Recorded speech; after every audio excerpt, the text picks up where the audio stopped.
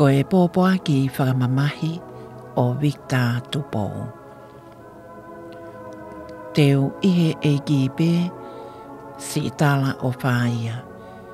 Te kawinga aki pē kai oua ke ausia. He mo ufono ngā au kau hangahanga whai o hiki te niti o whai ki he wani.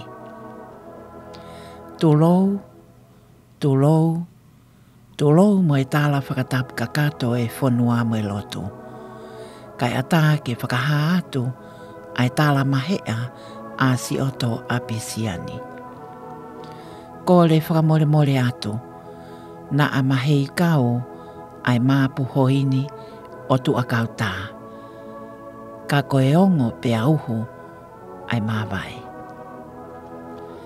Whakawheta i eiki na ake whoa ki ai tamai o eikini ki ho maulotolotonga.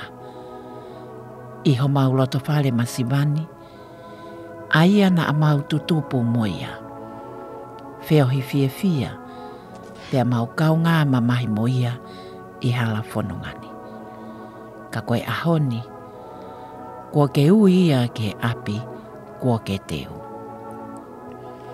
Uoi, si oto ofa ki otu kinekina, ki a soakai, mo e whāmili, mo e kai ngā haapai. Ki a eiki no pele nuku, ki e utulongoa a. Ki loto kolomotua, ki e whānau mo e makapuna o lesi elivete kua ne pekia. Ki e whānau mo e makapuna o Feleti Tupou kua ne pekia. Ki e whānau mo e makapuna o te vita o tu kolo vea kua ne pekia. Pea ki he whanau me makapuna o loni vea kua ne pekia. Ki he hapa i masani, wisa, ko whalo ai maama o e lotu, me api ko tā maskusi. Iyo, ai kalofiama me he kolosi haa whakamisteli. Ki he hako o te vita vi li ki tahi. Ke moutalia mai ai maapu hoini mo e whaakafoa. Iyo, ki he makapuna o ana vi mo mele sisi funaki. O i seuke, e kai ngalo ai hoostea mo e vai kolatai. Ko e tupu angaia na e whai me ai a hono na moai. Ko e whanau tama, mo e helo helo, o e to o whatongia poto ki a Tupou mo hou eiki. Ki e kolisi ko Tupou mo e kolisi ni winga toni. A e tangata ko saula fōnaki, ki e whanau mo e makapuna hono kotoape. Ki e whanau mo e makapuna o tau whale tapo. Ki e whanau mo e makapuna o laume. Whanau mo e makapuna o vili telefoni. Ki he hako o tuunga whasi, ki he api ko haalango au. Ki he whanau mo e makapuna o e mapiukala. Tama e ngalo a whenai ai hako o e toa na ane maa te aki i ai lotu whakakalisiane pea ne kau i he kau whakaongo. Na e makafo i hala whanonga o e whakahe. Ko e ne mamahi ia o e tui totonu ai si whai whikau ko antelu funaki. Ka kohono hako, o nau kei tauhi, mo ngawe i mai ai tui totonu ko ia. Ki e whanau me makapuna o ana Fiema'u takapautolo, ki e api ko whakapale, fas moea fiatungi. Ki e api ko kai pongpongi, hala welinga toni, hala tui, loto kolofo'o. Ki e whanau, mo i makapuna, o te vita saula, mo malia funaki. Ki e whanau, mo i makapuna, o alisi mo tuae whepalelei, ki api ko waha akolo, ka ko e mesaya niti, i loa o tonga. Ki e whanau, mo i makapuna, o elina popua mo maka senturi. Ki he kaunga whanonga pili kimi. Ai kaunga maheni mo e whamili o e pekia o wikai ke au atu ki ai talani. Mo oni whau ai lau ai punake. E iai hahu i he matapa. Teke iai? Peteu iai? Whai o au ke mālolo anga. Teke iai, peteu iai. Whai o taka i e kolo tapu, hu i mahafu o tuku ai tau. Nofo o Fai'aho he hau. Teke iai, peteu iai. Iyo, koe aho mo nite kono waful mātaha o katopa wanua wafaa. Na e tali whakawheta iai, i e loto hanga maari e mo oni, e he tamaio eiki, ka ko Victor Tupou. A hono ui, ke kau i he alofi o e langi. Ko e foha si i tahaia, o leni Tupou kua ne pekia, mo meki uhu mai kua inu Tupou kua ne pekia. Iyo, ko sihova na ane foaki, Pea ko sihova pe ko ne toi to. Ke langi ia pe ahono huafa. E whai e lotu. I he taimi ono e fiafi. Tu apule lulu ko hono wafaa o katopa wanoa wafaa. Moe ono e fiafi o e whalaite ko hono wanima o okatopa wanoa wafaa. I he Morrison Funeral, i he ua wanoa Universal Drive, i Henderson, pea e lotu whakaosi, i he Waikumete Chapel, i he Waikumete Cemetery, i he taimi taha pongpongi, o e tokonaki, waono o okatopa wanoa wafaa. Kātaki ke tau lotu mo hōwhia ai taimi ke whakahekeheka e tamaio e kini. Ko o mou lotu ko e koto vai kauaki. Whakawhetai e iki he ono ngofuru mātolu taue mo ene whanonga e māma koe ni mo e mau whiohi mo ia. Tā wange ke ne toka i he nonga mo e Fiema'u e ai eiki. Mo oni whau ai laua e punake. E iai hahu i he matapā. Teke iai, peteu iai. Whai o au ki he mālolo anga. Teke iai, peteu iai. Whai o taka i he kolotapu. Hui mahafu a tuku ai tau. Nofo o Fai'aho he hau. Teke iai, peteu iai. Io, koe aho mō ni te ia ko hono wataha o okatopa wanoa wafaa. Na e tāli whakawheta iai i he loto hanga maari e mo oni. E he tamaio eiki ko Tupou. A hono ui ke kau i alofi o e langi. Ko e foha si i tahaia o leni Tupou kua ne pekia, mo meki huhumai kua inu Tupou kua ne pekia. Io, ko sihova na ane foaki, pea ko sihova pe kua ne toe to'o. Ke langi ia ai pe a hono huafa. E whai e lotu, i he taimi ono e fiafi, tu apule lulu ko hono wafaa o okatopa wanoa wafaa. Moe ono e fiafi, o e whalaite ko hono wanima o okatopa wanoa wafaa. I he Morrison Funeral, ua wanoa Universal Drive i Henderson. Koe lotu whakaosi. I he Waikumete Chapel, i he Waikumete Cemetery, i he taimi tātaha pongpongi, tokonaki, kono waono o katopa wanoa wafa.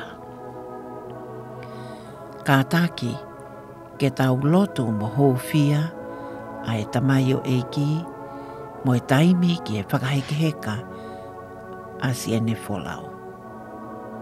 Ko o mou lotu, ko e koto vai kauaki.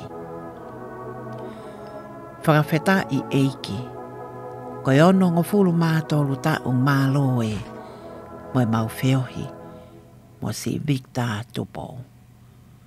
Tā wange, ke ne toka, i he nonga mo e Fiema'u ai eiki. Ko e pōpoaki i whakamamahini, mo e loto whakaapa mo oni. Me he tuo whiwhine ofa, teu ki a lupe Tupou. Kai pehe ki he tau kete o whina, na le soni tui nā wai Tupou.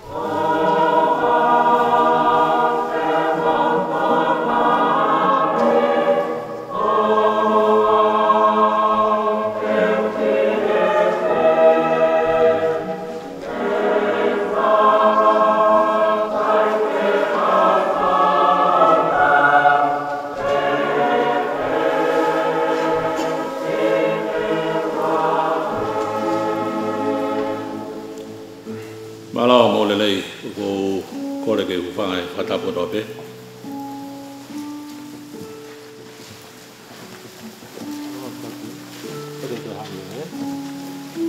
Kat mawa e. Ko mea ko tai tari pe lava he misi ni hiwa koe ni o longa ao o tawhi koe ka kamata e tapono kalama.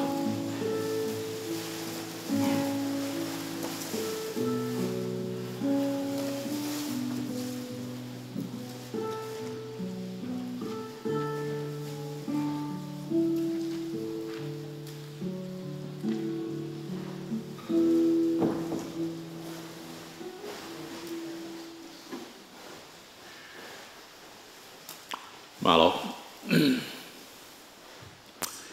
Oku kore lobe ha.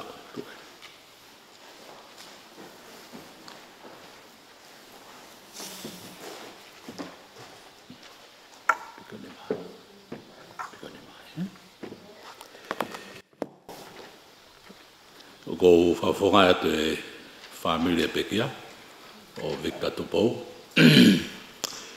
Ko ku kito fien ko te ke lup Tupou ko maua pe ke to e whanau ko pekia mau matua mo e whangatau ke te pea o mai e whatongia ki au ke whae lea whawhiloa ki o te ke whae e lea whatonga ma lea whapitania ko e ulua ki ku atu e ku whatapu ki e whaiwhikau sia pe ki e whaiwhikau Senturi me Australia ya me whakatapu ki e sea e poate fofoanga ya whakatapu ki kaunga aue o e apina no whai a Victor i Wellsford mo e whakatapu ki a Timotolu e tau ngai whae tau ngai tamai ngai tokoua mato whaafine ku maulawa tuko mo ngai whatungiaka maulawa mai whiawhikoeni ke whai haki ko whaki o mo uia tō tākoeni ko Victor Tupou. Ko ku taitale lea ki mo tolu he tau poro kalama pea kuiai lai pepa behe ko siai e. Ko poro kalama pe ka uiai pe ai ngahi matapai ke whai ngai mea keke. O ku hounga apito ki au o mo ieni kai tau te whito ki e whafoanga pa te utu ki lawe ki a nai ange. Pe ki e whaiwhikau ki a lulu hangana Senturi ko ne lawa pai mei Brisbane, Australia pa te utu ki lawe ki ai. Peo ki mautolu a e ngai whanau e tau ngai whae o koe nau whelawe pe mo Victor.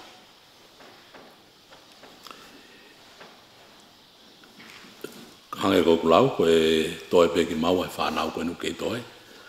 Pea mou ki tu whiene koe ni ko teo kia lupe.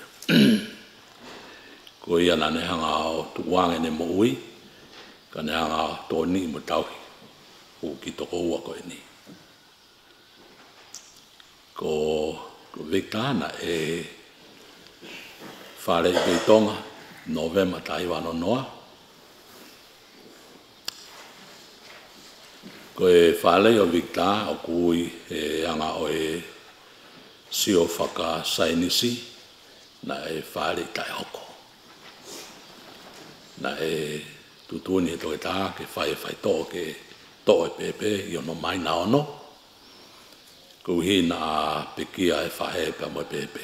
Pana e lava pe o mui loua. O hau ki mamania Victor i ono mai na ono. Whaitama. Aina ki kakato.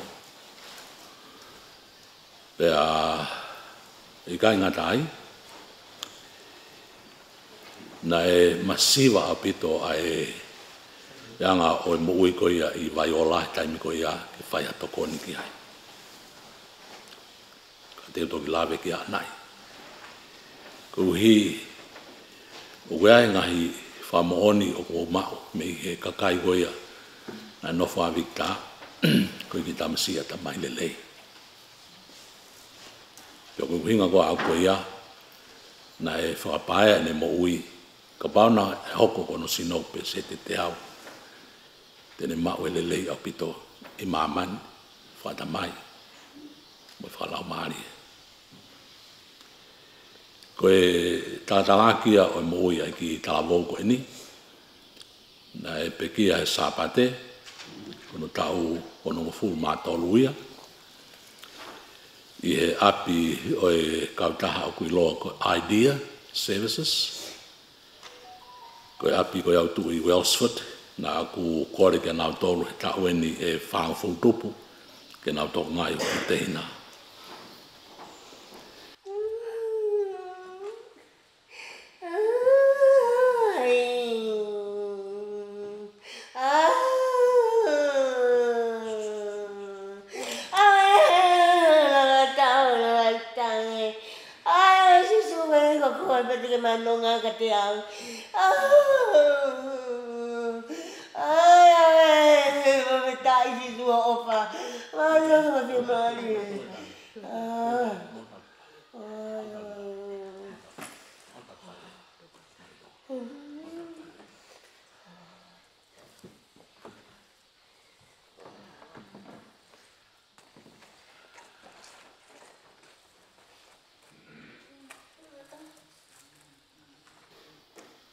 Koe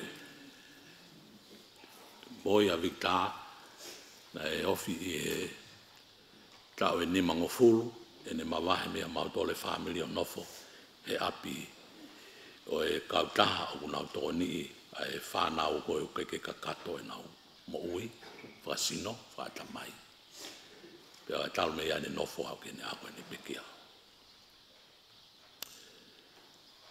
Aia nei lahe ne mamao mea mautolu. Kei taimi ko toa pe, na o mai ki o mauapi o nofo pe mo te uke lupe. E wiketa, alo e wiketolu, fok mai wiketa, alo wiketolu. Ko I kau ki lave, ke anga o ene mo ui. Nā ne tala mai kia te au he wike ua me heni.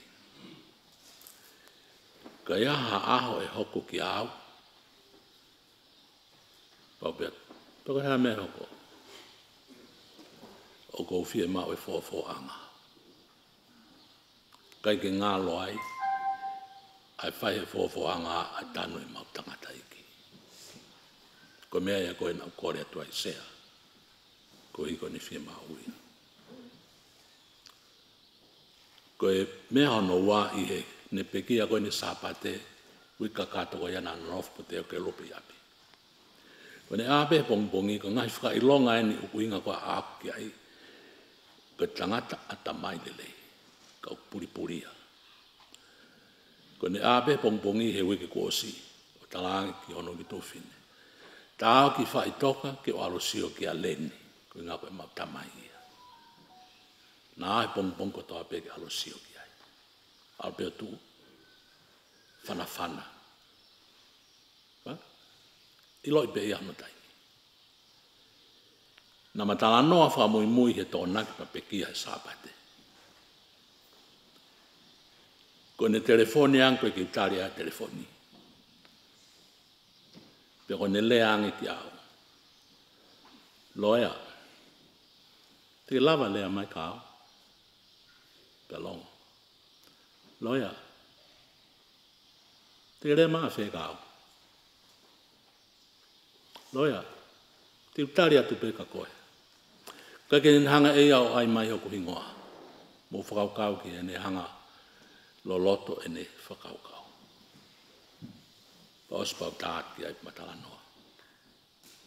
Ai o whawhiawhia ki au na matala noa e tōna ki pasi pekia e sāpate.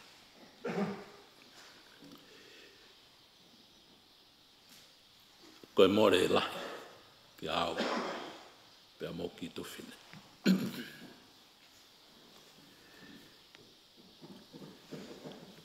Koe mau hao koe ki Nusilani.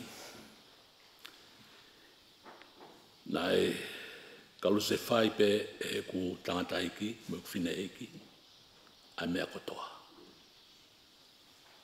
Nai kai ke iai ha more ai whamiri, pe koe kāinga, ke o mai e kong mātua moa. o au ke taimi na uiheni ai, o Fai'aho, na fua behe tata iki, mo fine iki. Koe me aia na awea a ki tamasi ki pure anga ke nau toka ngai. Koe uhi, ne ke lava he mau fae o toka ngai ki tamasi. Koe taimia koe aia na tala sisia. Pe aule ki whare māku o tolu he wike. Pe aule tanta iki o ngāu ki hatai toka ngai. Pe aule wa te kolupi ki whare māku toka ngai mau fae. Ko tānoa koe ni ko uhi. O wea e whakamooni e ku ofa ki te hina koe ni. Pa wala whai whenga whatamai. Angoe whatapu. Ka kia haonga mātahaya. Kia whenga nai whai. Ka kia whaamiria. Ka kia mahenia. Koe fofo anga pe nai aunga mai ka hao. Pe osi ngā aue. Ma ue ako. Ka kia ngālo i aue aheta. Osi ula te matai tohi. Hokwa te matai tohi o noua. Kai ke uwhia nofo au mehe ako. Hokwa te matai tohi o no tolu. Pa walatu ki whare maha ki ui a te au ki a lupe ai. Tāra sise mau whae. Pua ni pē mai mau whae. Nā son io. E whawhok whawko mai kāt pensoni. Koe whamonia koe kāt pensoni e mau whae. Nā whaia ke wako. E koe taha e ne lea koe pia pikia. Nā ua e ne lea. Nā son. Koe kia hao mo ua kata. Koe io. Io. Koe kia hao mo ua kata.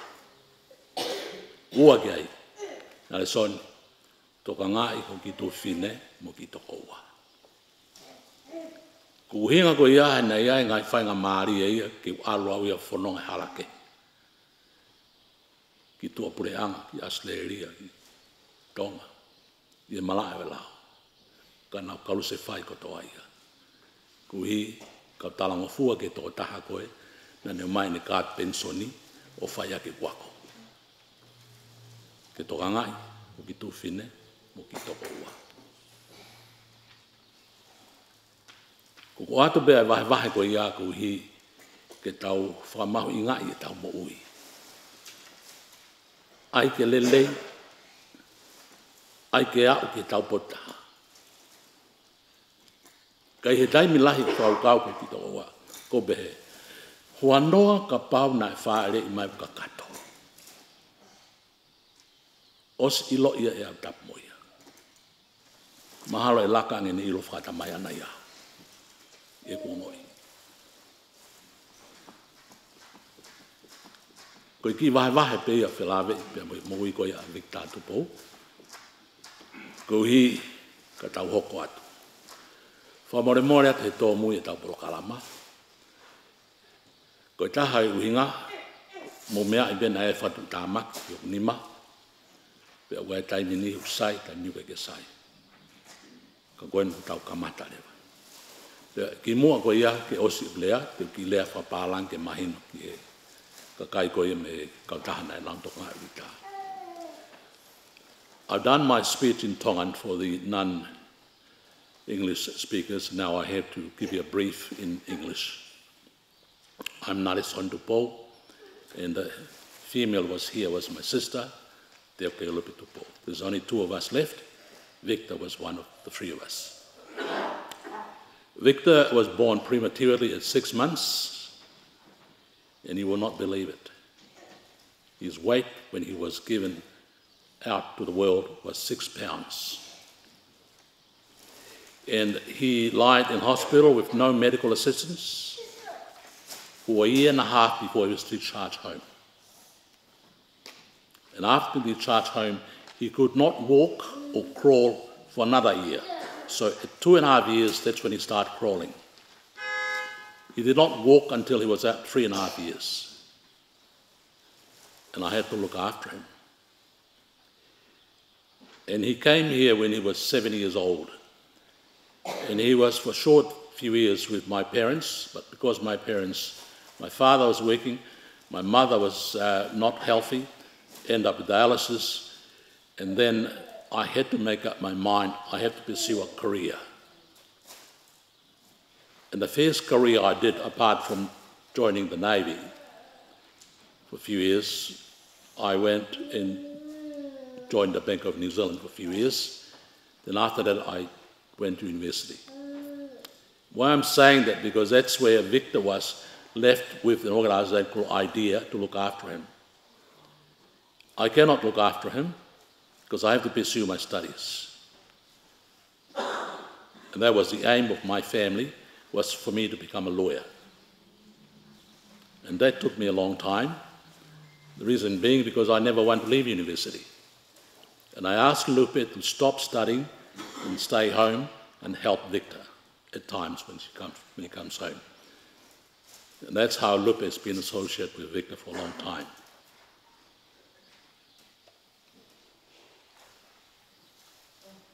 Our mother passed away in 1988. Our father passed away in 2009. And I'm grateful for IDEA services. For all these years, they've looked after Victor during his times in this world. They provide him with employment, they provide him with social services, they provide him with medical care, etc. He wouldn't last this long but for the care by IDEA services. And I mean it. Because there was no availability of any person in the family to look after him. But he enjoyed it. And just a couple of things. When he was at home last week with Lupe, he always asked Lupe, take me to the cemetery. I want to go see my father. Every morning last week. Monday, Tuesday, up to Friday last week, he went and see my parents. And 2 weeks ago, he told me, when I leave this world, Nariswani, I want the 4/4 band to come and play. And that's why I'm asking them to be here today. The reason why he did that, because when my father died in 2009, the 4/4 came and played. And that's what Victor wants. But what's sad about it is that I did not help him a lot. I helped thousands and thousands and thousands and thousands of Tongans in the world. I did not help him. Very minimal. And he tells me in his very clever, intelligent manner, last Saturday, he rang me. I didn't answer the phone. And he said in Tongan, is the lawyer available? Can the lawyer talk to me? Does the lawyer have time for me? Are you there, lawyer? Why are you not talking to me? That's what I mean, how intelligent he was. He did not express any negative, but he expressed positive thinking for me to think about it. And when I rang him, then he said, oh, lawyer, are you available to talk to me? That's what I'm saying. It's shocking for me to be his brother and I have no time to talk to him. It's awful. I feel awful. How do I have time to talk to criminals and overstayers and people? I don't have time to talk to Victor. But I think between myself and him, he knows that I love him. He knows he does respect me. And I'd like to give the acknowledgement to IDEAs tonight. So we're going to start our program, but before I do so, can I just introduce perhaps one or two characters? The Fai'aho is Semivete Jr. Semivete's father is Semivete.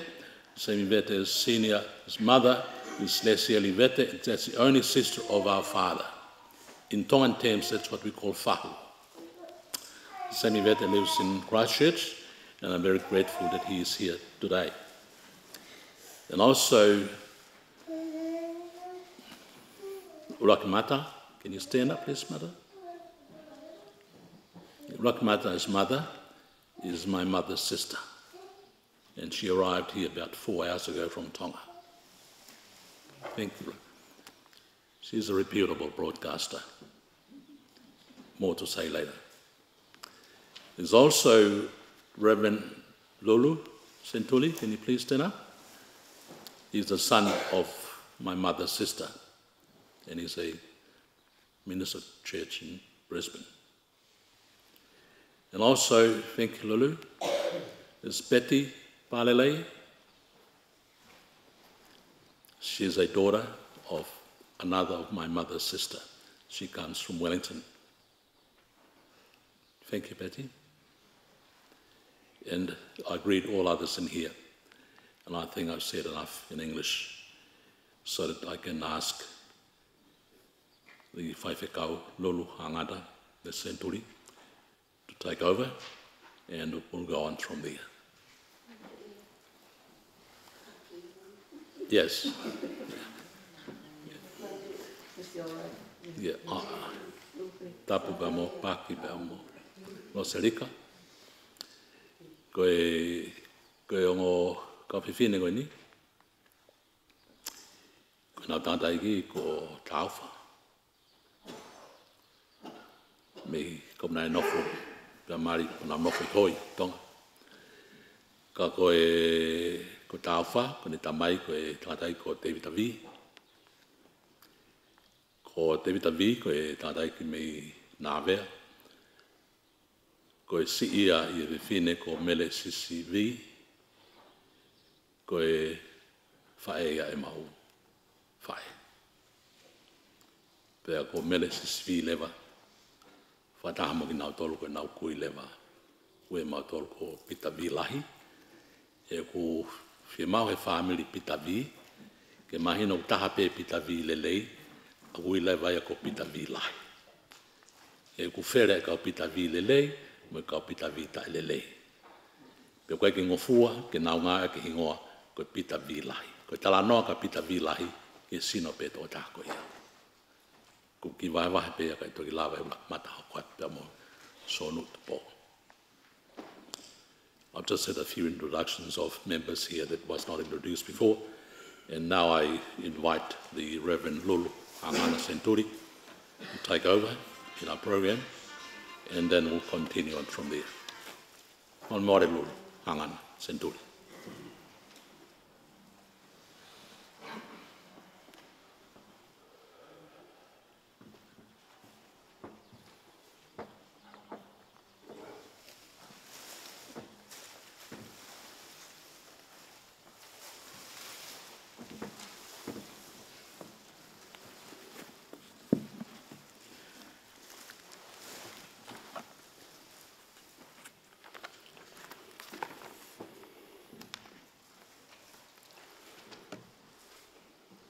Gloria ki o tua ko tamai, pe mo alo, mo lau maare maari oni, i kōhiri, i lotolotang, pe a whai o mawai pe, amen. Glory be to God, the Father, to the Son, and to the Holy Spirit, one God, world without end. Amen.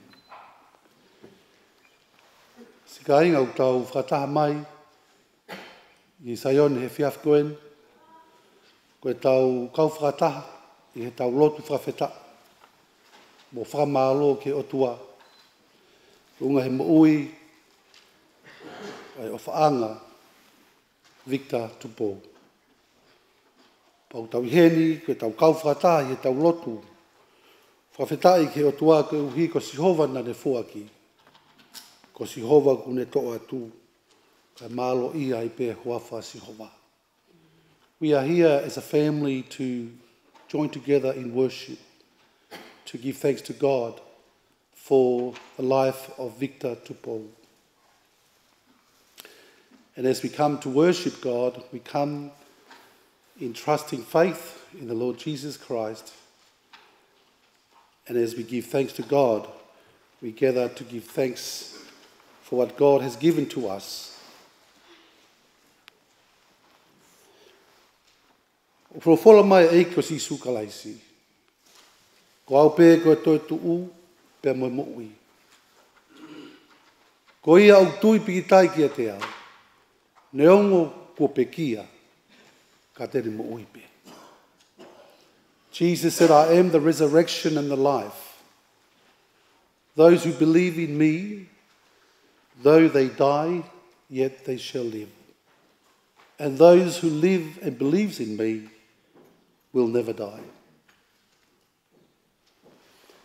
Tau hiwa, e rakihimi, o tau lotu e hefia whini, ko nimangi au, wango furu ma hiwa. Nima ua hiwa, mo ka take mea ke tau hiwa.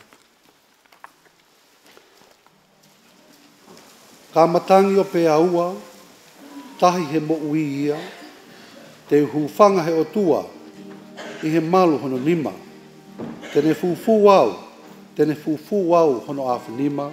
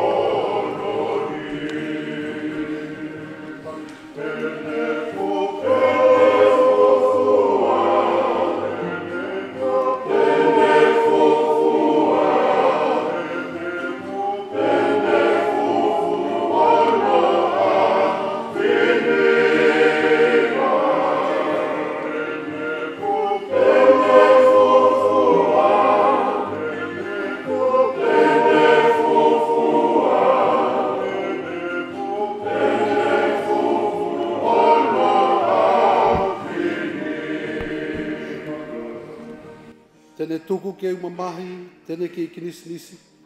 Ko e ofa kua lahi, ofa hai tamai. Tene fufu au hono awhanima.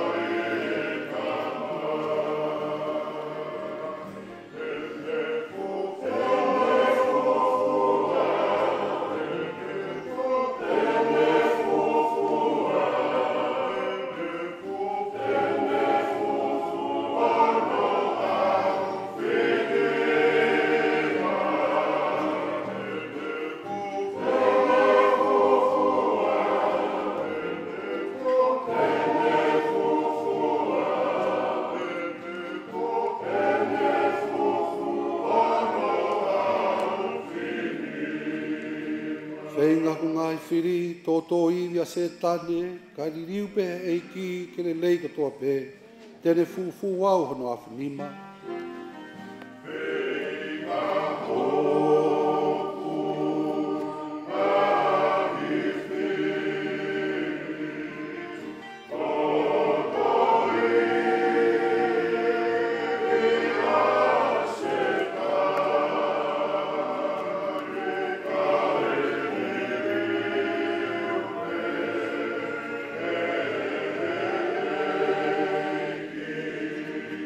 Yeah.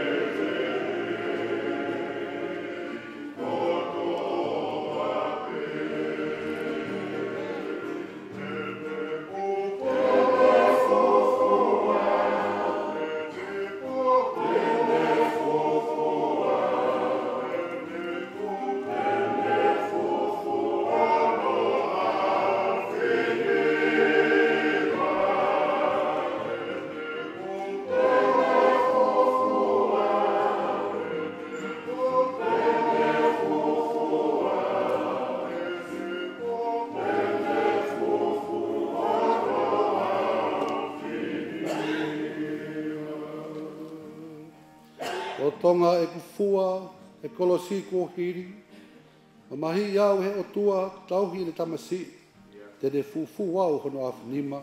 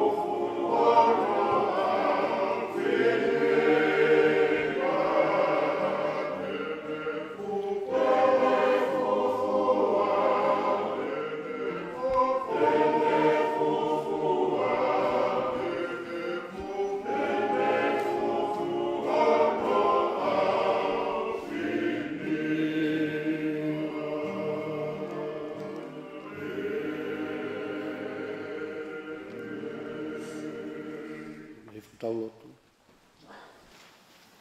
E o tua mafi ke mau tamai whaimanawa ofa a Fiona.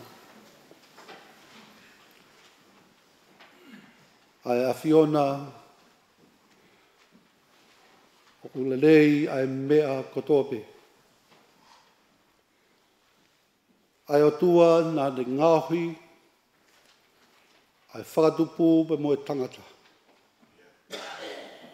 Ai o tua koe hau mo pure au niu. Tua mau whataha mai, whamiri e whiaf koen. Ke mau lotu whawhetai mo whakamalo. Tua ngai ho ui maani oni ko whahoko. Ai si tamai o iki Victor Tupou. Tamai o mau whawhetai mo mau la maari. A Fiona i ho ofa whei tau lalo ko whakahoko mai ki māman. Whekau mai ho alo ko sisu kalaisi. Ai au hoko ko mau whakamaui. E ki o mau whawhetai mo whakamalo. Ko koe na ke whaki mai e mo uini. Porque a Fiona ko ne hui atu. Tamai o mau whawhetai. O ki kai ke iai hahanu. Mau ilo ke mo ui ke mea ofa e a Fiona ma ki mau tolu i a kalaisi. O whawhetai o tua. Koe uhi o kei mā oni on. Hofi na ngalo. Pea mau tauhi atu. I o alo ko sisu kalaisi. Ko mau whamo ui. Tamai o mau lotu. Whawhetai mo whama lotua. I o whaki mai a Victor Tupou. E kina ke whaki mai tamai o ikin. Ki o whamiri. Pea ko ke hui atu. Ko whoki. O lotu o tua hapai atu si whamiri. Eiki ke nau ilo o nau whakamo ui ko kalaisi. Ke nau tari mo tui o tua. Ke ngau e ko ke whakahoko i a kalaisi ma ki mau tolu. Ke whai ho mau whakamo ui. O hapai atu tamai. I whamirini hono katoa. O hapai atu o tua si o kai ngā katoa. Mau lotu ke a Fiona, ke taki atu, mau whanonga. Ki whaki mai ma ki mau tolu ai tui. Ke mau tui, whalala, ke sisu kalaisi ko alo. Pa ke mau whanonga i Hik te niti o mau whai. Mo e whanonga pirikimi o mau whai. Mau lotu o tua hapai atu. Se whamiri. Mau lotu o tua tukoni mai. Tāki whamiri na tua. Ke mau tāri o whina ngalo. Ke mau mui mui atu. Mau lotu huafa o sisu klais ko alo. Ko mau whamo. Amen.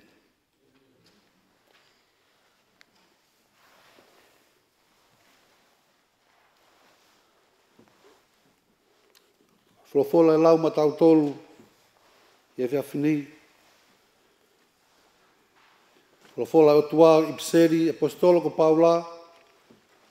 Loma vahe valu. Te lau me vesi tolu ngafulu ma taha. Ke ngai vesi o mahi.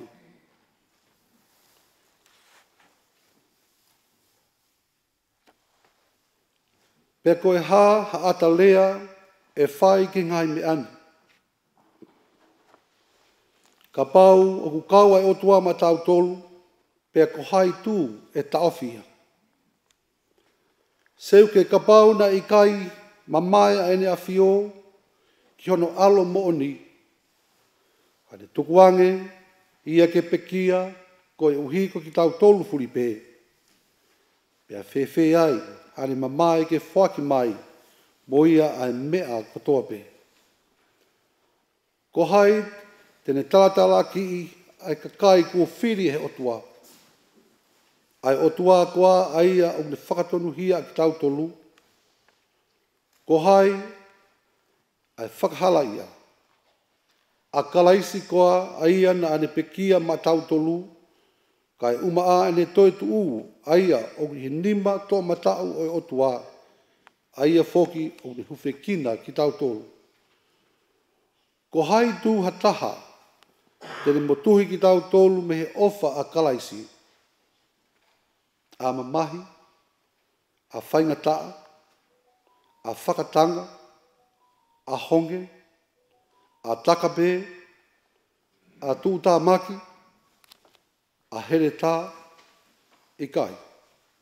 Kai he ngahi mea kotoa pe, o tau i kuna noa pe ia te ia, nani o whai ki tau tolu.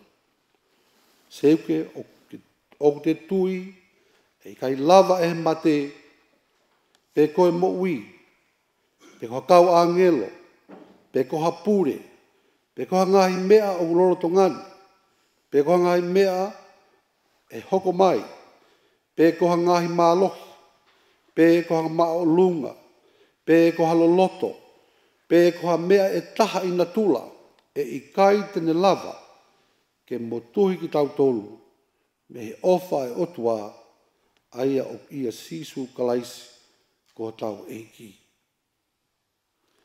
Reading from the Holy Word of God, the Epistle, Romans chapter 8.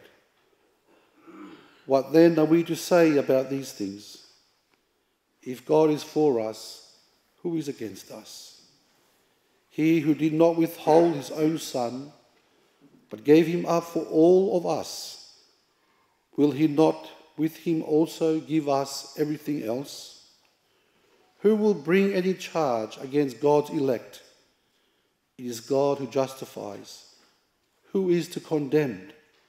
It is Christ Jesus who died, yes, who was raised, who is at the right hand of God, who indeed intercedes for us.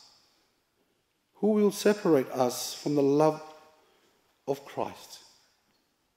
Will hardship or distress, or persecution or famine, or nakedness, or peril, or sword? No. In all these things, we are more than conquerors through him who loved us. For I am convinced that neither death nor life, nor angels, nor rulers, nor things present, nor things to come, nor powers, nor height, nor depth, nor anything else in all creation will be able to separate us from the love of God in Christ Jesus. This is the word of God. Thanks be to God.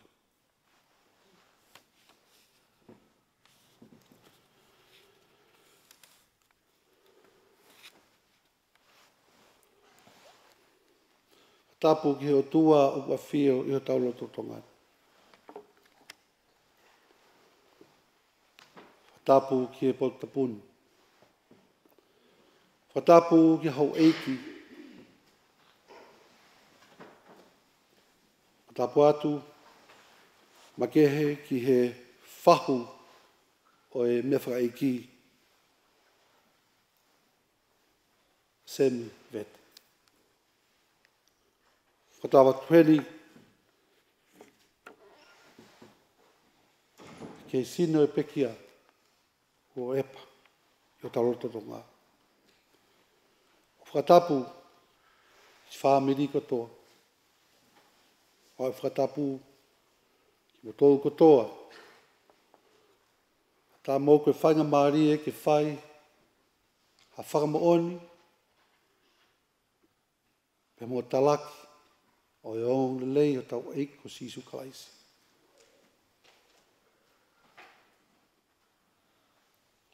Tau whanonga ki e wholofola o ne tala mai ai mo ui o ku ui ki tau tolu ki ai. Ko e ui o ku whai ka tau tolu ke tau tui o tari ai eiko sisu kalaisi. Ke tau tari ai eiki ke tau mo ui.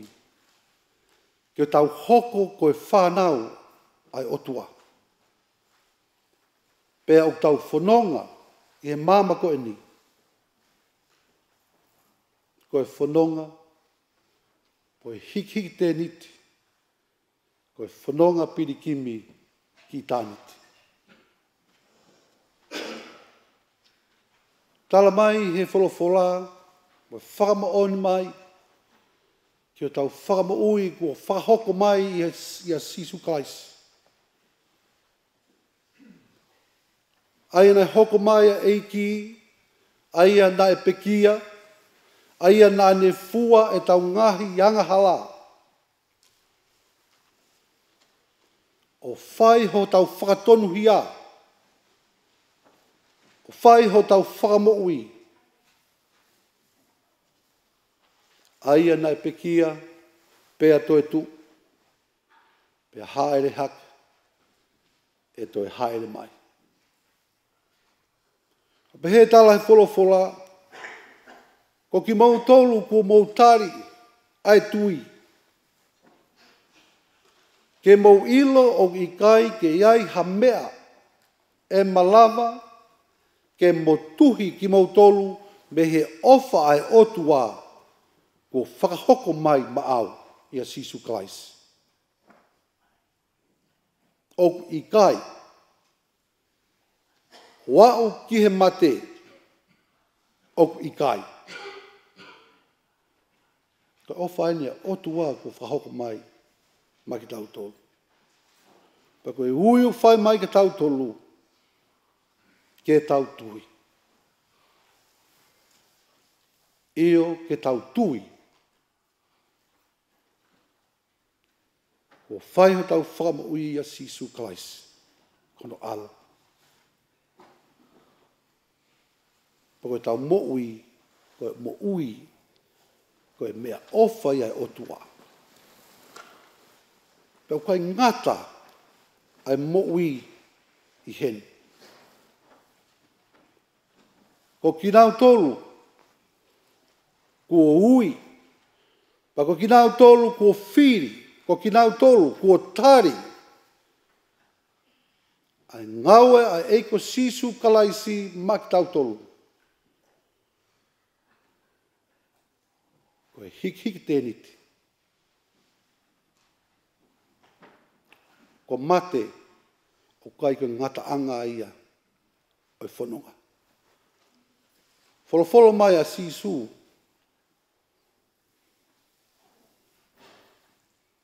Ko au pē, koe toi tuu pa mui.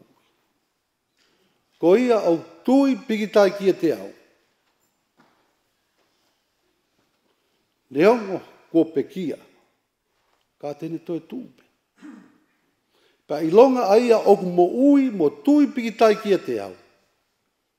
Hei kai ki mate o taingata. Si ka inga ma whamiri, koe tui eni, si Victor Tupou.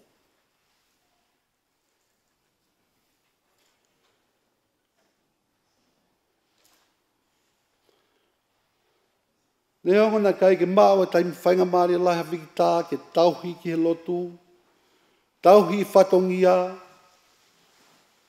ko Victor Tupou. Nane a koe ai ofa. Ke nale son, te kalupe, ki whamiri. Koe tangata eni, nai tauhi ai tui.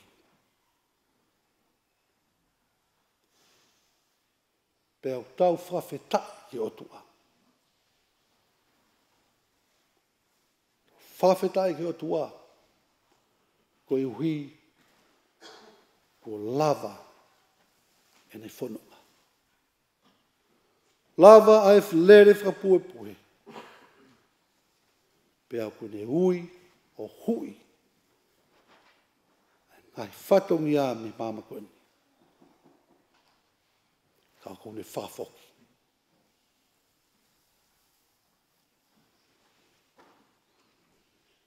Tau whawheta, give thanks to God for Victor Tupou's life. He embodied this faith in God. He may not have been a religious person, that he attends the church each Sunday, but Victor was a follower of Christ. And today, as a family, we gather here. We give thanks to God for his life. For death is not the end of his life.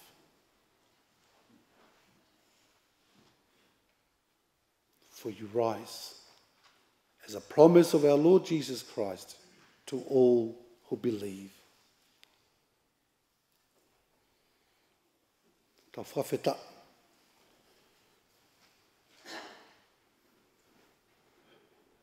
Whawheta I o tua. Alo ne whaki mai si Victor Tupou. Pea o ne whawhok. Fai'aho.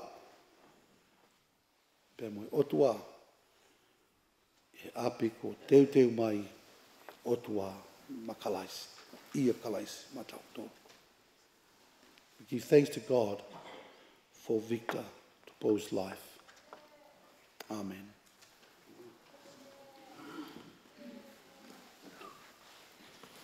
Kore ke tauhiwa i mai pe a himi nimange au, ono fulu mahiwa, nima ono hiwa. Ke talanoa, ke ofa, otua a koe niu tau whanongoa, ke wholofola I he awhinu. Nima ono hiwa.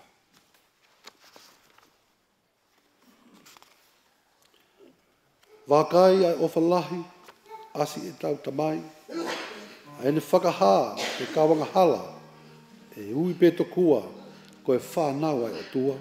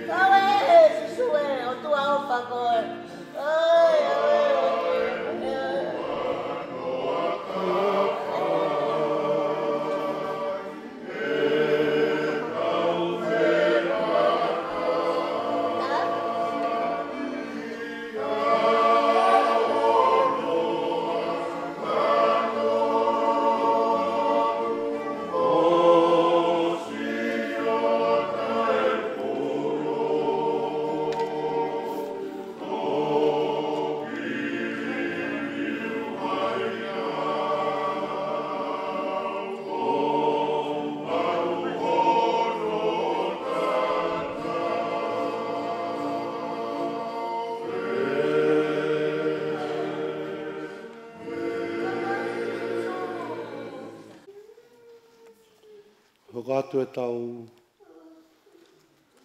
whatongia whiawhini, whai rewa ngahi vai, ngahi lea manat meri e whamiri, pe whoki ke kau ngā whanonga. Ai a koe whangamarien, whai kuangere ki a Teu Kia Lupe, mea mai, whai hane matneri, ane vai, a si vikta.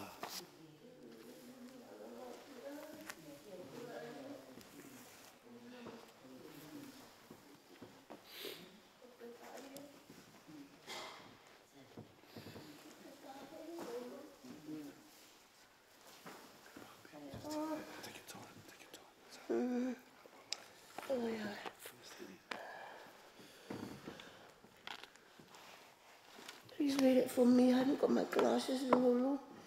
That one, The Last Flight. This one? Yes. It's a poem? Yes. For him, for my brother Victor. Yeah. Do you want to say something about it first? First, this was written from Inga Tungamala, funeral parlour. He wrote for my father.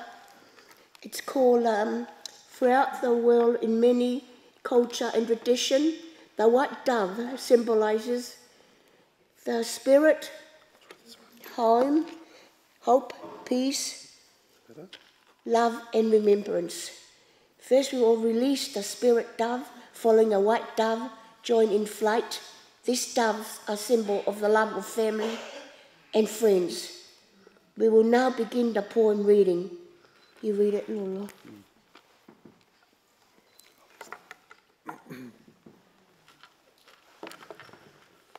The Final Flight. Don't grieve for me, for now I am free. I am following the path God laid for me. I took his hand when I heard his call. I turned my back and left it all. I could not stay another day to laugh, to love, to work, to play. Tasks left undone must stay that way. I have found that peace at the close of the day. If my parting has left a void, then fill it with remembered joy. A friendship shared, a laugh, a kiss. Ah yes, these things I too will miss. Be not burdened with times of sorrow. I wish you the sunshine of tomorrow. My life has been full. I've savoured much. Good friends, good times, and loved ones' touch. Perhaps my times seemed all too brief. Do not lengthen it now with undue grief. Lift up your heart and share with me. God wanted me now. He set me free. Beautiful. And my last one for him, it's from the Psalm 43. Psalm 43. Did you want to read it? You read it. Okay, I read Thank you. the whole psalm. Yes. Psalm 43. Treat me justly, O God, and plead my cause against merciless people.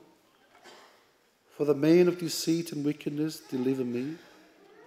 For thou art the God of my stronghold. Why hast thou cast me off? Why must I go about mourning because of the oppression of the enemy? Send out thy light and thy truth. Let them lead me. Let them bring me to thy holy hill, to thy dwellings. Then I will go to the altar of God, to God, the joy of my exaltation, and praise thee with the harp, O God, my God. Why are you bowed down, O my soul? And why do you groan within me? Hope in God, for I shall yet praise him, my face, Saviour, my God. Thank you. Thank you, Lupe. Thank you. And,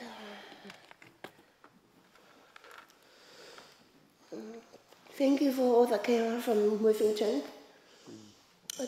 All of you, appreciate it. My brother Victor's always talk highly for all of you. Thank you for the loving. And Shirley,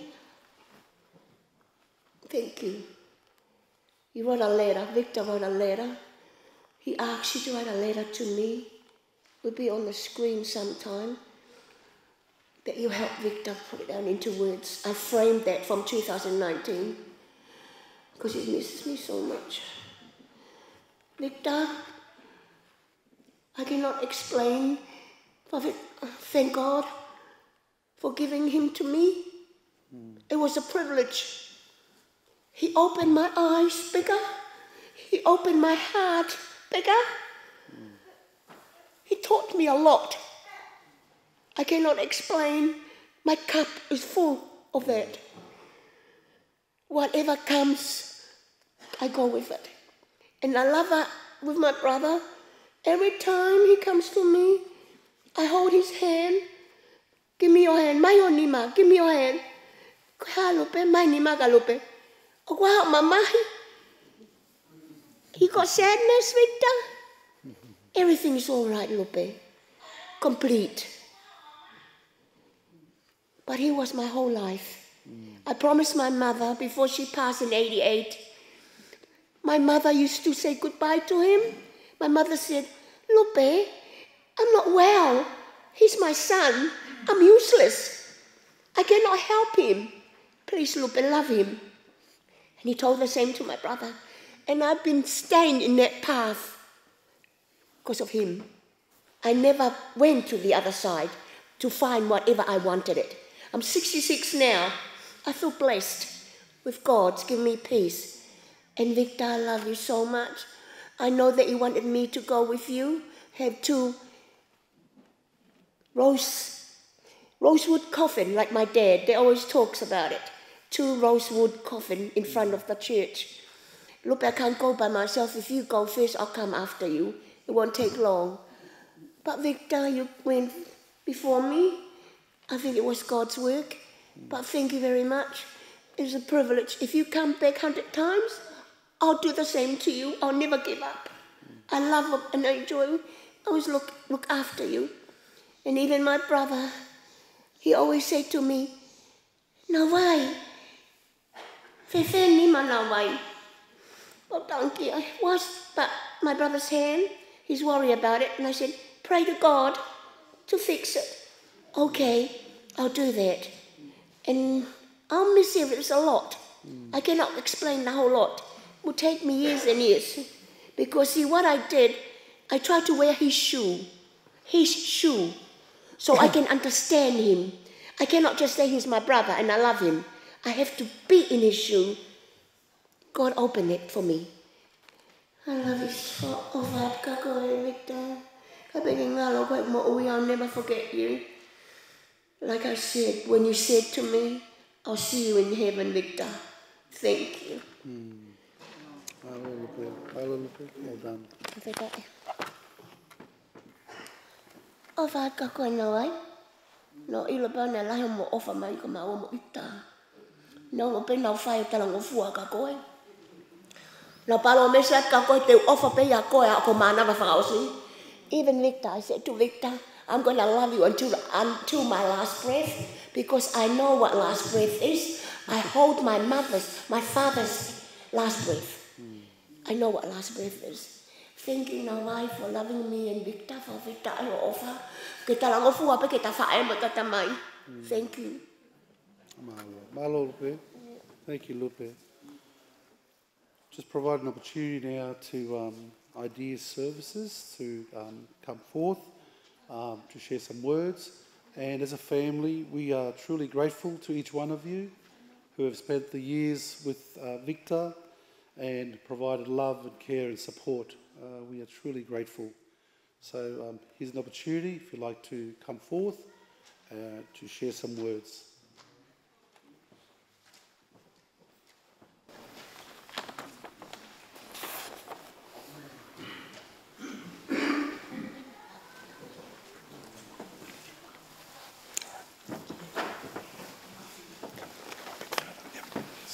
Is that here? No. Oh, okay.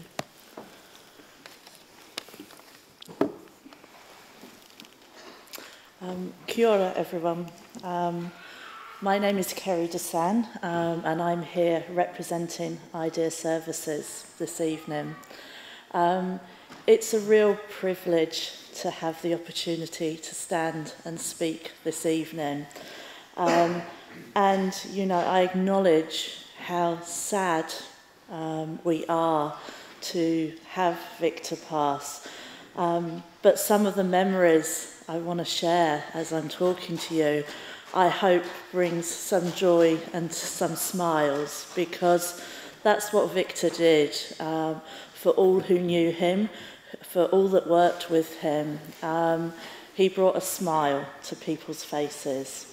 Victor had the ability to walk into a room and make people smile or laugh or just feel a sense of calmness. Now, Victor came into service in 1990, so Idea Services as an organisation have known him for a really, really long time. And some of the people who have worked with Victor probably know him for as long as he's been with Idea Services. Victor, as I say, touched the hearts of many people. It's interesting because in my family, we're interconnected with the disability sector. So I work for Idea Services, my husband works for another organisation, my father-in-law works in this sector. And we all used to work for Idea Services, my father-in-law included.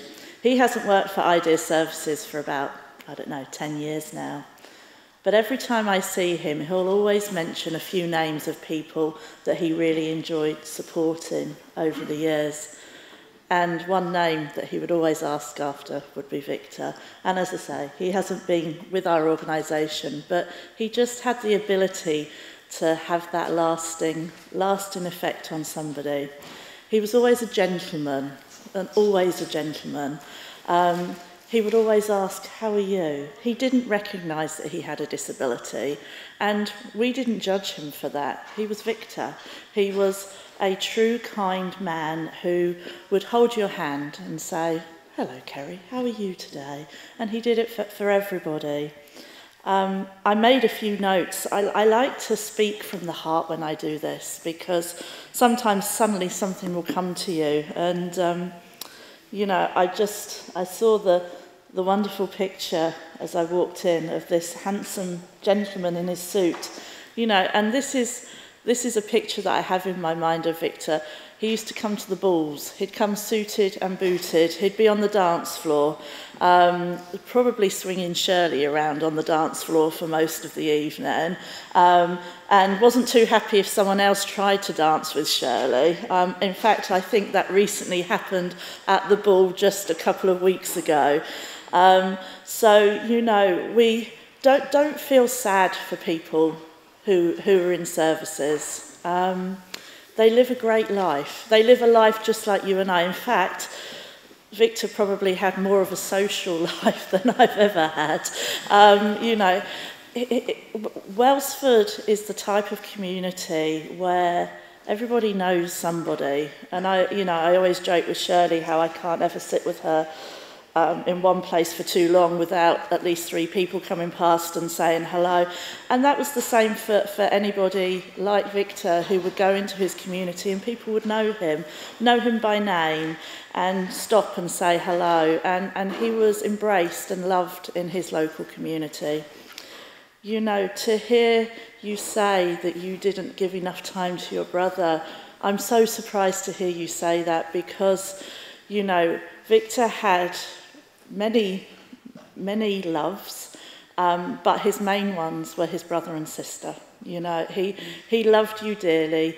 He talked about you all the time. He loved coming home to the family home. I know as I was listening to stories from the staff on Monday, one of them said, he'd always be that little bit slower when he came back from being at home with Lupe because he'd been fed so well. and he loved his family. You were such an important part of his life. And you gave him the opportunities that any other family does. You sent him off to go flatting, to experience world outside the family home, to live with friends, to meet people in his community. That's the same as all that we do. So it was no different. Victor didn't see himself as disabled. People often say, you know, Kerry, you're so kind to do the job you do. Well, I love what I do. But, you know, I think, Lupe, you touched on it, how we learn so much from the people we work with. I'm so blessed to do the job I do because I meet beautiful people like Victor and I learn so much from the people, the way they view life.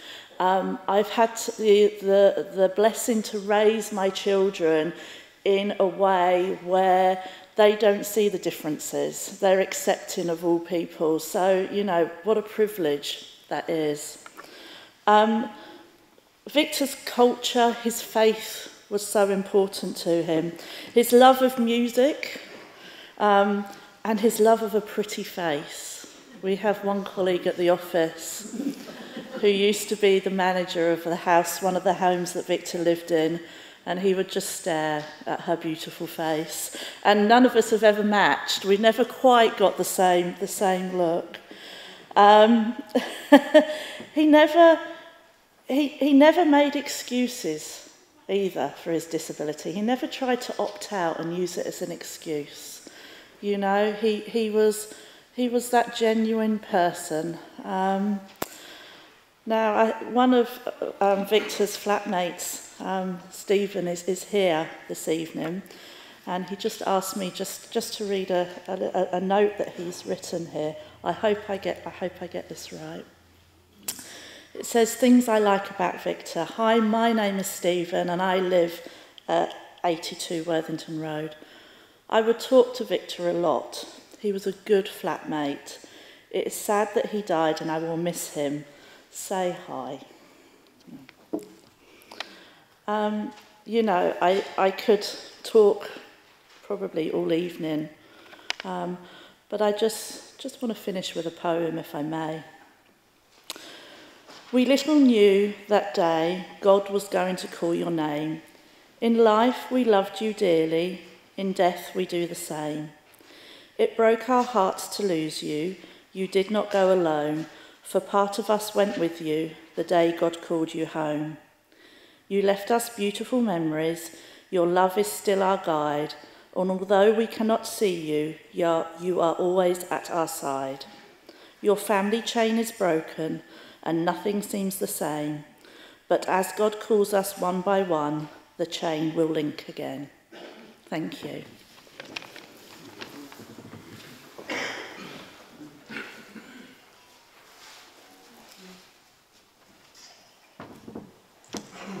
Thank you very much.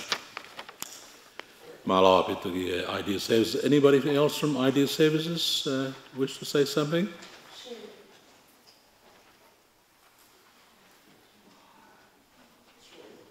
It's just that you got a long way to travel back to Elsterton, etc.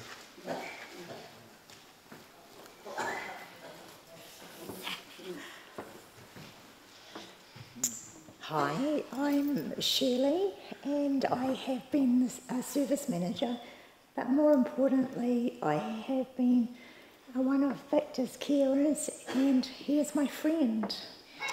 And I really want to acknowledge you, Nelson, and you, Lupe. The reality, when he lived in the home, Lupe, you were his world. Nelson, you were his rock. I cannot stress that enough. He would wait by the phone for you to ring every night. He would count down the weeks on the calendar when he would go home. And he waited for the pizzas that would be delivered from Nelson. So it has been an absolute honour and privilege to serve your brother. He has been part of IDA, he has been part of the staff at IDA, the flatmates, but he's part of my family too. So thank you. Anybody else? Anybody else from IDA Services? Wege ai mātau ki whasimi e whawhanga. Kei osukua ko kore ki he sea ko ia e whawhanga pa mo e whaiwhekau. Yeah.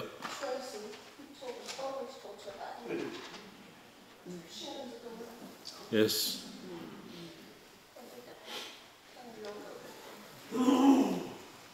Marlo.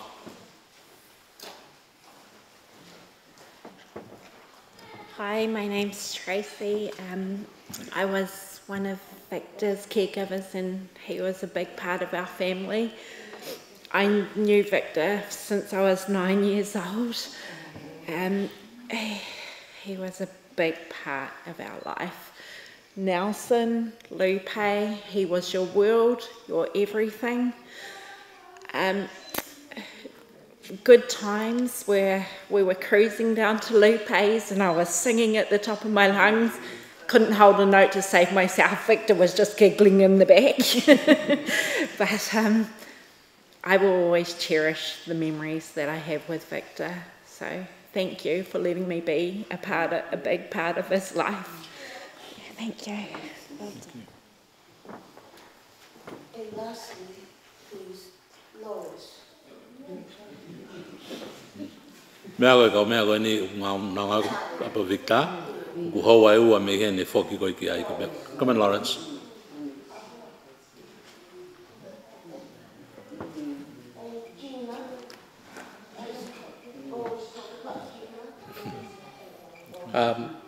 My name is Lawrence. I'm the new manager of 82 Worthington, and I didn't know Victor for that long, but I can attest to what Shirley and everybody has said, that both of you were his world. And what I can remember about Victor was every time I go to the house for a visit, he was always the first one to greet me, shake my hand, and make me feel welcome. And so I will always remember that from him. But it was also a privilege, even if it was just very short. I really enjoyed working with him. So thank you both. Thank you. Thank you. Anybody from IDEA Services? Koe kau taha ni nai tala ni si nofo ai tawe ni mga futupu ni na toa ia. Thank you for sharing from IDEA Services, and no doubt we'll make contact again much more. Just we get te mai sea pa mo poate pa mo fofoanga mo whaiwhekau. Koe ke hoka te nau ki programa, ki nau tau taina pe pe hae whainga programa e lawa. Mo mea e whakakatoa ke tau programa poni. Koe programa koe niko asa tuko e risi e kai ke osi e poni. E hoka tu a pongpongi, e hoka tu he tōnaki. Koe ai pe ke kakato kotoa ngai waa kotoa pe, mo ngai oris kotoa pe o e family. Koe ke kau he me koe ne. Koe ya? Ia.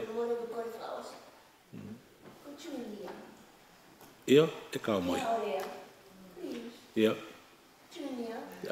Junior, are you there? Come on.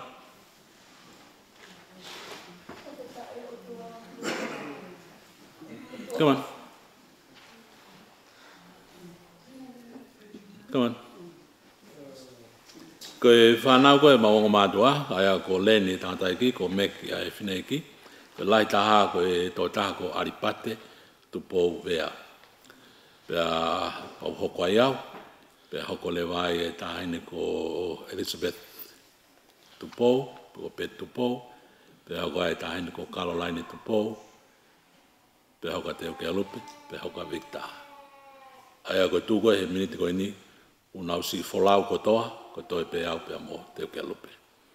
Aia ko e fohaino aripate ko lahia ko ia mautolu, ko no ingoa ko Uipe ko Junior, ko Albert Vea. You want to say something and share with some funny moments with Victor? Yeah, the Lord giveth and the Lord taketh away. Blessed be the Lord. He took a special man. For me, I had a special bond with Victor because every time I always hung out with him, we always listened to music, and you know, we've got apps these days to identify which music songs, but you know, you ask Victor what song is that, and he'll like tell you what it is. You know, his knowledge of music is just up there. And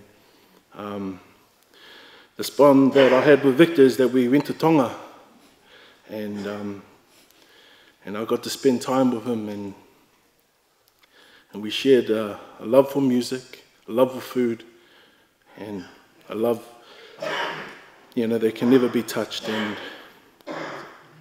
yeah, I'm really shocked, and yeah, it's hard to get used to this. But he was a strong man, and he outlived, you know, his age, and you know, we pay our respects, and thank you to Navai and Lupe. You know, you looked after him so much, and my dad in heaven would look down and, you know, thank you guys for looking after Victor and the burden that you guys carried. And may the Lord repay you in faith and continue to bless you, and let his blessings, you know, shine upon you, and we honor you guys for all that you've done for Victor, and the legacy that he's shown me, the love for music. You know, I'm going to continue that. Thank you. Malo Junior. Ko tonga te teo mai koe ai fofoanga. Ko i e tāna koe ni a Junior au ki tonga. Koe ki mea nei hoko i tonga koe ke ngalo i au. Pea wikene e taha e kakaina na wilo ke mea nei hoko. Koe tō taha ko whina wakauta. Nai au he taha na watu e pea kore ka tātai ki hoa whina ko whina wakauta. Ke hao moa ke nā omo Victor ki ewa i loto kolo ka walo whai ku hopo. Pe nāo e po ange seniti ki e tātai ki. Pata mō ai ke osi ena pa, puki hao. Pe nāo ia o ewa takai holo, pe nāo ke api ko e uria mawita, pa siwa nā mai ki loto kolo e ala tāo wha. Nā kai fu whare kolo ai, kai kai sio tokua whare kolo alai. Pe nā hua tu e whare kolo a takai kolo ai, pe talange uria, sei a he, kalo pe ia. Tā takai kolo pe ko ia, au mai ke kānita, mo ilo pe kānita koe whare kolo ai tonga. O tu e kānita, koe ngai hina lore kehe, klasi kehe, me hāfua. Pe oskua pa whaawa, pe oskua pa tō hako pe mai ke te tokangangi ngai mea merie ko ia. Pe tu e tāhine he kānita tala mai. E tamsi, koe ka pati ke whaetau e fwoi mea inima koe o mea ia. Pati ke whaetau e fwoi hongo furu he mea ia. Pe tu e tāhine ia o whalolongo ke le ata Victor ia. Pe pea Victor ia. Tahape. O sia ange fupanga lahi te alu whakamore, koe alu peku ki fwoi lore pe, tahape. Ko whainga ulunganga e tāno ke a Junior. A tō taha o tau pehe, ku handicap, tau pehe, ku vai whata mai. Toi maasi langa no tamai o nei tō taha ko tau hele mai koe ke ane pāngā me kānita.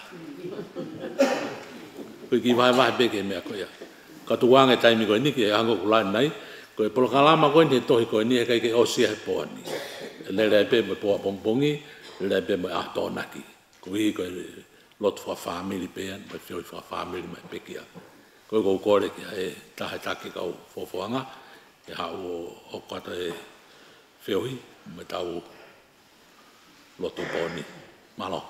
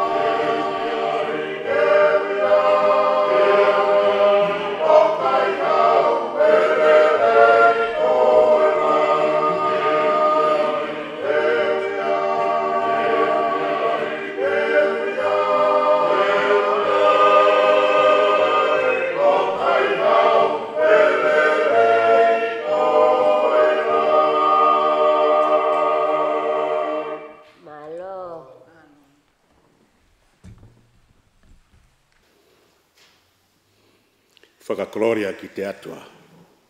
E maungarongo ki te whenua. E whakaropai ki ngā tangata katoa. Glory be to God. Peace on earth and goodwill to all mankind. Gloria vea o tua. O merino. O wihe māma o tau iai. Peko e ofo whani. Mo kau taha e mamahi o te tau tolu e kau pirikini. Kora mua ke pai ai lotu koen, koe whakawhamiri. Ai kalapu fofoanga saude. Pea mo na wai, ai maa te ukia lupe, koe whamiri. Rohi koe tōtau i hala whanonga. Ai te hina ka koe tuongane. Ka koe kaunga te kina. Ai maka te kina. Ai fofoanga. Victor Tupou. Ni mangau hiwango full mao ni ma hiwano lawat pe ve suraki mo me belal kataki o tama ngai ves ya ya tau hiwa mi ai sisu a fei tau la loe sio kau piriki mi hen o mau kapiteni koe he komi ai fonuare rei afe maya o no fomau kai oua pe ke whakao.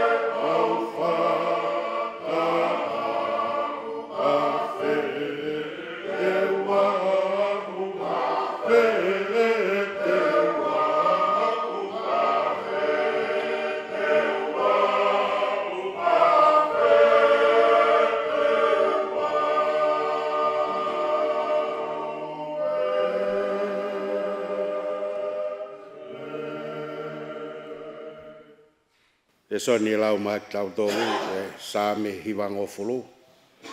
Te lau at bea ngā hiwesi ko ni mea. Same hiwango fulu. Ei kokoe ho mau nofoanga i tau tangata mo tau tangata. Te ki whakatupu e ngāhi mō ngā pe whanaui a mamani mo e whanua io talu mei mua lau i kuonga koe o tua pe ai a whiona. Oku ke whakafoki ki he fu a tangata mea vai vai. Pea ke pehe hako a tama foki mai. He koe tau e awhi i ho o wakai o hange koe ane awhi. Ene osi. Pea foi wasi he pouri. O ke awe ki nau tolu hange ha vai wha. O hange ha mohe ho nau kotoa. Pongpongi nau hange ha muka e musie. Pongpongi lanu mata mo tere wawe. E fiafi tu si fo pea mai. Ako mai ke mau whakafuafua pehe ho mau ngāhi aho ka mau utu mai haloto poto. Tapu ke a whio ai tolu tahai o tua tamai alo me lau maari e maanion. Tapu ke potaponi ya o whapaapa pa mo e whakatulou ki e sino o toka e whakalake pa. Ia Victor Tupou. Tapu atu whanau whamopuna weiki. E gana wai lupe. E mo toe ngai whamiri. Tapu foki he whahu whamiri eiki. Whamiri ni pake ulmotua. Ia tā ke whawhonga atu. Ai whamiri koeni. Mau tawhea au maa whtai mero. O whangatehina. E kalapu fuafuanga. Na wai e ke tapai kina. I o mea o ki te hina peni. E tota. Pea o bore ia. O puri atu. O mau tōluen. O whangatehi nain. E mga te kina. O nau puni e awa. O lere mai ke whawhonga atu ai ofa. Sea puate. Ai mai puate. Rapu fuaga sau te. Ai maa lutui be mo e whanau. Kai kono kotoain. Pea ngai whatongia ke he muri. Me ngahi tapa ke ke nuslani flower ki ai ko ngai whanau mau tōlen au lawa mai e fui e whakatau te hina e wikai o koe pe ko ki moua pe uongo ki ai ai tā koe ni ka uongo foki e te mau tōlu katoa o tala noa koe na ke aonga ki he lau iafe mo iafe e tonga i tapa ke keho mamani ya mau kawai pea wikai mau heni e mau tolu ke totongi whafoki atu ai ofa pa mo e tokoni koia nak whai magmato mau heni e ko whangatehi na ki mau tolu tau kau whatahe maalari mo ui. Ai makate kina koen. Kone tatau mai me he o senior of taimi. Kane te kina atu he peau pe mo ngalu. Ai peau oku tafe ahono au ki taniti. E fiafi whangalo ngatain. E mau whanau ki he tala noa. Ya mo historia o mo ui koen. Ange pe koia na ku sinaki whakatala noa tu mau nofo mui pe i ho tau kotoa pe ho whakatala noa mau pe ki he tehina koen ya Victor i taimi whokosia no birthday. o ke Fiema'u pe tala noa ki ai. Tā noa ki hono whanau I tai hoko ia. Pea, me tau eni ono ngo full maa whae ne mo ui. Pea ku koe mana ia. Novo whakaukau ki he mo ui koe ni ai tamaio eiki koe ni. From a young age, Victor faced challenges that many would find insurmountable, invincible. His disability shaped his experience, but it never defined him. As we heard from the stories and the memories, it never defined him. Instead, it fueled his passion for life and his unwavering determination to make the most of every moment. Victor taught us that strength is not merely the absence of struggle, but the ability to rise over it. And I would like to say that again. Victor taught us that strength is not merely the absence of struggle, but the ability to overcome it, rise above it. From 6-month-old born premature to 64 years old, it's a miracle. His laughter was infectious, often filling the room with warmth and joy. He had a unique ability to find humor in the everyday, reminding us not to take life too seriously.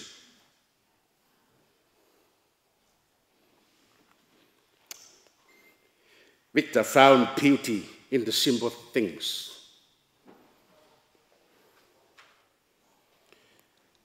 I can say,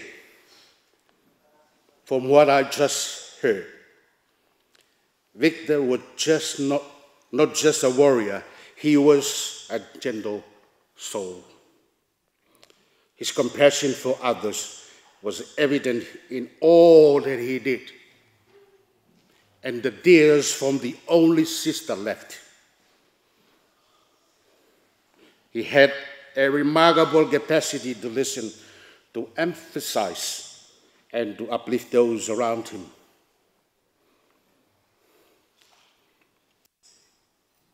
And I'm sure he was a pillar of strength for his loved ones, always encouraging them to pursue their dreams and embrace your own challenges. And I think there's a little message for Junior. And today,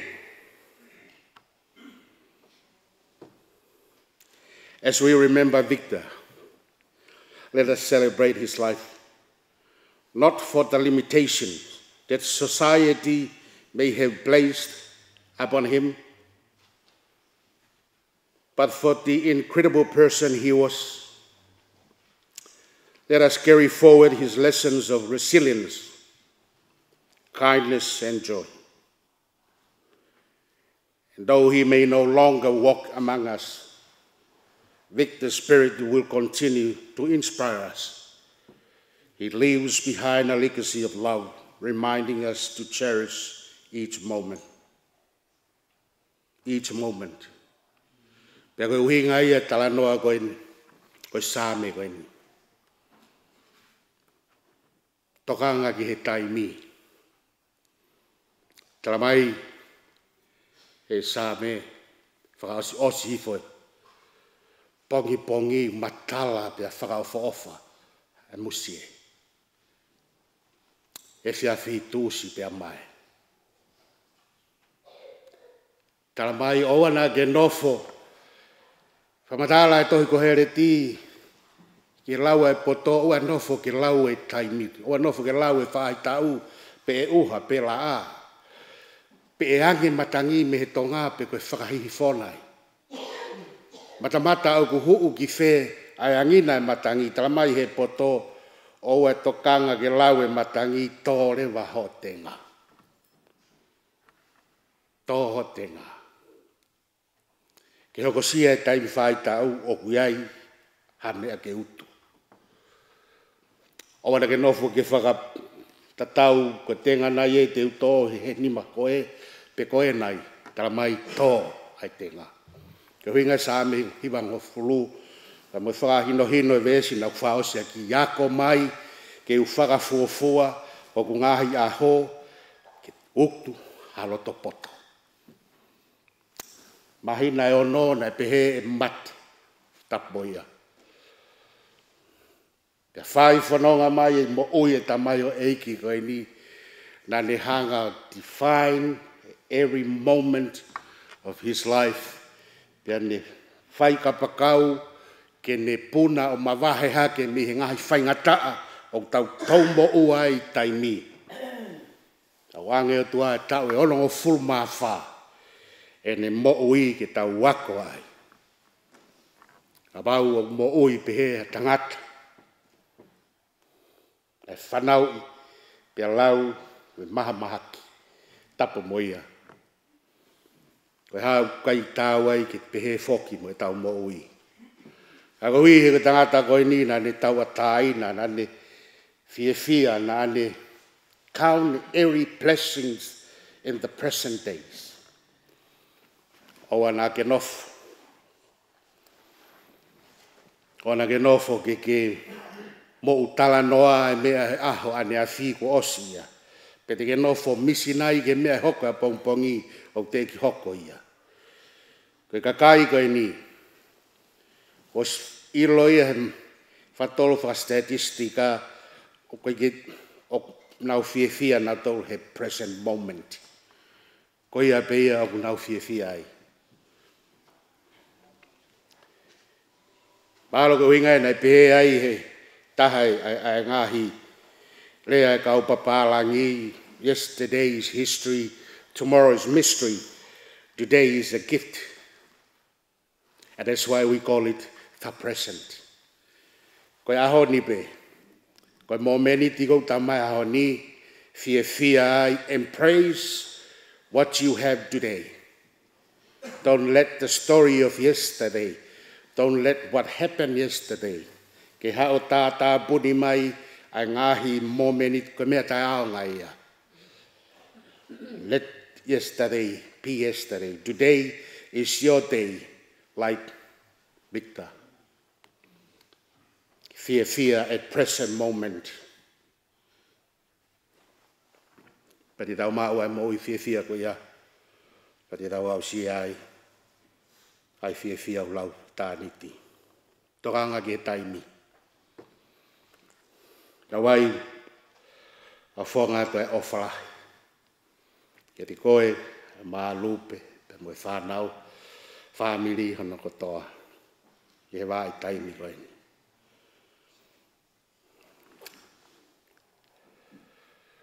There's an Irish legend o kupehe. The reason why angel is flying. Ko hui wenge te hautai ai to hiri o nau maa ke nau kapa whai kapa kau moia. Because they don't have loads to carry. Tak be. Tangata koe ni ko whai kapa kau at koe angelo. O no lunganga. Pa moe ne o whaak tuku mai. Tek tau tō. Tau tō hiwa mua himi koe ni koe whamanatu be. Ni mangi au tolu o fulu maa tolu. Whamanatu mai bege tau tolu whamiri. Ai mai ka inga, ka mai si whangatokoua. Na uwai ni klap whoanga. O taimi o wikai mohe. Laka atu. He vae hono sari o teu. Takamilo maa. Takamilo hono vae. Takamilo ka tau ilo. Koe whakaau ki whare. Io, takamilo ai pe, ka tau hanga, whai pe, ka tau whakaau ki whare.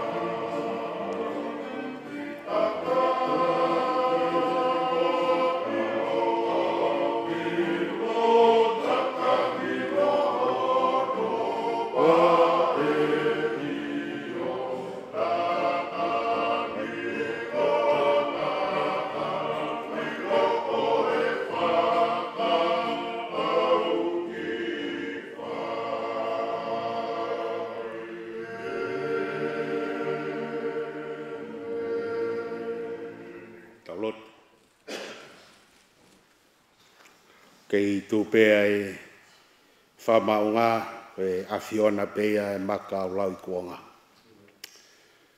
Tamai e lau i tāniti ko koe pea. A lau ki he mafiu te liriu, te mariu, pe tai liua e Fiona. Tupu au ke Fioa ai tau mamao ka ku ke nofo ofi mai. O ku ke takao fi e ke nau tolu o ku ongosia he hala whanonga, nau tolu o ku mouta makia e ngahi whaingata o ku ke iai. Nau tolu o tulungia e whanonga ngā o ke kaunga tulungia mo ke nau tolu. Nau tolu o taka mo te kina i he nofo taibi. Mai ko mau kaunga te kina e Fiona. Bon pe ponake talanoa kia molitoni ke kau mau apsia ke hau e mau vai o puke hake. Ta koe mau whamatala e Fiona. Ia ngahi mo angatala. Taha pea e ngahi mo oni whautua. Tene omi no whakakatoa ha maurea ki Fiona ko ofa koe. Ofa au tau mamao. Ofa au hulu pe aupe. Ofa au ku wau mai. Ilo tonga e mau ngoi. Maurea e gina. Ke ofa mai. Maheni e fiafini ke mau whamoni whataha. Me whamirini. Ko e koloa eni na ke o mai. Pea kua ke whakafokia, ke api, oia Fiona. Omi e tamayo eiki koe ni fōu mai, whamiri pea maukau ngā mo uiai. O ku hoko koe whetu takianga, a mau whanongo ki ngāhi tala noa mo i manatu meri e whiafi koe ni. Pea ku whalanga ai e manatu mo i ofa e te mau tolu. Tāna ke omi ki mau tolu koe kakai ke whekau aki. Nā ke omi ki mau tolu koe kakai ke mau piki uma. Taimi e whaingata a. Taimi e tengi hia. O mau kau ngā ngoi. O whaftai u whamalo hanga talanoa moui ko whai ki tau kete koe ni ke Victor. O se tau e ono o fulu maa whaa. O ene mo ui, mau whanong ki ono tala noa. Pea ku mau lau ngā mo ui ai. Mau lau ngā mo ui, he ko mau kau ngā maui, ko e whāmiri ki mau tolu peta, he loto whāre o e fōanga. E whia whini mo lau tāpuaki, whanongo ki he talanoa o e toa koeni, nāne fōu mai e ngāhi whaingataa e taimi, ai ngāhi ahi e taimi, nāne ikona ia. Ane au sia mai e futau loloa koeni hala whanonga, mau fia whamalo atu. Paulotu pe tāpuak mai, nau vai, e mai family lupe. Whanongo ki he leo, tengi hia he tua whewhine. Tala ai, whi ofa aki, ai au, ai mahe ni, ta mo whi ofa aki. Kai ngā kotoa, nau tōu lawa mi ngai tapake ke he Australia, ki Tonga. Ie uhinga peta, me whā umai e whikau aki, kei whamahino. O whikita whea ki e toto, kei lalanga ke ofa whasisu klaisi. E ngāhi ngawha whatongia e whamirini, pa moi hala whanonga, olu motua, pa moi whamiri, ahoni a pongpongina, pa whai atu ki e whakaheke heka e whlau, si Victor, maulot peo kore, lau marie, hi whamai takton me whamirini. Alo maria natula ke hoko tatau e mau amanaki. Ko hi koe ngāhi whatongia te waki mai me kauna. Tāpo aki mai whahu ka mai ngāhi whamiri eiki kupu whikau aki e whamiri koe. Ke tāpo aki mai mau tolu honu kotoa pē mai klapu fōwhoa ngā mau heni ke whamoni whakata. O mau kau ngāhi kona, mau kau ngā moui. Mau kau ngā pue he hala whanonga. O mau kau ngā mamahi. Pe ai e taimi te mau hoko. Koe kau ngā pirikimi he i tā niti. Ke teu mau tolu. Whamaa tāpua ki whamono ia. Le tālia lotu me whaftai mau whaini. Mau lotu mokore. Kua whaalo si suklaisi. Nā kia ko mai ka mau kalot pe mau rea pe he. Koe mau tamai ki he wani. Ki tāpua wafu. Hea mai ho pūre. Whaafu ngāru, hange koe langi, e pēwhok māman. Whak mai aoni, a mau mea kai kia nai. Wha moe mōre mau ngahang hāra. Hange koe mau, nau tōru wha pēku mōa mai. Pea ora ka whau mato kia ia. Whaafu mato me whiri, e kōwa e pūre. Moe mālo, moe kloria. O tai ngata, pē tai ngata. Amen. Tato hiwa i himi koe ni, spela pe vesi ulaki, pe a tau hiwe hiwa i pe. Ni mange au tolu o fulu maa wha, lima tolu wha. Si kai ngā alu he whai pe ho mo ui, foki kia si sue ka mo mau pe ai mo ui. I tā maonga o e lami matenoa.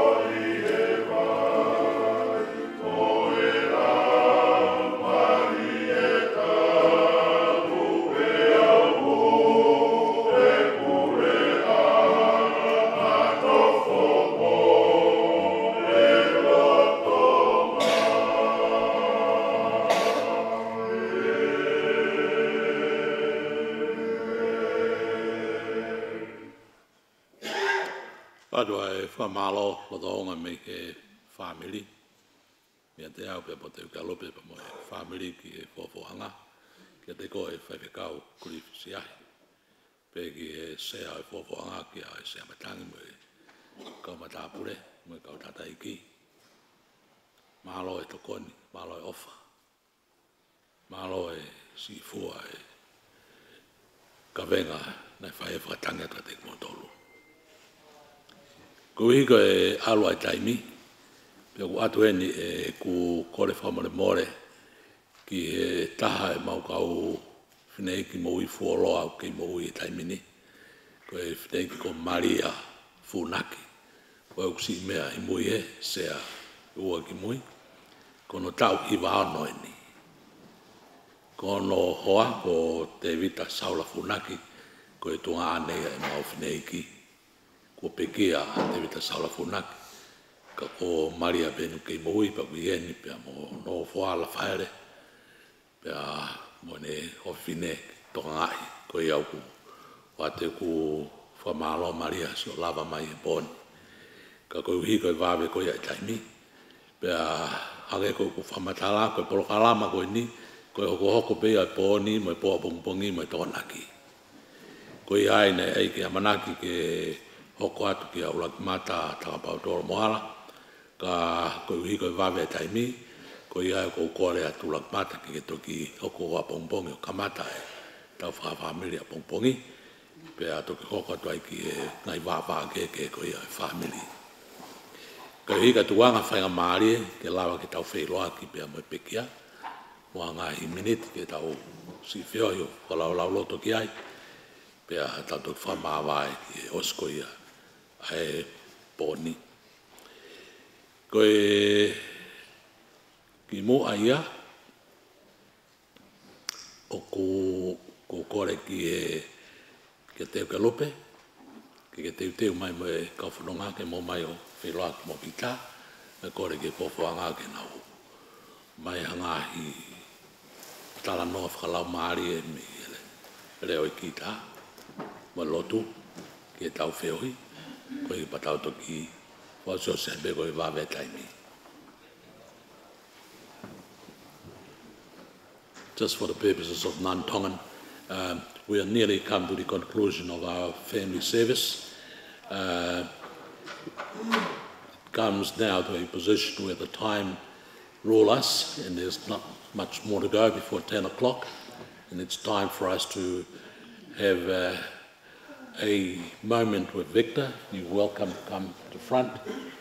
And because of the unusual structure of the Palangi funeral parlours, it seems that it's not easy to get yourself into Victor's face or body.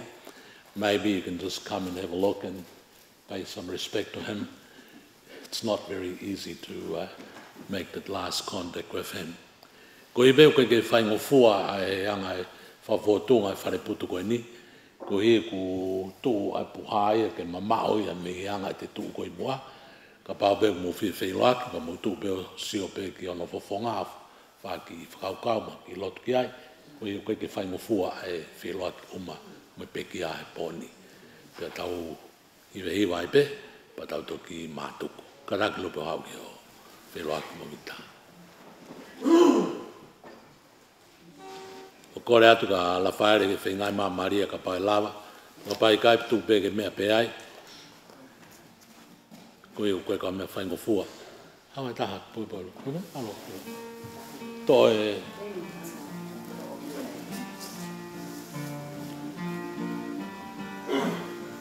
La whaere hau pe koe ka tu pe whinengia koe ka mea whaingo fua e hau.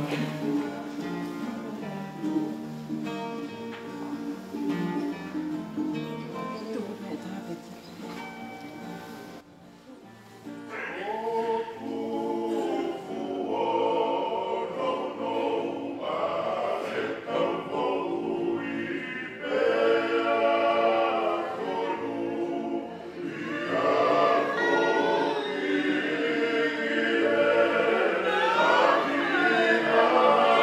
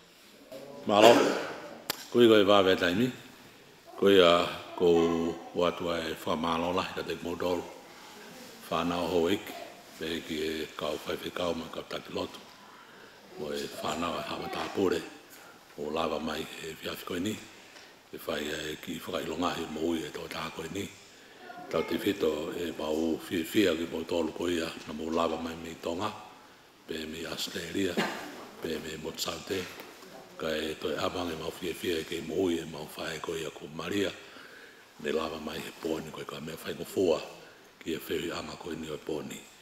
E toi hoka te tau prokalama pongpong, e taimi o nope, mea ta tau pe, i heni pe, whare te tau pe, pea toki whao se tau prokalama whamawamo ki tā e tōna ki, i wai komete taimi tā pongpongi.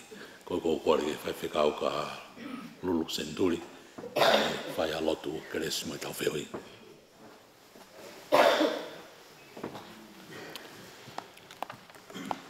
Tau whakaosi, koe tau hiwa me peilalo, tau hiwa e koloria, whao ni noa. Tau kau ki whamalo ia, ai tamai alo lau maari, kau e kakai o langina, kau mo mamani furipe.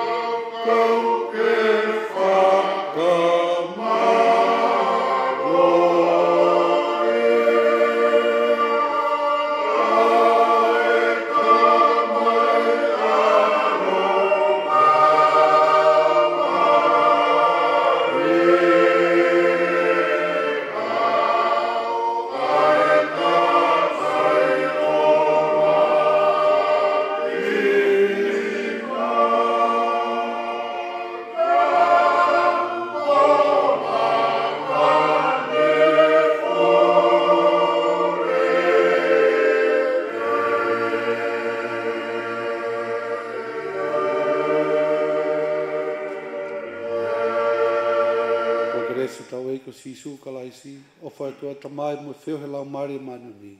Ke ia tau toru ia o na hiri ka whai peo ta ngata. Amen.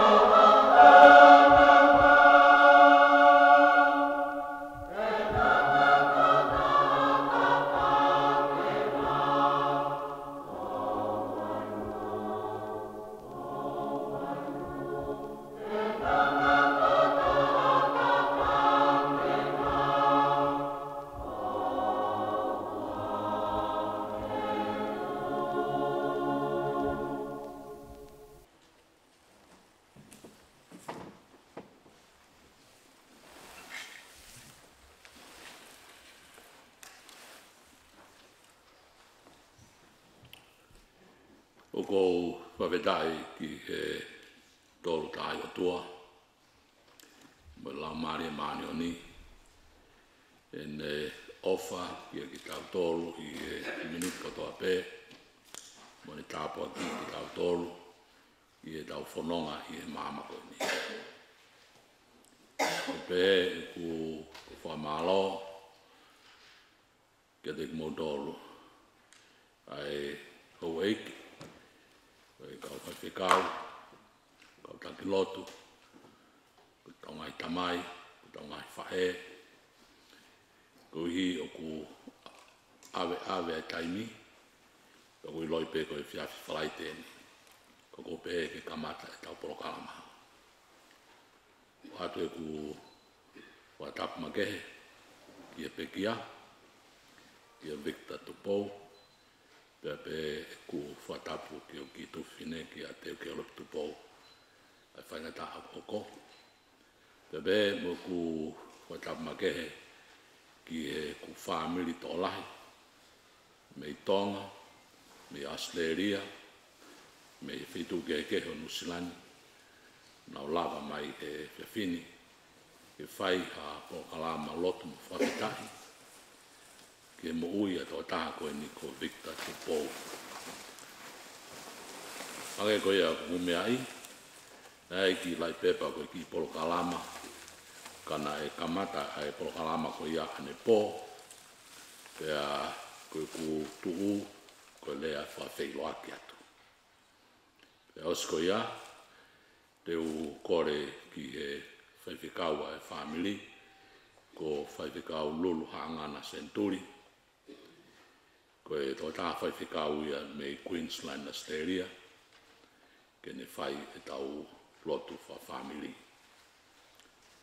Pea osko ia te ukore ke tukumaha ki miniti, sii, ke u whai pea mo ki tuwhinea te o ke lupe, ha whamatala pio ka alafi ki a Victor Tupou, pea osko ia ko ukore ki he whaiwhikau ka Moses Mankia, ke ne whai hano whatongia, ko ne whenga ki tāpua ki tau tōrua ke lau maari e maani o ni, i e whiawhini, mo e tau mo ui, mo e tau whanonga, pa tau toki hoko atuai.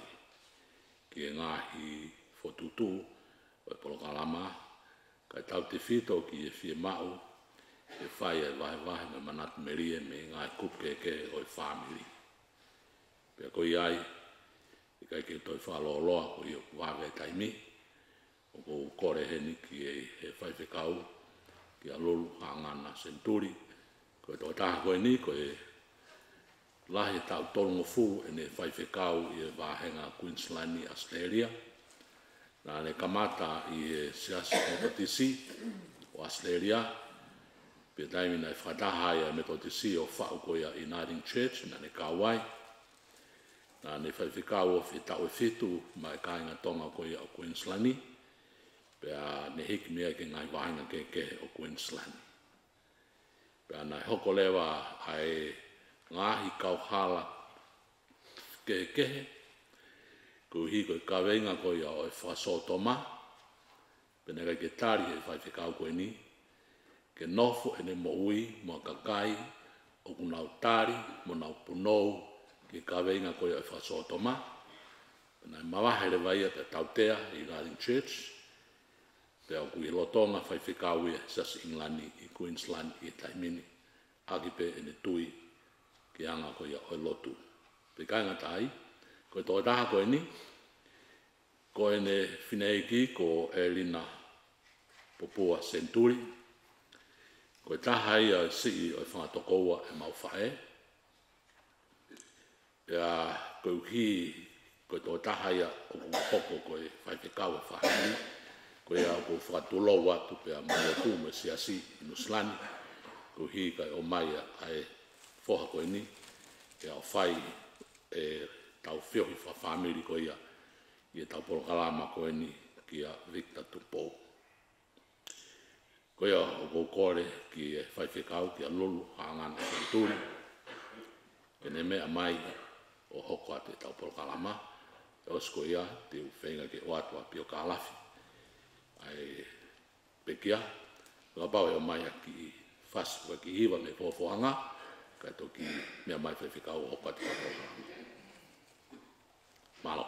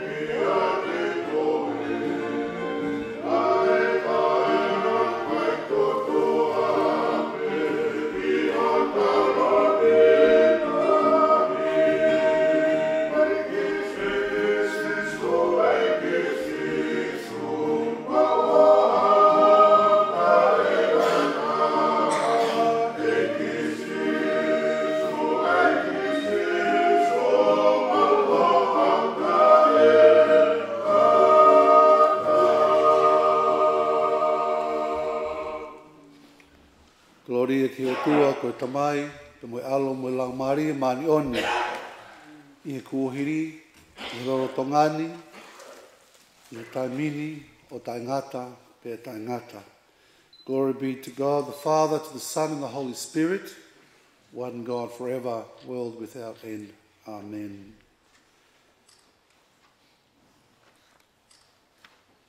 Si kai ngā ofa o tau whataha mai he whiawhin, ke tau kau whataha i he tau lotu whawhamiri.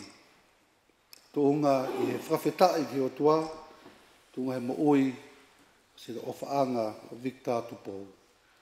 Tau heni kotoa me whamiri, tau kau whataha, i he lotu me whawhetai ki o tua, i he whaki mai e mooi. Mooni ko sihova na ne whaki, pe ko sihova ku ne to atu.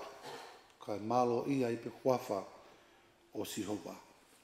Leo kore ki he ngai kupe whamiri, tēnā utukoni mai, ke te taki tau tolu i he tau lotu o whai i he whiawhini. Kore atu ke lau e tau himi, kore atu ka loka, ka taki ko lau e tau himi, himi timange au whango fulu ma nima, himi nima whanima.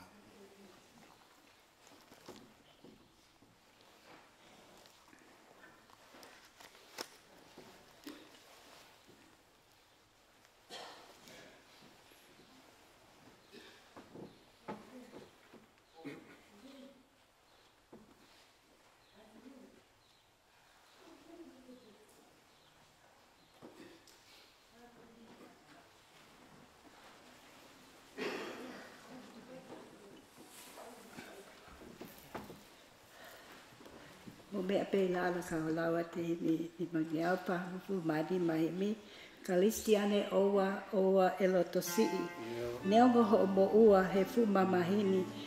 Tauhi o loto lahi, tuku ho elifia, ke sātai pea sātai te ekili uai.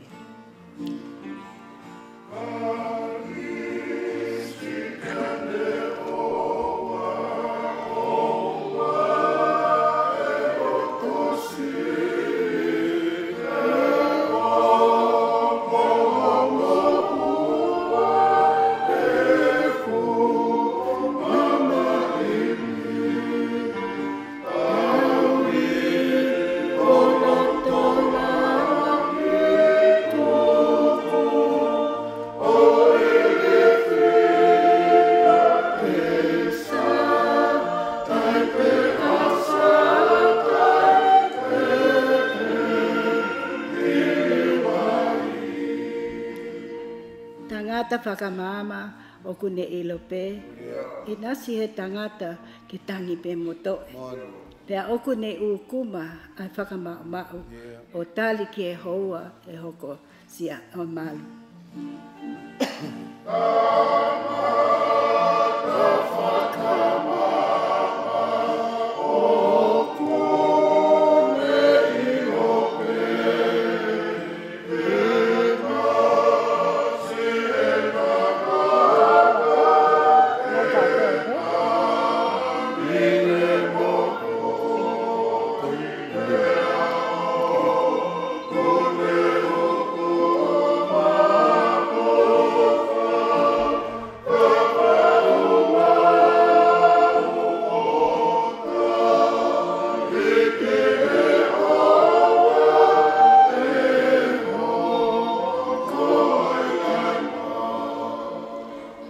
Kai hua noa ki taua o kutamau ilana.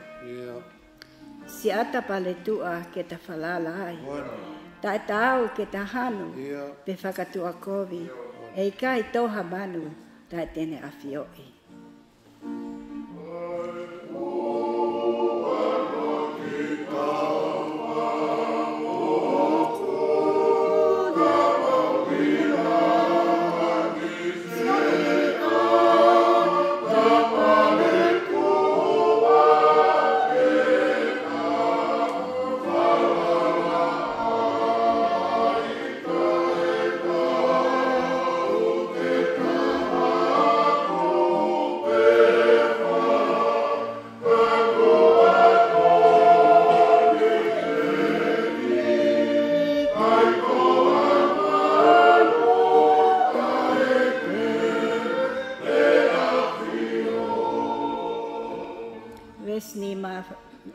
Neongo pe e mau he tau he ngoe anga. Mate a whakamanu, ngole whalala anga. Ko au pe te o loto lahi, ko au pe te o fia. Kei sātai pe a sātai te ekiliu. Aia.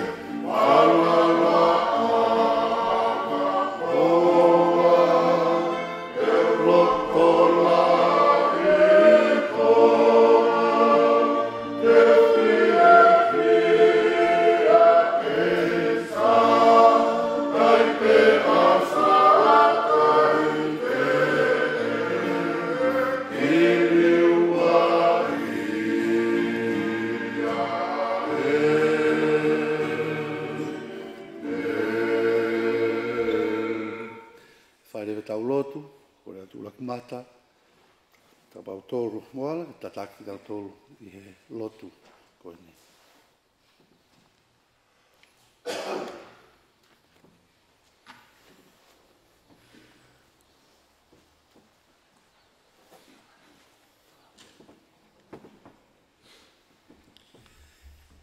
Kore atu ke tau kui o lotu, ke tau hu ki he otua i ono lotonga i he whawhetai. Ke tau lotu. A pā ta mai Ko e tamai alo ofa ai awhiona. Ko e tamai tōnunga ai awhiona ke whahinga o e tangata. Mau uno no mai he whiawhi koeni. Ne ongo ai toa e tauwha ki he loto whare o e whamili. Ka mau whawheta. O hange koe sāme ne mau hiwai. O ko kei sātai pēa sātai. O ko te eki liuaia. Ko e whiawhia koe ni o mau hu mo punou ai ki a te koe. He mau ilo koe matawai koe o e lelei ko toa pē. Ko e lelei ko toa pē o ku tawhe me ho a whio. O ku inasia ia e whahinga o e tangata. Pea tangane pē ia he koe otua ko ofa ia. Koe otua ko ia ai mafi o e mafi. O ko ke pule ao niu ke mau nofo hifomo e mau tuu hake. O ko ke pule kakato i he mea kotoa pē o e mama koeni. Pea mau whakamo oni ai. O ko ke omi pē ai mea o whiunga pea mo ki mau tōnu. Pea taime ni ihi o ku hoko ia koe whaingata. Ka i he tua pui pui o e whaingata a o ki ai e tāpu aki. Pea ko ia mau whawhetai ai. O mau whawhetai ta e tuku pē ki ho awhio. I he mea kotoa pē. Mau whakamo oni. O ki kai ha mea e hao hao pe hao me a Fiona. Ta e kawai ai a Fiona. I he mea mau whanonga i ai. Nā ke whake e tamai o eiki. Ka akune toka. I he nonga mo Fiema'u ai a Fiona. Si Victor Tupou. Nā e hoko ia koe koloa ki e loto whare o whamili. E whamili. O e whae ka kuone e pekia me ki Tupou. Kai o maa a leni Tupou ko e tamai ka kuone pekia. Pe hoko e ango whamili ai whae mo tamai koe ni. Ke koloa ia. I he koloa na ke whaki ko e tamai o ekini. Ia e whanau. Ai whanga toko ua. Kai pehe ki he tua whawhine. Ka koe ahoni. O ko kei ma'u e koloa e mo ui. E nare son Tupou. Kai o maasi i teo ki alope e Tupou. Koe he kau whaife ka ue. Koe anga e nofo ai kāinga. Ai whahu. Ai urumotu a. A ki mau tolu no katoa mau haha oni. Whakataha mo ngai kupu whikau aki. Si kalapu fofo anga saute o au kalani no sila. Mau kau whakataha. Ki nau tolu i no silani. Mo mau whamiri mo e kāinga. O kai ke mau kau whakataha.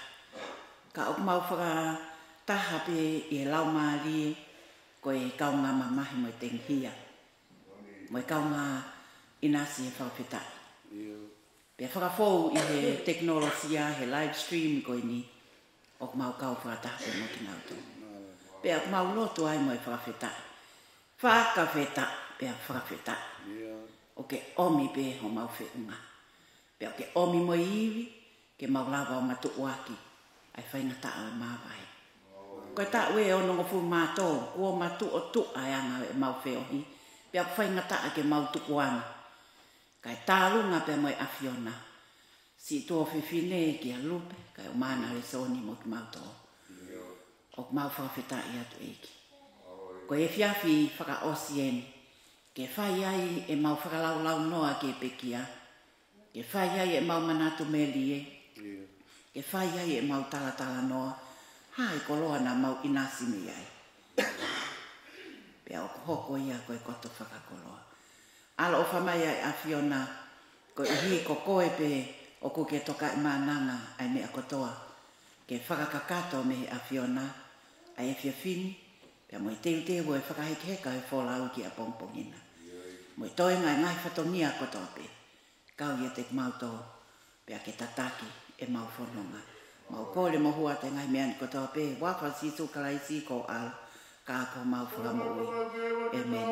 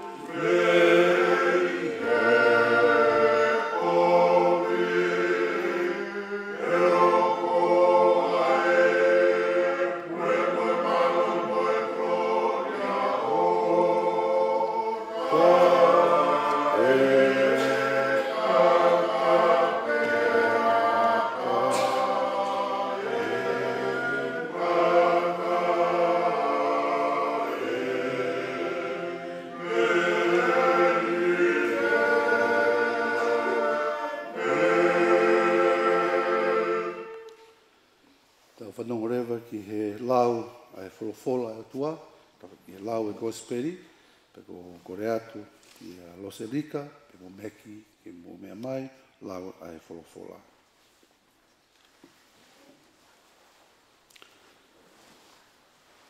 E koe gosperi,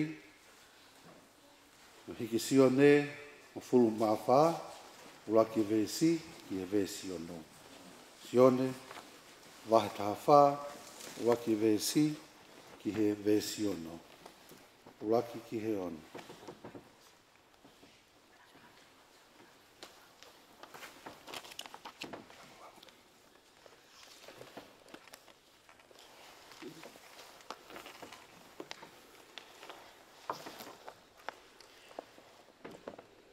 Koe wholofola.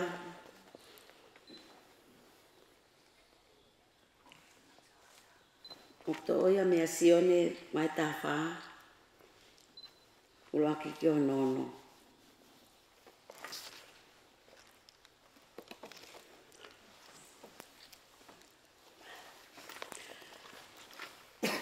Ko sisu, koe hala ki e tamai. Oua na atuku ke puputu ho mauloto. Tui pikitai ki he otua. Tui pikitai foki ki a te au. I he api o eku tamai. O kulahi ai ngai no foanga. Kana ane i kai pehe. Kua tala ki ate ki mautolu. He ko eku alu eni. Ke teu hapotu mo mautolu. Pia neo teu alo teu hapotu mo mautolu. Ka oku ou toi hao pe. Pia teu mao ki mautolu ki a te au. Koe uhi. Koe potu oku ou i ai. Ke mou i ai foki. Pia koe potu oku alu ki ai. O mo ilo hono hala. Pia lea ki ai ato masi. Eiki, o kuikai te mau ilo, pe koho o me a ki fe. Pia mau ilo fe ai hala. Pia wholofola se su ki ai. Ko au pe ko e hala, pia moe mo on, moe mo ui. O kuikai hawa taha ki e tamai, ka i ene fou i a te au. Koe whorofora tonu a eiki.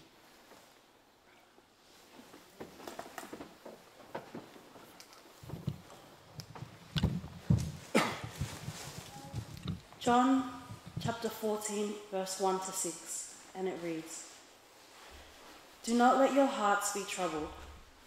Believe in God, believe also in me. In my Father's house there are many dwelling places. If it were not so, would I have told you that I go to prepare a place for you? And if I go and prepare a place for you, I will come again and will take you to myself, so that where I am, there you may be also.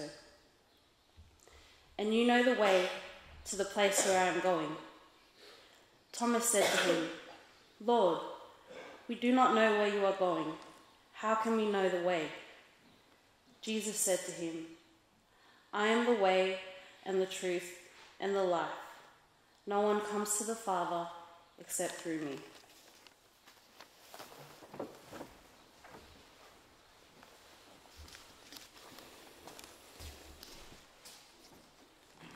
Hello. Wa takto hiva mai, mea peilalo, ka hiva him, I mangiau pangofulu, lima whānau. Ki whakasio mai, ki he kau mālolo, ko hao atu ki he langi, pe whē e nau mawhu.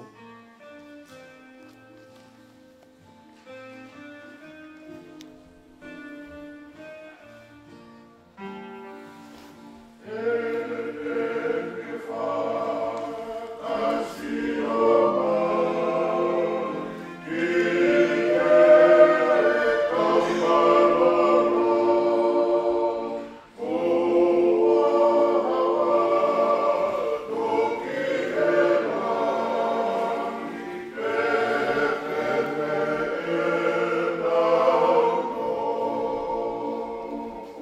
ilo e nau fia, whanong e nau lau, he nofo lang ia, alofi o e hau.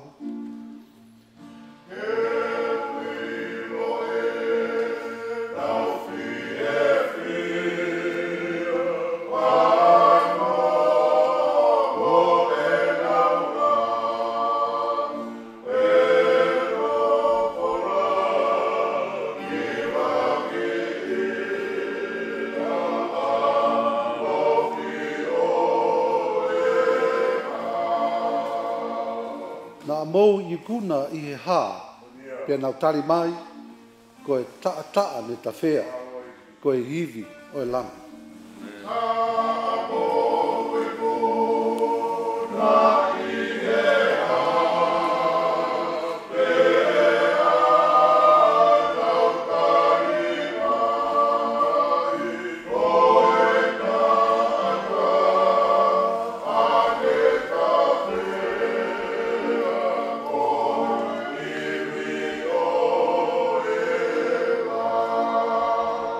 Whakamalo ki eiki he tofa ho tau hala, o fou I mamahi, kai mao e pure anga.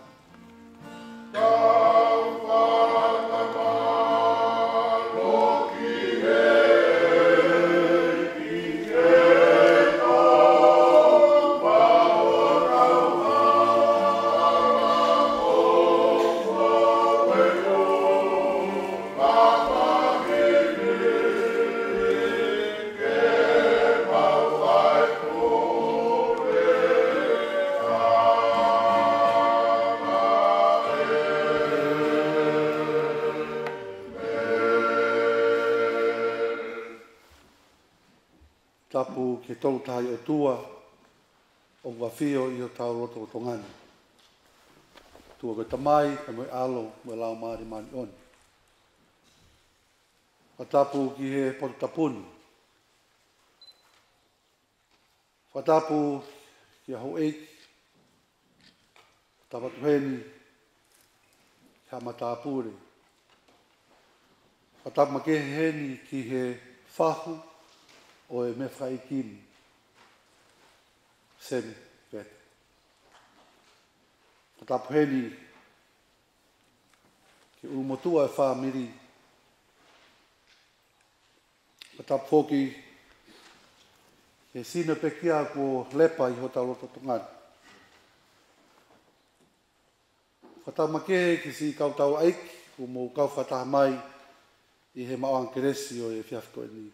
Tatai Fai'aho, Moses, pe foki, ki kau taki lotu, o mo kau whataha mai, I he tau lotu whawheta, mao angeresi, o e lotu whawhami ko en, o e whiawhini, tu unga I he ui maa ni oni ku whahoko mai, I he mo ui, o vikita Tupou. Peko whatapatu heni foki, si ngai whamiri, wa e whamiri ko nau wholau mai me ngahi whitu kehe.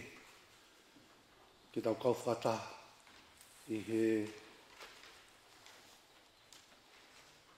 apitanga ko whotu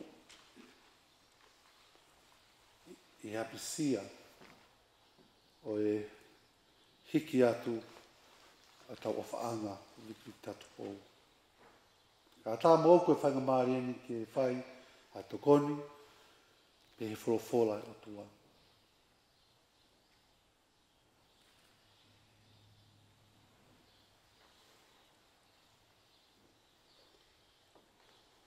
Hia whini o tau whawhetai o tua. Ke whaki mai mo ui, ma vikita Tupou. Pea mooni ai tala, koe whatongia ai tau tolu, whahinga e tangata, koe tau tauhi ke o tuamu.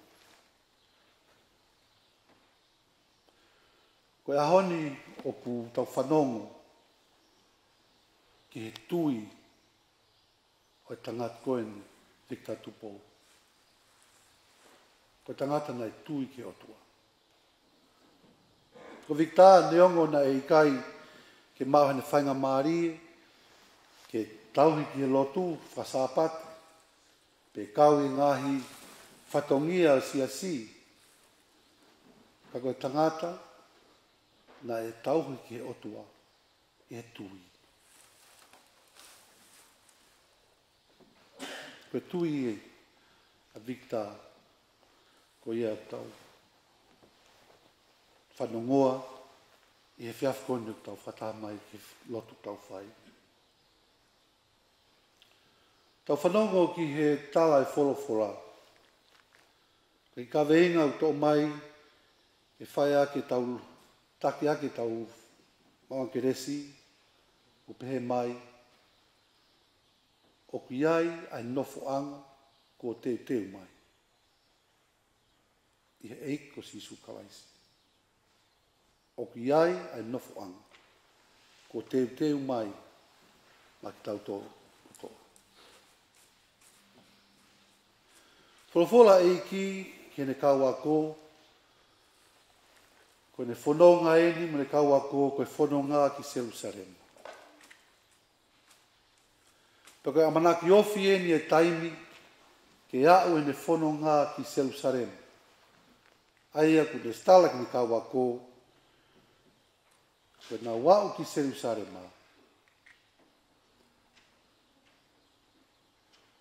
E ave ne mo ui. Ko ne mo ui e whuak. Pa e karuse whai, pa e pekia, pe ato e tu. Pe koe ni e koe tala eni, e tala e sisu e eiki, ke ne kau ako. I he nau whanongoa, i he ne, ai ngongo koe ni kune tala mai ka nau tolu. Koe whanonga eni, koe tau whanonga ki Jerusalem. E pekia ai. Pei oua na tuke puputu ho mauloto. Tui ke o tua. Tui ke te au. E api o tamai o kulahi ai ngahi nofo anga. Peko ne tala ia ke ne kau aku.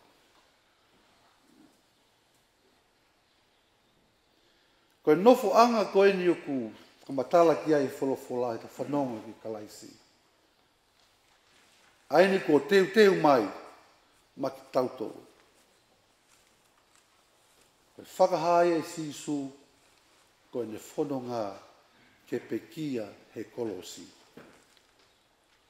Ka wheitu uia, ko teu mai.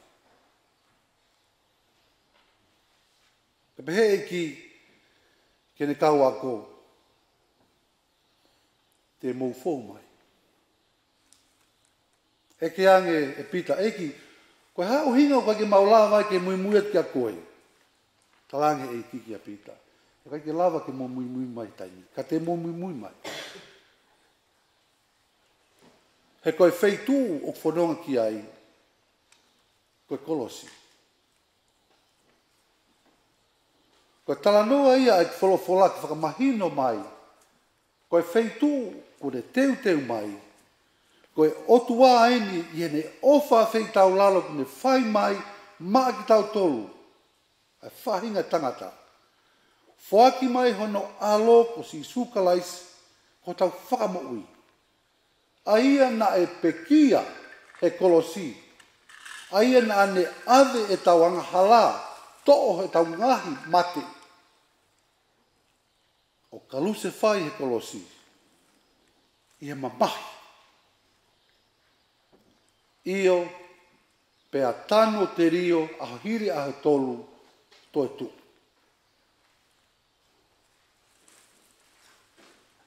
Pe koe ka kai o kui he o tua, tala iki, o ki mou tolu, he mou ilo. O au pe koe hala pe mo oni monu. O i kai te hawa taha ki tamai, ai ne fōmia te au.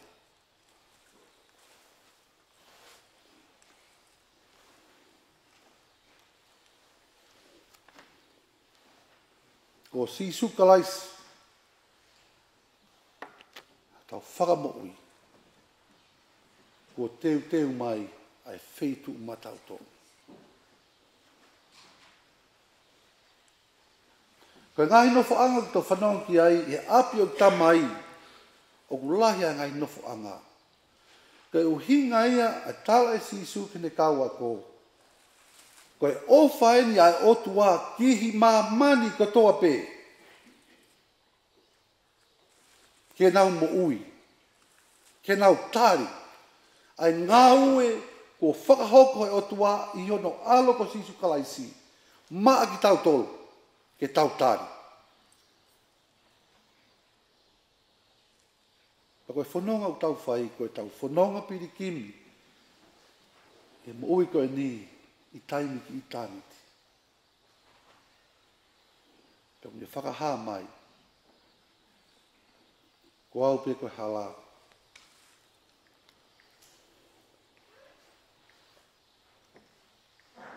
Mo ni, mo ui.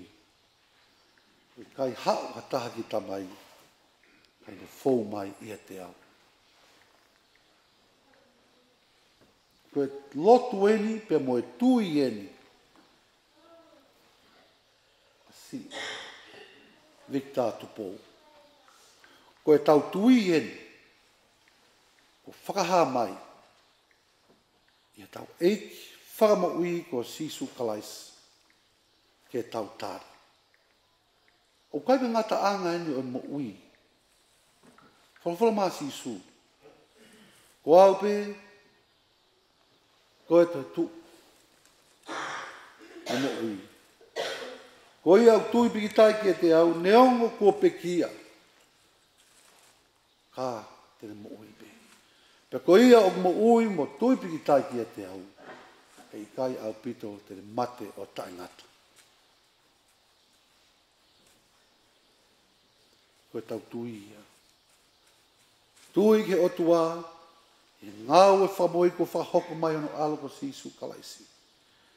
Pe au tau ui ki tau tolu ke tau hoko ko ene whanau. Pe koe whanonga o tau whaiki, whanonga peri kimi ko e ni, o tau ilo, ko e whanonga ki api ko o steu teu mai. Ina ano alo ko sisu kalaisi. Koe api ia.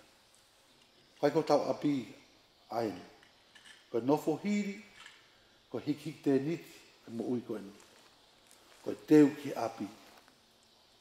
A whē, ko teu mai o tua, i ano ala ko sisu kalaisi.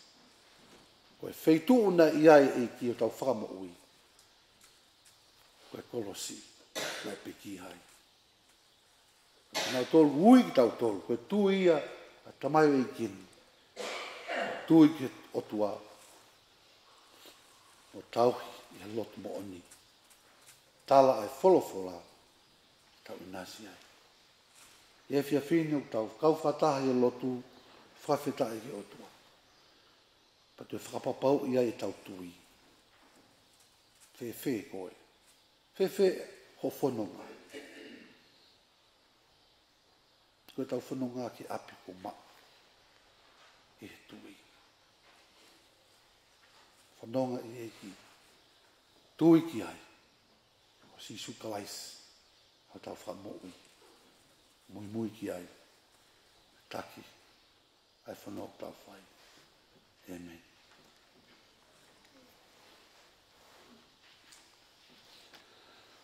Whamore pe me pe ilalo tau hiva. E himi. Whāngiau wāngo fu māua. Whā walua. Hiri a laa, e tō ai uha. Haro tā maki, e toki a fua. Osi a whainga tā, e whaingo fua. Hiri a waha noa, hopo ki uta. Yeah.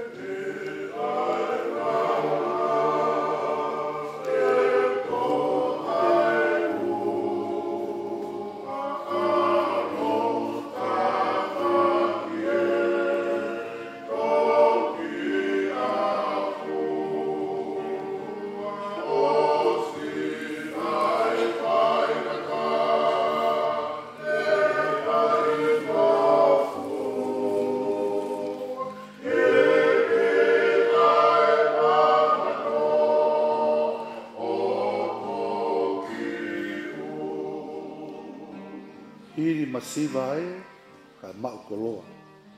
Hiri ai vai vai, ma alohi noa. Osi ai itengia, tō mai ai ofa. Hiri ai ngā we, ma loloa.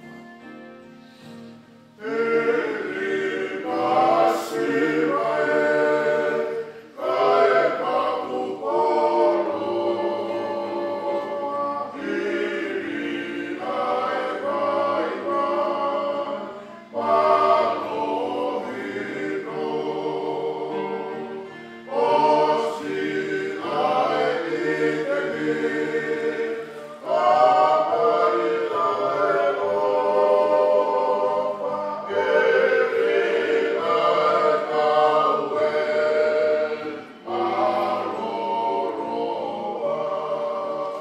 hiri ai whakahei whoki ki api. Hiri ai iri whia ai amanaki. Hiri ai loi mata ai mari mari. Hoko ai whia whia ki he mamahi. Hiri ai whakahei whoki ki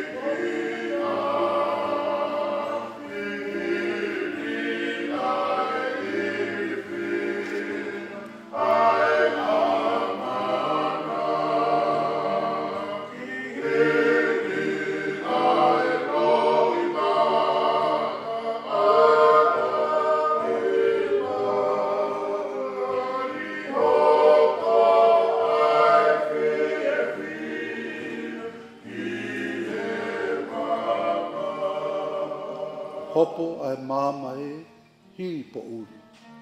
Mui ai tutau ki he tutu. Osi whaitokana toi mo ui.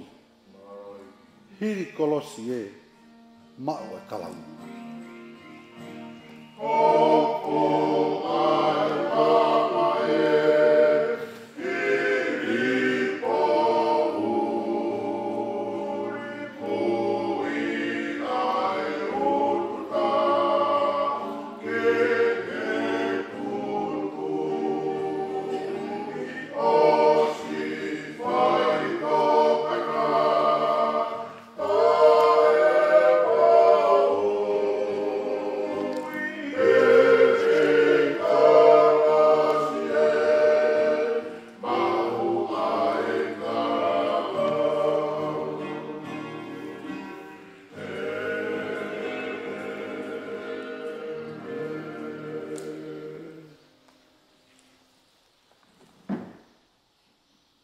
Kore pef more more, tau hiva, tu aua, i ki himi koe ni, whaosiaki ai takilotu, uruaki o e siafini.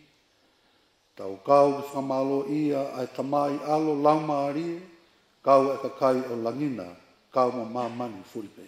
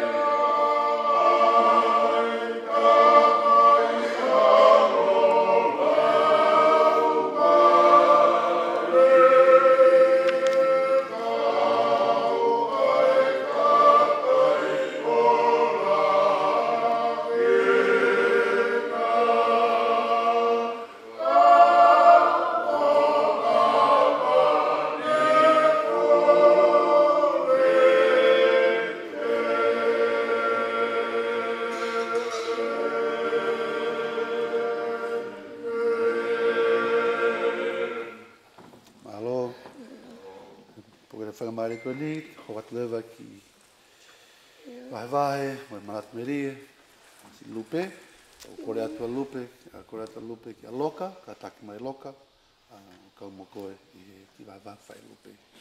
Awo.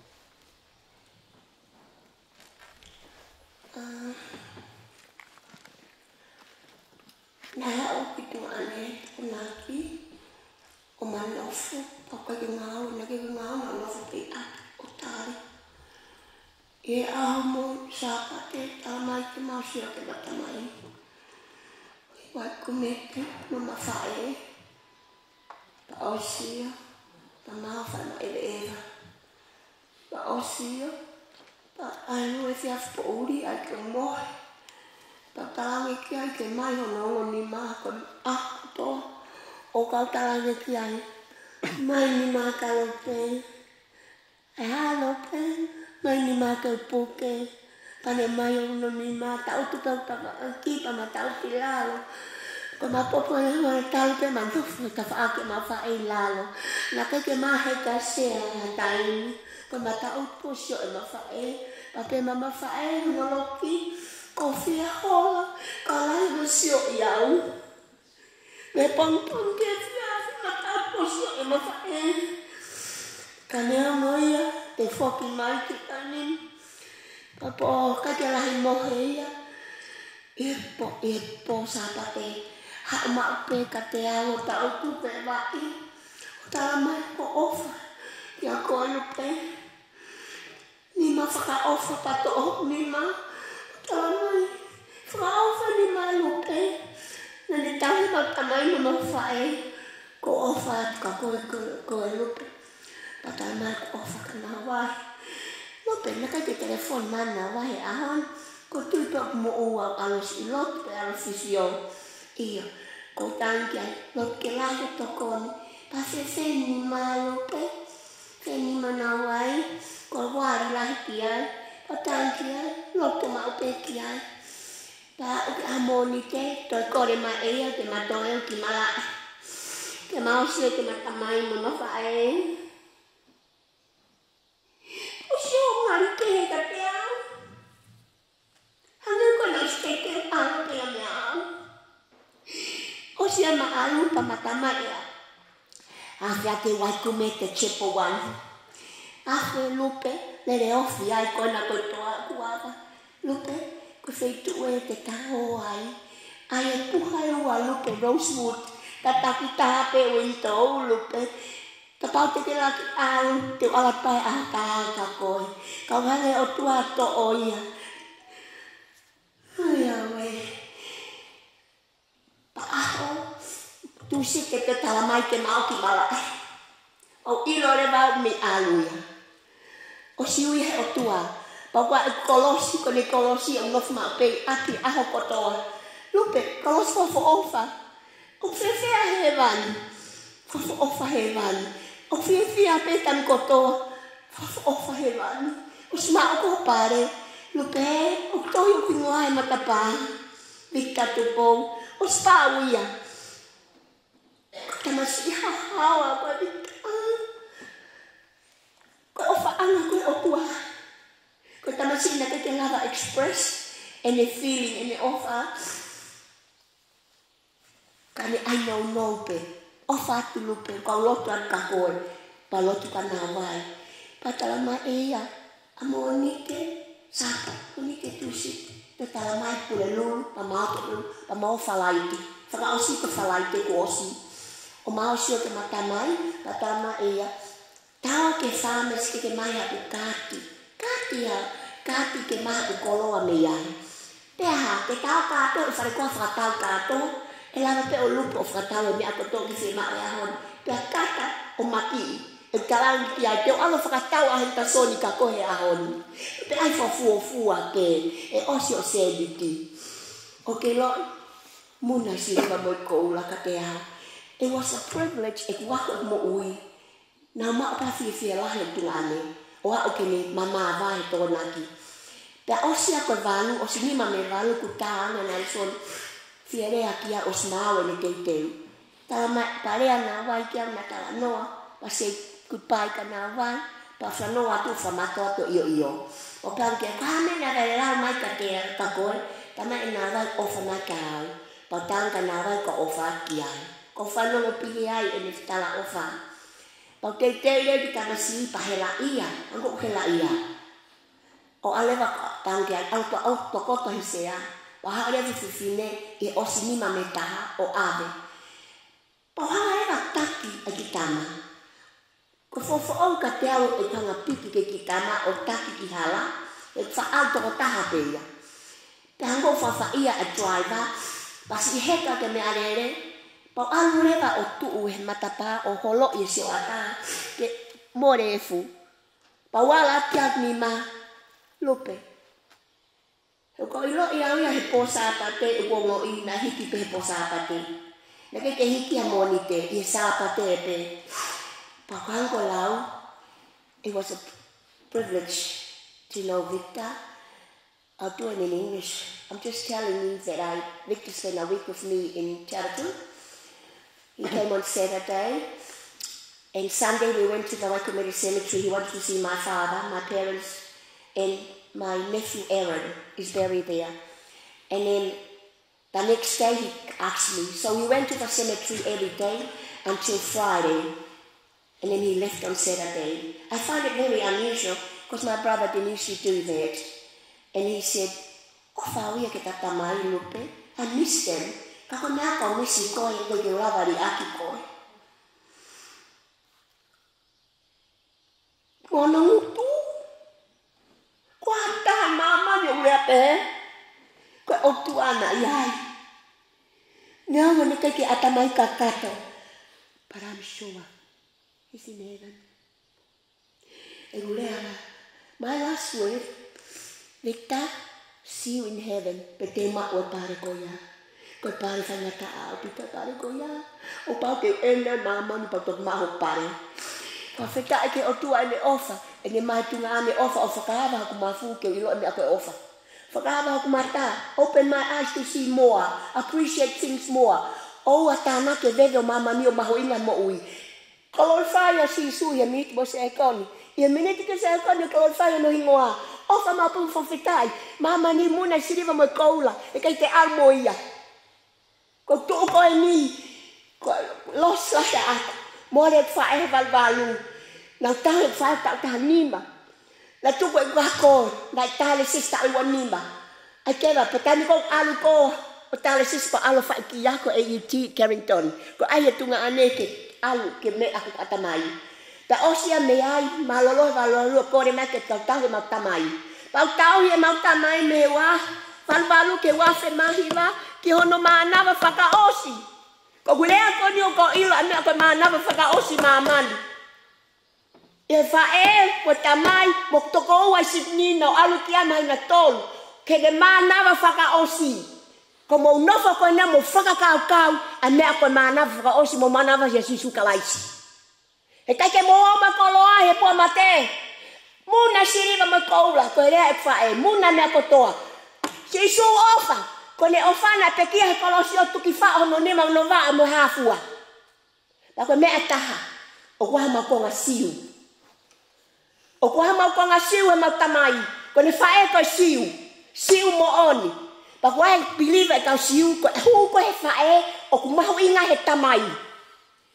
Pako tamai o ku hao ki malae o ku hao mo maka. Ko kau siu ko ke awe matala kau ko na malae. Te mo siu e kau siu ko to mamani. Ko maka more more. Ko siu ko hataha ki ai o ki ai he maka. Ko ilo ai na he toko taha na iai. Ko matala kau o kai ke ano aula. Pako kau siu o kai ke whaka waha a maka. Everybody's the same. Same me mea kotoa. Pako konga siu ko whahaka ko o malohi laha iau. I he mau tamai. He ko mau tamai na papi he siu i wani ngatoni. He taiwa wataha i wani ngatoni nusila. Na whaere iai. Whawheta i ka sisu ka lais. Ko sisu ka palangi. Te pehe te blue eyes and blonde hair. Ko siu. Siu maoni. Shalom. Katoa ka mautonga katoa. O whate. Nā lupe. Nā lupe. Alobi te lupe.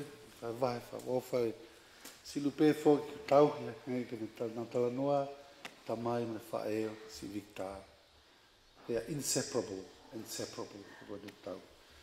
Heni. Maloi vai vai. Loka.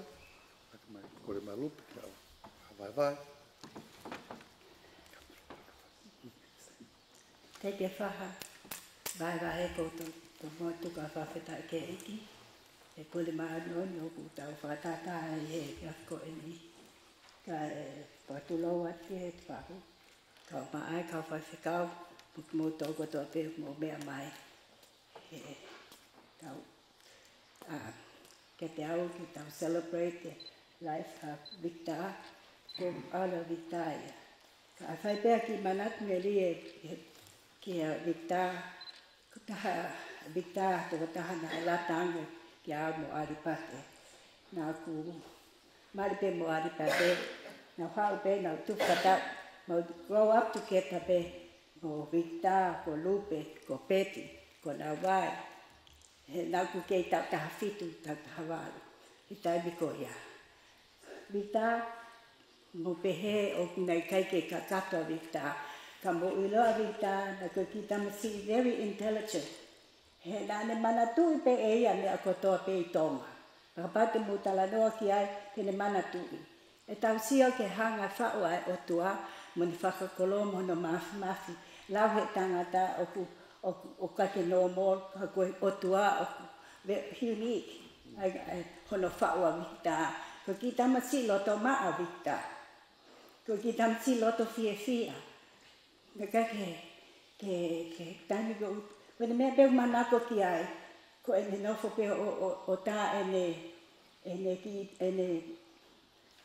letio va no ba mo ne uhiva pa ko na me be fa mo ari pate ko fa kata pe mo ne a kata pa ra be me ka ke so sa ai o pe ma vita ko ha ke pe ai ko ki tamasi mana ofa pa le mama pe a fine e ki ka te au. Ka ia aho mo si ofa ka vita. Ko ko fa mole en kana wai pa molupe. Tono no ka i olato wakaya vita. Ko hipe he ko na whainga ta ke. O whanonga. Ka ko vita une hanga whatata mai ki tau tōru. Ai mahu inga. Ai vita ko ki tamasi fia. Ta ko me na manako ai ko aroangi ko mea pe ko ngahi o ku ifo ia te Victa ia. He nā mautup whakataha ke pehe o nau ta utu pe ki hai. E manako ma pe Victa ki aluangi ki aki. Ke tā e nele te opa ma toki o whakafua ki a Victa. Kai ke ko si ala Victa ia nonga. Fiema'u e toen ki tau tonu. Ke tau hanga teu aki ho tau ahala ki he Portugal, lau kia folfola o teu e ki ba tau tonu. Ke tau folfola. Ka whai pe mua ki tala mo numa popoa ki a lupe mo nalson. Wa tawangi e ki ke ne. Ka tawhi mai ne nonga, mo ni Fiema'u e. Ka taha mea ke ni whakanonga ho tau loto, ka koe e ki pe. Koe e te sound true comforting o me e ki ma pe. Ke to loto ia te ki moa. I he mea kotoa pe, ko mā vai o koukei. No whoni pe koukei hoku loto hoko ofa ki hoku mari. Kai te ato taha ki te whakaua a hoku mari.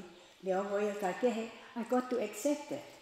Ko uhi ko purei maa oni ai o tua o whai. Ko ia ko ofa lahi ke te moa. Nā vai ka te kalupe, ke ofa tu. Ta oa nā whaipai batu mo si ili aki a ngeau. Ka mo ofa ange pe ka te au hako kei hui tau he kai keo toi maari au. Kai keo toi maari au ia. Neo mai hau hata hei kai. Whakahela to ai ke te to whakahela te whakakarenga mai ke whono ngā. Ko Fiema'u pe au ke langa i te ohi moku e ki. Ko ia tu a ofa atu. Ala bita loka. Kore ati kau hiwa fofuanga, hu mai tau hiri. Hiri au kore ki talaisi whekau. Karaki lau mai o tuka tau koloa. Whai loko. Ala.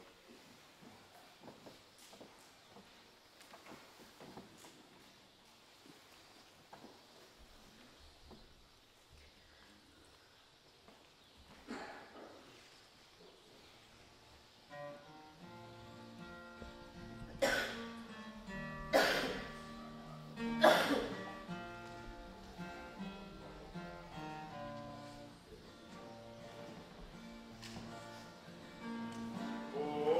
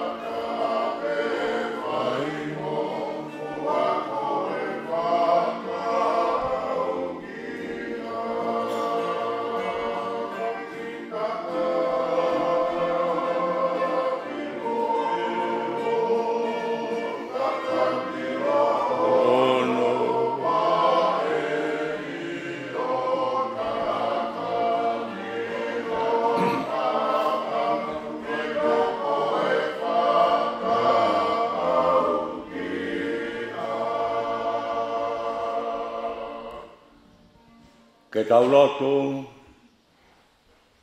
hau ke te au. A ki mau tolu kotoa pe o ku whakaong sia mo mapatia. E te whakamālolo i ki mau tolu. Ai e kui oka ki ati ki mau tolu. Pea mau ako i a te au. He kou whakatak. Mo anga whakatua. Pe te mau ilo ha mālolo. I ho mau lau maari ai. Ka inga ko i oke aku o kumolu. Ka venga. Maa maa. Amen.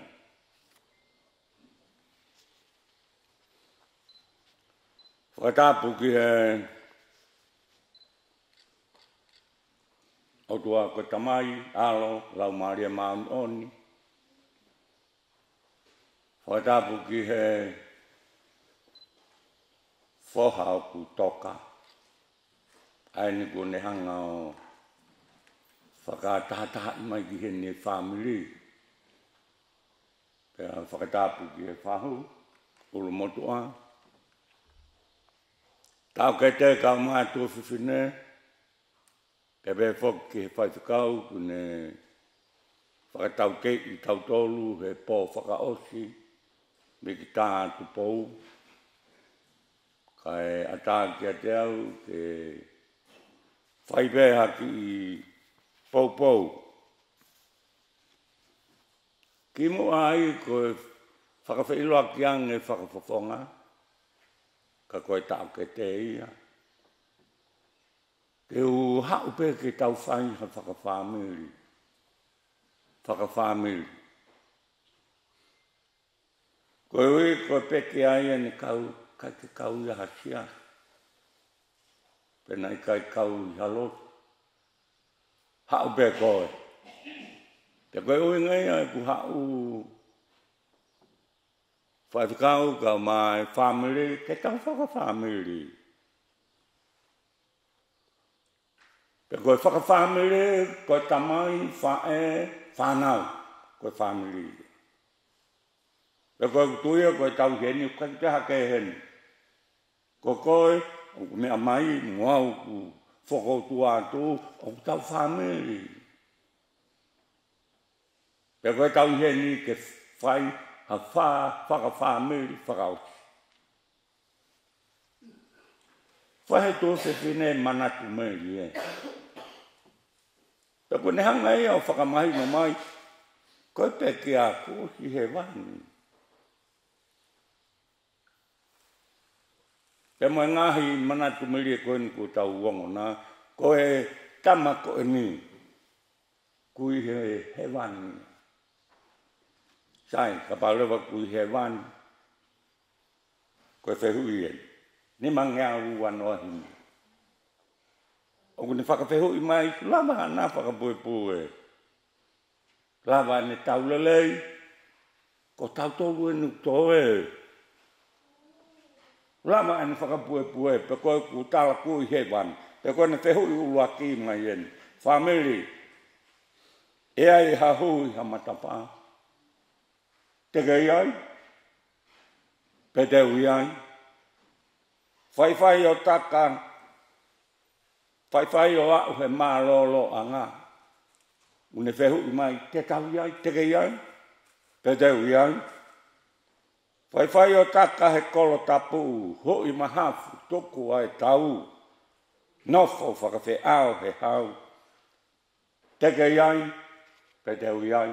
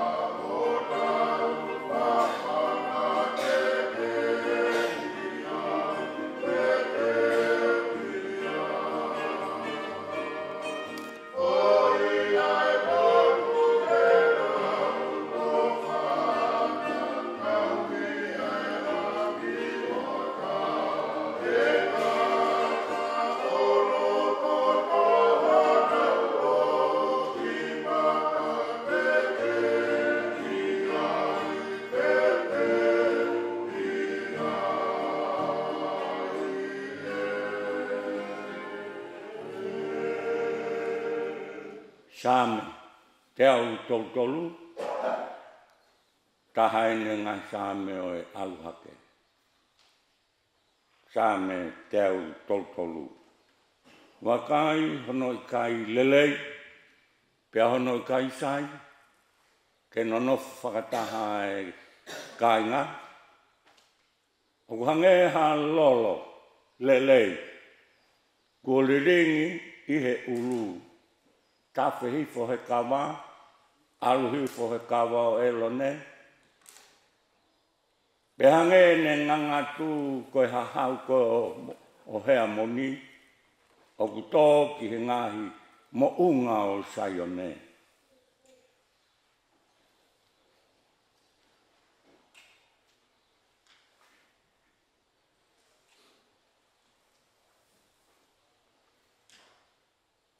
Mo unga sayone koe mo unga ne whai hono tūtū ni e he otua.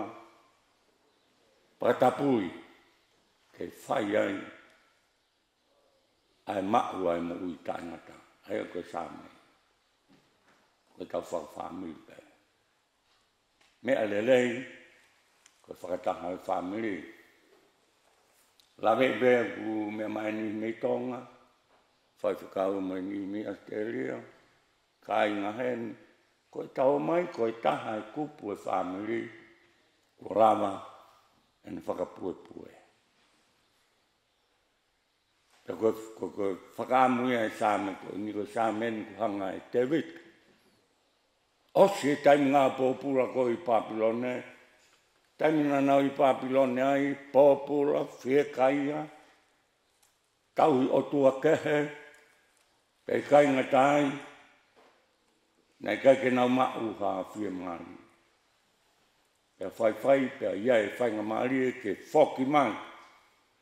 Pea koe whaoene te vita I sāme koe. Koe tau whoki koe ki Jerusalema, ki Saione. Ai e tau no who koe whamiri. He kua osi e nofo pōpura. Mo e nofo whiekai a. Mo hela I a, mo e masi wā, mo e hāfua osi. Koe nku tau whoki. E koe tau whoki, koe mea ne hanga whakaamua. Ma Israeli he whoki, koe tau whoki koe ni. Ke tau hange, ke tau koe whamiri. Pea tau no nofo whakata. Wheo fo whani, he taimi ko tōpe. Pea koe no nofo whakataha perewe whamiri, ku hange halolo. Hange halolo, o kuriringi he ulu. Koe lolo ne ngawe akia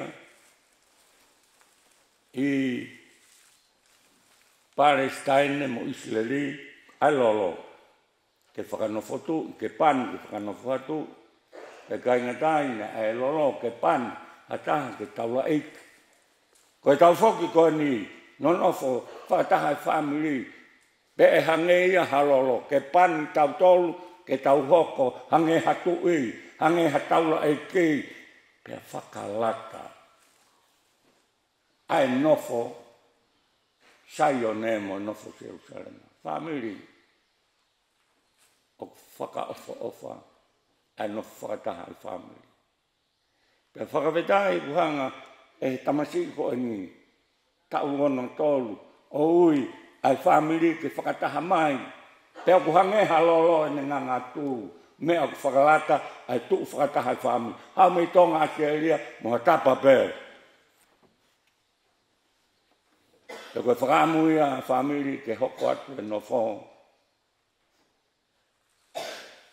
Ku whai he o tua ho tau whakanofo no whō ke tau ngāu e whakataha mo whewho whani, he mea kotoa pē, te hange ai ku whakanofo tau tolu ke tau hoko. Hange hatui, hange hataula ai kei. Koe uhi pē, koe lolo, ku liringi mai, ma ki tau tolu e whamiri. Ko lawe I pē, koe whakafofonga, nā son, kono tehi nai. Ko si te kilupen, koe tūwhiwhinei. Ne hange pe naua. Hange pe ana soni hatamai. Hange pe te kilupe Tupou. Koe whae. Ki hona tua ngā. Pakalata. Koe pe he nofo E family.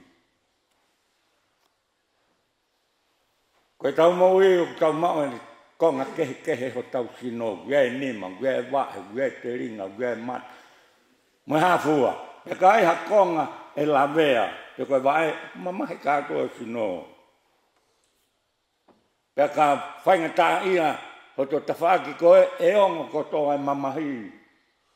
Koe ngai no fwe whamiri ke behe. Ka la vea hakopu, e taha, pe koe tamasii, pe tangata eiki, pe whine eiki, koe hungeu tau heni ai, pe oku tau kau he mamahi mo e uhu. O kui kai koe ulu motu a pe o kuhu. O kui kai koe tākete pe o kuhu. O kui kai koe tōwhiwhine pe o kuhu. Mohai e whamiri. I kai, koe tau heni koe whakawhamiri. Kauhu. He kau ngā mamahi. Neongo e tau he henga. He whonua ko ini. Whakalata. Ai nofo a whamiri. Ke pehe. Toke o sini. E wike lotu ai merino. Ke whenga ke merino a mamani. Merino a family. Merino a api. Moha tapape, ke merino. Pe koe merino ko ia hei kai lava ia hea mea whana.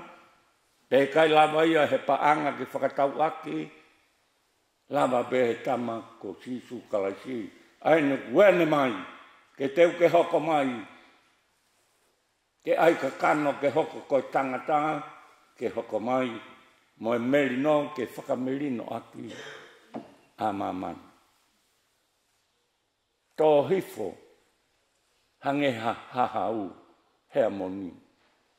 Pea tala malewa he vesi koe ki mui. Koe hahau koe o hea moni. Tō ki he ngahi mo unga o sai o ne. Koe potu ia ko tōtō ni he o tua. Ke whai ai. Ho nau whakamonu ia i. Ke nau inasi e whanua tala o whana. Ka pehe nofo family. Ke hoko mai hahau o hea moni. Maa lahi. Koe lau maria maa no ni. I mo unga sai o ne. Ko ia moau. Koe potu ia ku whaihe i ki. Hono tōtō ne i. Ke tau lava a usi ai. Ai mo ui tangata. Tala mai mana tumerena e toki o si lava. Hana whakapuepu. Himi koe ni. Na tau toki hiwai. Hani kakai te nau tui tua. Tō mui. Teke ai. Peteu ai. Kau he tō mui. Family tonga. Moi tau taka he whanua koe ni. Whakapuepue. Hani kakai te nau tui tua. Tō mui e kai lau. Kai toi lava. Koe taimi bēn. Tau hangahake o tāri eiki ko si sukalasi. Hange koe pou ku whai. Ko ia ho whakamui. Family bēta. Puaka whau ne lata ke a sisu. Family petani. Maata mo mere. Mo lasa losi. Tuanga ane. Lata ki ai. Mohe ki ai. Kake toi ha family ia. Whaamo tau ngā family ke hangi koe ki family petani. Ke lata ke a sisu. Ai ke lata sisu ho api tukue ke. Tukue kaha mo e loi. Ai ke lata sisu i api. He koe mala e tau ia. Ko tamai mo whae. Huse pāniti mo wife. Mo whanau. He kuonga whainga taa ko eni. Lata si ko hai uine ne lata ike ki family. Tala noa meri e pea suka. Koe lau maari e koe ku. Haere atu mo sisu. Koi o peo puaki mai. He ongo whawhine. Mo lasa lusi. Tala noa pe. He wholo. Tala noa pe. He kōsito. Ka te whaiha tala noa. Ke lau itaha. Talata sisu ki ha family. Oku merie. Pe he tala noa. Tatau e mea ko latu mo ia. Me mea koe ku nau nofo mai a ki. Lata ke albiai.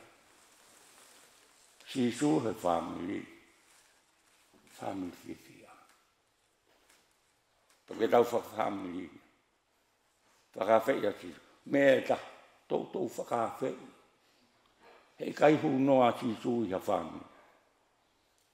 Ka koe pau ko ho loto ki ai o whakawhai sisu a te mai. Tau hanga e hongo whawhine o whakawhai sisu a te mai. Ko ho tua ngā neo puke. E awhi atu a sisu mohe rata ki ai. Wike peki a. Pētani pe. Tempare. Pētani pe. Tempare. Au ke aha osu pe haere hake. Na i pētani. Whai ei haere. Whoki ki tamai ki he man. Ko e. Ki wahi pe e mo whakaamu whai atu. Ma tau tolu ngā family. Ko e whaka family. O ku tau whai. Ko e family. Ko ngā mātua o ma whanau. Ko ngan. O iawe. Whai ngā taka atu. Wā lau e family. Fiema'u. Ko sisu ke ulu. He family. Lava ia. Lava ana. Ko tau tolu inu toe. Mo ne lau koe. A moli toni uke. Awelelei. Ko tau tolu inu te ke pau. Kei whakatoe mai. Whakawhetai awe ta. Kai tuku e ta. Ko tau tolu inu. Ko e pou bea ku atu. Ma tau tolu family. E whakafamily o e whiawhini. Ai o tau family. ke lata kia siso, pe a whakawhi kia iki, pe tu ke hoko mai e lolo, o e meilangi ke whakapani aki tau tolu, ke tau hoko, koe ka kai a ana. Kore ke tau tau hiwa, ni mangeau, hiwa ngā fulu mātaha, nima, hiwa, taha. Ko hai hata, e peki mau pē, sisu pē, sisu pē. Si a kai ngā i kai ngau e, sisu pē, sisu pē. Sisu pē tēnā whai ke osi, si toki ofa tai moku e. Tu mau i he aha kovi, sisu pē, sisu pē.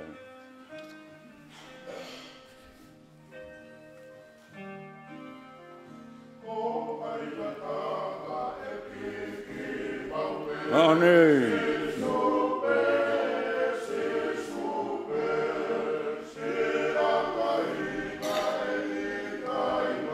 Agora mai que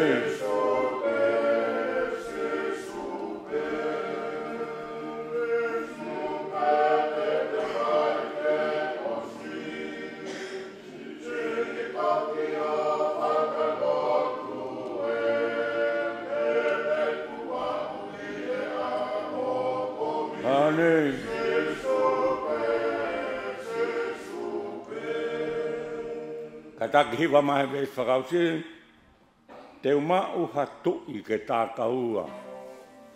Sisu pē, sisu pē. Eiki kai anga whakatu, sisu pē, sisu pē.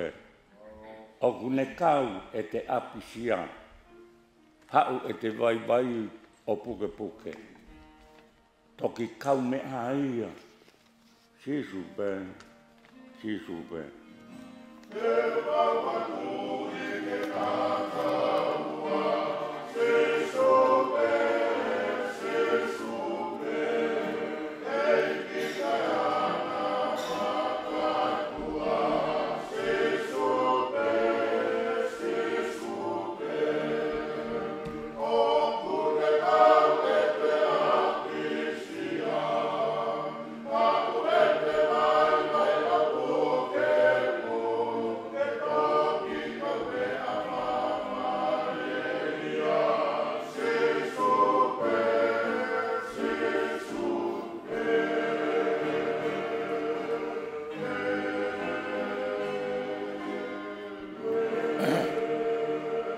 E tau lotu o toa mafi mafi. He kai lava ke whai hao whakalangilangi o ou. He oku kilu kiloa. Oku tai mahaku lea. Pe he kai te maulava ke whakamalo koe. He koho ofa. Ho tauhi oku tō nunga. Ki he kauta e hounga ia. Whakamore more atu. Mautolo e whamere. He kui kai te ke lata mai. He ku kehe e mau mo'ui, me he mo'ui a au. Whakawhetai koe whakawhamere. O e whiawhini. Victor Tupou. Ko ne hanga ui. Ai whamere ke mau whakatahataha mai. Kua lava hana po pura. Lava ene whaingata ia. Ose nofo mamahi. Ose nofo puputu i mama osi. Toka, mohe, Fiema'u. Ko mautolu e nia. Aini ku kei mau whainga maari e. O ku mahu inga. Ke mau hangai koe whakaamu e sāme ko eni. O se pōpura i Papilone, koe o koe ni nofo, ke no nofo whakataha koe whamiri, whakalata, hangai halolo, mo oni, mo mahu inga, ke lireni mai, ki ho mau ngahi loto whare, mo ho mau ngahi loto. Hange ia, koe hahao hea moni. Tō mai, ki hono ngahi, sai, funga sai o nei. Koe potu ia nā ke tala ofa ki ai e o tua. E whai ai ho mau whakamonu ia. Pela mai ke mau mau, ai mo ui taenga tā. Family whakaosien. Ulu mo tua tāke te tua whiwhine, mo te hina, tua ngā ane ko eni. Oku ne tāta alo mai, family, mo whakapuepue, he kua lava, he ku whakapuepue aku. Pea koe whainga maari ei o e whiwhini, o maua mai beo whakafamily, whakapetai atu. Maulotu ba eiki, ko koe ulu o e family, ko koe o taukei he hara whanonga ko ni. Mau ngoi pēnā ke lata, make, family pēta ni. He nai lelei, e nau tari koe. Nai kai koloa ia, nai masiwa, ka nai koloa ia, ho nau lau maari e he lea, he tala noa, he mo ui, mo e tui, mo e whalala. Toa ia mere ene ki i. Ngā ota nai mahu inga taha, koe lolo, ala pasi tau, lelengi. Holo aki hono lo u. Koe o whaanga. Tuke mau o whaanga, tuke a koe sisu. A koe o ke whaiho mau tau. A koe o ke whaiho mau malo. A koe o ke whaiho mau whawhanga. A koe o ke ave e mau hia. Tōnga iho tātātā e mere mo tā ila. Aina li ling. Me funga kolo si. Tuke mau mahu inga ia. He ofa ko ia. He nā ke hoko mai. O i kai teke futa aki koe alo koe o tua pe misa ia. Ka nā ke tuku kotoa ia. Ka ke to'o pe se wani ki. Tamayo e ke mo kaunanga. O ke hau moia ki mamani. Pe ke whai talango fua o au ki he mate. Ka koe mate he kolo si. Whai tabe ki na mai family. Si ngai family ni kotoa. O ki hene ngai tamai. O ki hene ngai whae, o ki hene whanau, o ki hene whakamokopuna. Ko lava ai tamai a koe ni. Wiki tā Tupou. Lava ia. He kai ke mau toi lava whaiha mea maana. Te mau manatu bē. Kako ki mau toluni. Koe mau family, tuke hoka mai lolo. Fungania e whiona. Whai ho mau pani. Ho mau loto, ho mau sino. Lau maari e. Ke oa te mau kei pōpula ki a ngahala, ka mau taua taina ki a mā oni. Whataha mo sisu kalaisi. Aena e pekia, koe hui ko ki mau tau. Toi ngai pōnu. Moa pongpongina whok. Moa na teu ke whakahaere atu. Whakawhoki atu e hako ata mā whoki mai. He kua ke tau koe, moa noforangi. Pai tāpikina mai, ki mau tūlin kātoa. Ko lo tu yo whaiat, si su Christ ko alo, ka ko mau whakama ui. Amen.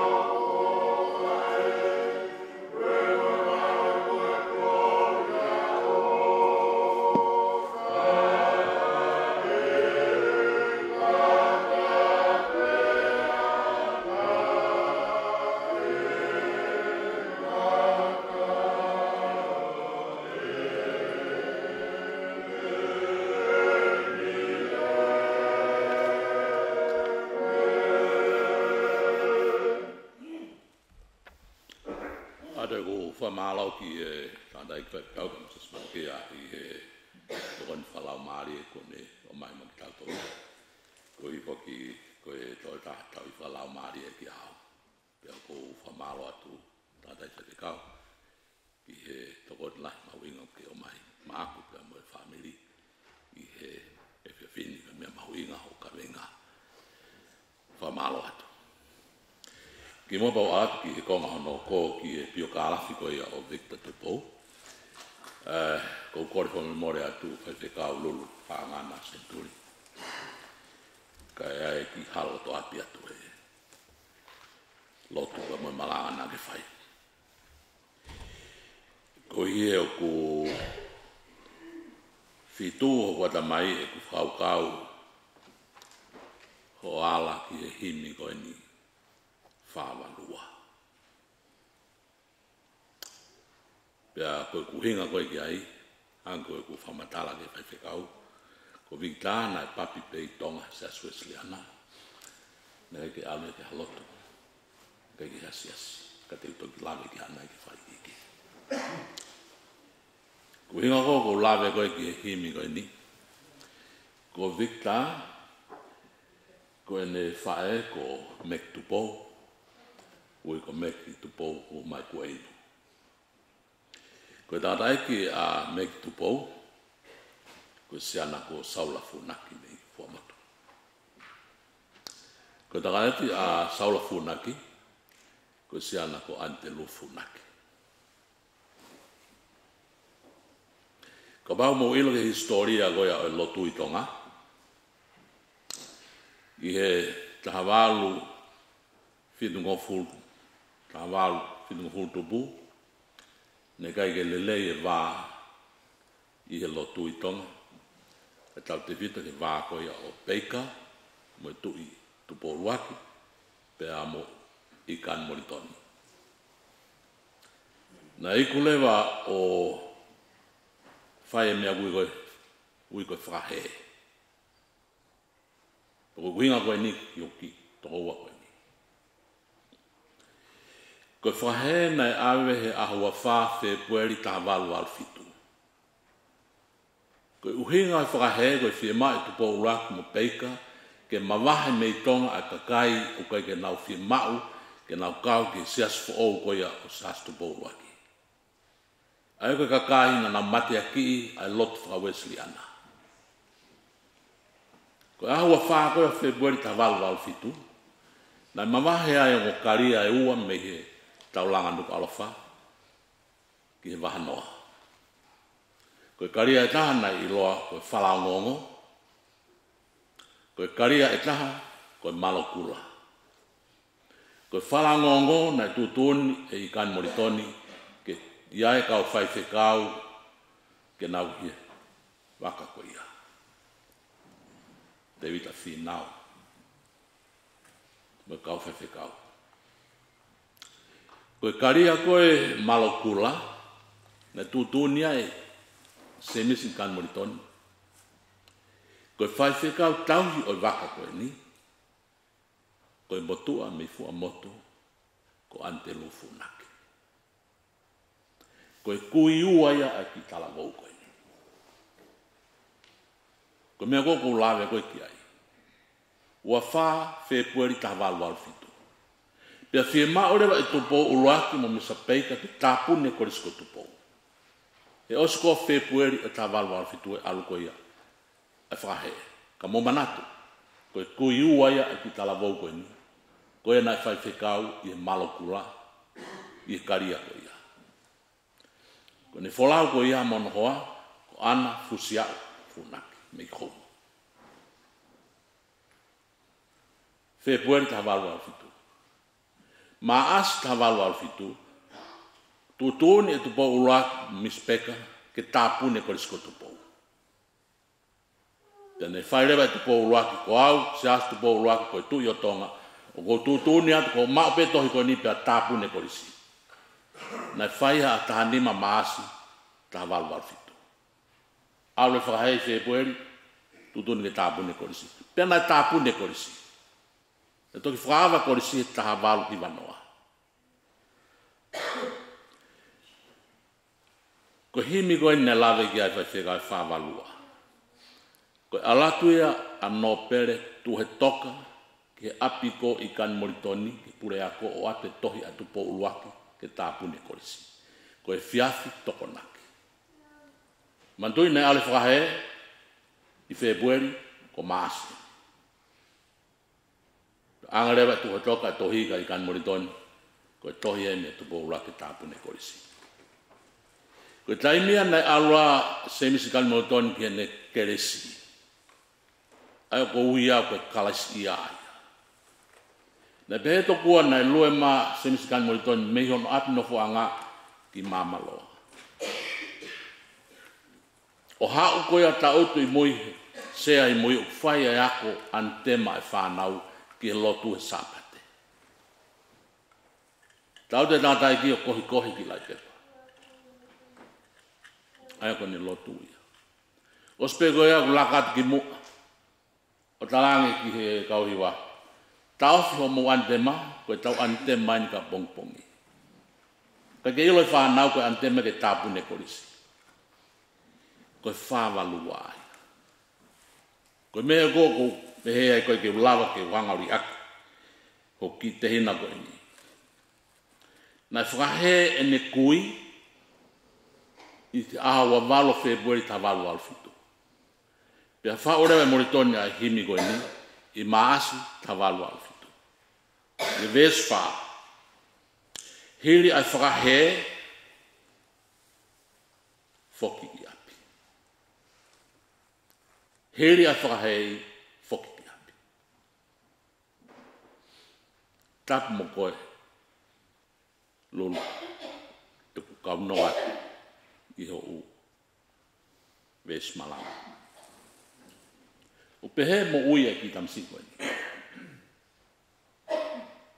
Heri a whakahe, whoki api. Ake ku hinga vita, ko kui, hono ua, na aike more ene mo ui. Ka nai whoki mai ki api. Ku whanga te whatapu. Kon more koe ki kau noa me. Koe hangai koe ves malanga koe a semisi kai mo toni koe taiwa noa tolu. E si, koe kai whoko ki Australia.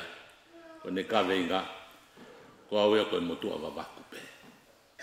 O pehe koe wawaku koe ne lotu. Koe more atu. Kau hoko atu ki e kawe inga ana hoko. Ae koe pio ka alafi o Victor Tupou. Ja? Sa. Ko hinga o lea koe ka te kia lope ko hi ko ki maua veo ke toi whanau koe ia. Tātai ko len Tupou, pea mo mek Tupou. Ko vitana e wharei I a whāno ve matahi wano noa I vaiola motu. Pea koe mena e hokona e iai e Fiema'u e toke tā ke wange mau whae. Ko hi koe iai whaingata whasino I ene fua koe pepe. Pea whaelea tutuni a toke tā, ke tari ke pālang toke tā, ke aluange a tā, ke whaeane tutuni. Pea haurewa pālang toke tā a noko, koe mahi na ono ia ki tamsi. Ke tutuni a toke tā, ka pahe kai ke whahatafa, e lawa ke pekia whae, e lawa ke pekia mo pepe. Ke toa pepe ki tua. Ka mahino ka ia hataha e mohu. Ma whaerewa tafa koe haa whāno vema. Tai wano noa. I hono ono mahina. Ono mahina. Ko ono mamafa, na pāni e ono. Koe hāno inga, he ko au nau tu hi o kei tau si. O tari aki sino. Pa mawo me kaune sio ave ki. Whare koe whangi pepe. I he taimea koe ia ne kai kia ha mea lelei ai whaito oi tonga. Kai kia ha mea ke mana vai ki tamasi mai nai ono. Whaere mai nai ono. Kai kia ha mea ia ke huha whaito o ki loto. Hala. Kai kia ha whoi a kau ia ke wholo. Kukuila koe ia ko au nofo mo ia. Ko mea bena e mo ui ai, bana e nofo i whare mahi hono tau. Taha mo e konga, te toki ngofua ke mawahi ki api. Ko mea bena ne mau, tuke he whangi fo i a kau no ia be, me whare mahi. Ko kuha o tari hala tau wha a hau he taimi nei hau ai a hua kau me piula. O mai fo i hina, pa lua mai mei ai ke whare mahi, si whawhanga ia. Ka ke mo i nere ma whae. Ko hinga ia goe, na ala vinta whae nga mo ui pehe. Te tau fitu, pe hau rewa ni musilani. Pe i hono tau taha nima, mo ilo be anga nofo muri. Lahe ngai whatongia ta mai me whae. Ka tau te fito ai Fiema'u e ku ngātua, ke u mau ha mo ui o lele. Ai ka uhinga ke tokanga ke ngāua mo aka lele. Pala ku kore lewa ke whae ke a meke. Ilo ke mamahaki, ko tanda i ki o ngāua. Ko ke ataha ke tokanga i ki ramsi. Ke veke ke whangofua ke whanga awe ka wheitu. O tuku ai ke nofo ai. O tala mawaha vi tā ko ia no tau ni ma. Ko e kautaha ko idea services. Alo nofo ai. Ko nofo moi he wheitu ko Wellsford na peki ai ko ni he sāpate. I Wellsford. Ko e tau e hanga whuntupo ni nofo ai. Ko uhinga ko nai awe ai. Ko uhi kai lava ke whai e au e mea ko nai Fiema'u o mātua. Ko hae mea nai Fiema'u ke whai e. Ako. Ko nā whai le vai ako. Ko os Fiema'u. Ko hea taha i winga nai mamake mo whai e ngoi lauga te pialo pe nai dialysis mita i ufu. Ko ngā rewa ki tu whine ko kukore ki ai. Nofo me he ako, hau ki whane maha ki tau he tau whae me moni te sāpate. Kai ha, kau angwa wako. Ko Fiema'u e whine iki, ke hoko koe loea. Ko hae uhinga. Ko ene tangata iki, ko saula funaki, na e loea i tonga, he tau e ua wha. Pea whare area he tau e ua noa. Ko tangata ko ia na alo ako i niwe ngatoni he tāwalu hi wāno.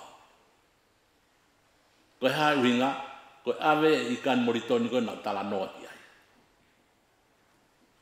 Ai foha ko o ante lufu naki, o awe ki Australia tāwalu i wāno, o ako i niwe ngatoni, pia foki mai tā i wano noa. Ko tamai a ko e mau whae, ko mek Tupou. Pia haurewa vi tāki heni o nofu. Koe ngai whatongia ke heke, koe whatongia ku whai o ki tu whine, ki mātua, koe whatongia ke whai ea. Ko whai e whenga, ko kuhinga koe ni koe pio kālafi vita, ko auia. Ko pukako o ku, ko vitai. Te osi koe ku whenga whata mai, te aho koe ke peki ai koe mau whai. Pa walatu ki ai ta mai. Mo vita ha fu bai. Mo vita ki ato malolo na sipuki. Mama be goia o speki la hoa peki. Ka ki mo ai ko lea e fae ke te au. Na le soni o ka ki ha mo ua o ki ata i mama. Ko lea ua ki. Ua, toka ngai o ki toko ua mo ki tuwhiwhine. Toko palomesia na utari, me aho ko ia, wao ki ahani. I kai ki holo mui mea. Kare manatu hango e lauga e. Heri ai whakahe, whoki ki api. Ko anga e mau ki mo ui whapio ka alafu, o tangata kweni. Mo Victor Tupou. Ai koe whakamasiwa lahi o hoko. E si te kia e ne mohe po sāpate. E ne whoki atua mi a lope he tōnaki. Ki o nau api Wellsford he tōnaki. Ka i he tōnaki. O ware au kahe ake telefoni. O kua he whekau ai. Ko Victor. Loia, ia hao taimi ke tala noa ka. Loia, ke lea mai whakaku ki a. Loia, usai pe o lavea o nima. Loia, te itari atu peke ke lea mai ka. Mā koe fo i loia walu pe hongo furu.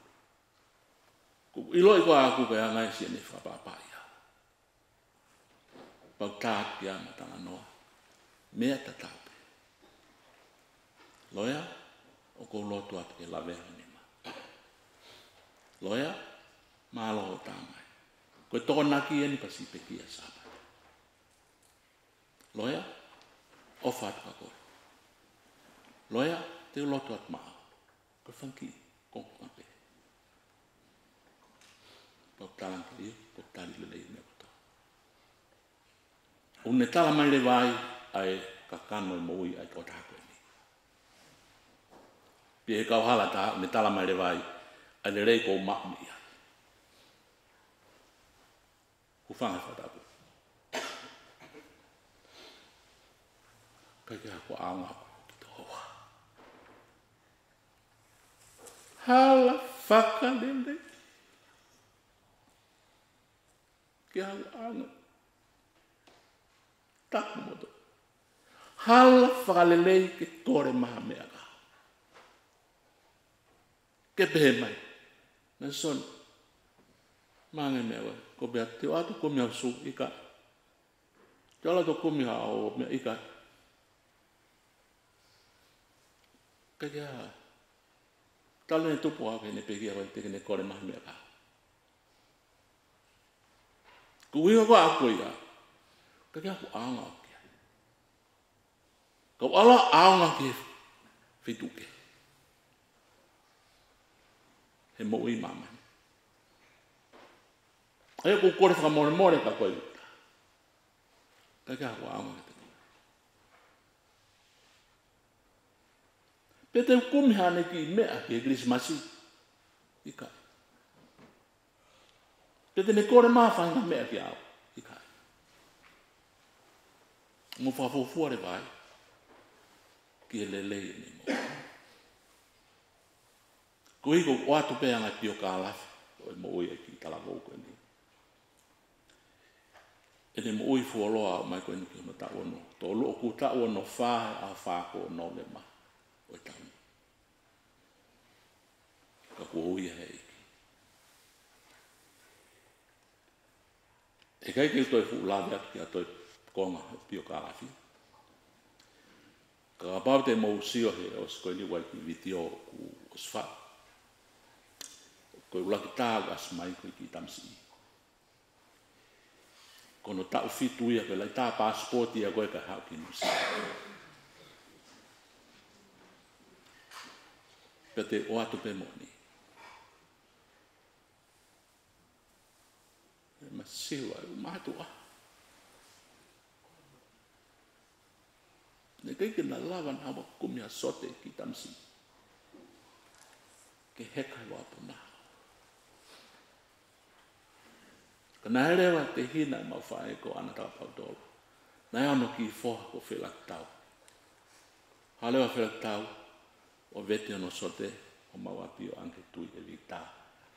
Ko ike lava, o whaafofa e neheka mai wapuna. Ko masiwa e na mawiai. Ko ika ki masiwa, ko masiwa ane whako. Whamoremore atu i tā, i a ngāhi o ngāhi. Tōno nou ke te koe, mea te au. Pe whamoremore atu ke lupe, i a ngāha. I kai ki le rei. I whawhea ngai ki anga o whanonga. Whamālat pa te koe te orupe ka tō ngai ki tō ngā ne. I e mea o tō pe. Pea whamālat ki e ngai whae, i whamiri, ngai tamai. I ofa na mō whai ki tō oua koe ni. Kai kai ki ngālo ia. te kia tō tā kia wāanga ko ki tō wawe. Ko āma mena whai ko whaawi ki tonga, mā ewa. Ma whao ki Australia. Ko kuinga ko aku, ki aia ahpa ne kore maha mea ka. Mai angeha su, mai angeha sote, mai angeha mea ko ika. Ko kore nai whai peka te kone. Te lobe, maanga kureti o, maanga so ata. Keke whai mai ka. Ko mea rewa nai hoko, nau talanga leo ka te kalupe. Ko mōkoi ki he toke tā, mōkoi ki he toke tā nifo, mōkoi ki he whitu pehe, pe talanga leo ki rima toi moaka. Ko ike oa ilo ki tā, e ka pane ilo, te tauwhia ia. Ko ngai ene ofa mani whapapa ia. Kau pehe e ku whenga ki whapapa ki mo tō family a hon. Lama me tonga pehe me Australia. Me whitu keke ko mamana. Whamre mora ianga pana kia halea tā. Kau kuku mate ki o ki toko ua kai kia wāanga ki hai. Whamre mora tui tā. Mālam. Koe konga hono ko ko kore ki ko whanga ke mai haki iwa. Osko iata ki o kore ki a ulak mata tā pautolo moala. Pea mo ni whanau ke mo mea mai ki muan. O whai ki manatu meria. Malomo anga whai whekau e kei tatari e angai polo kalama. Ka koe aroin ki manatu meria ko i koe pāwhena hiwa a toi hoa ta. Osko ai whai lewa tau whamawai. Ai koe osko ia ulak mata mea mai.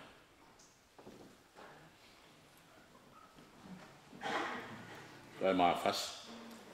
Osko au lak mata, ka te mai pet pālerei. Weta. Moe whanau koia moe haku o Aristoai pālerei. Pe osko ia, pe hoko mai ai family koia o Erina Popua Centuri.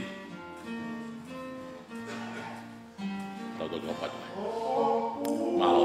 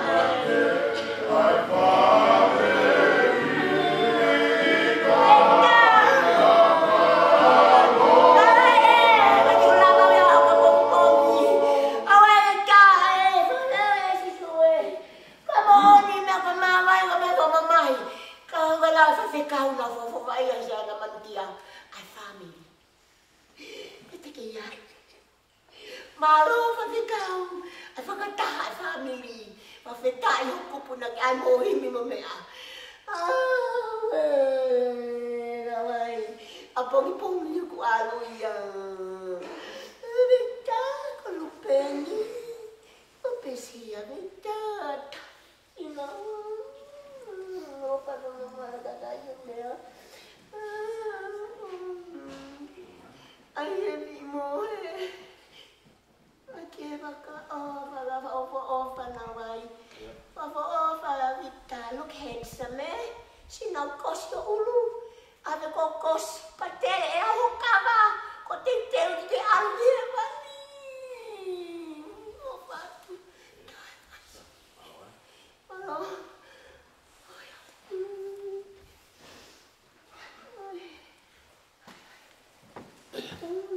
Ko ulag mata ko e whanau ia a ana fusia o Takapautolo. Ko si ia e mawhae. Pea mo sian Takapautolo. Ko ia ko kore kia kia skaba ke te umarewa ai whamiri mo e hako ko ia aristo ai whalelei.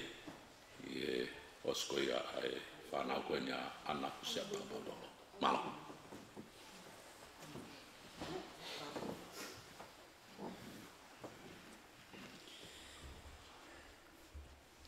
Ko le ke o whakamalmalu I he whakatap kakato ko tāla mo kāpui e hao whanga koen.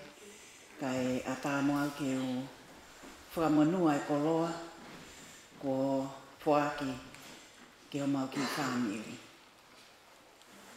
O mooni ai e lea tonga.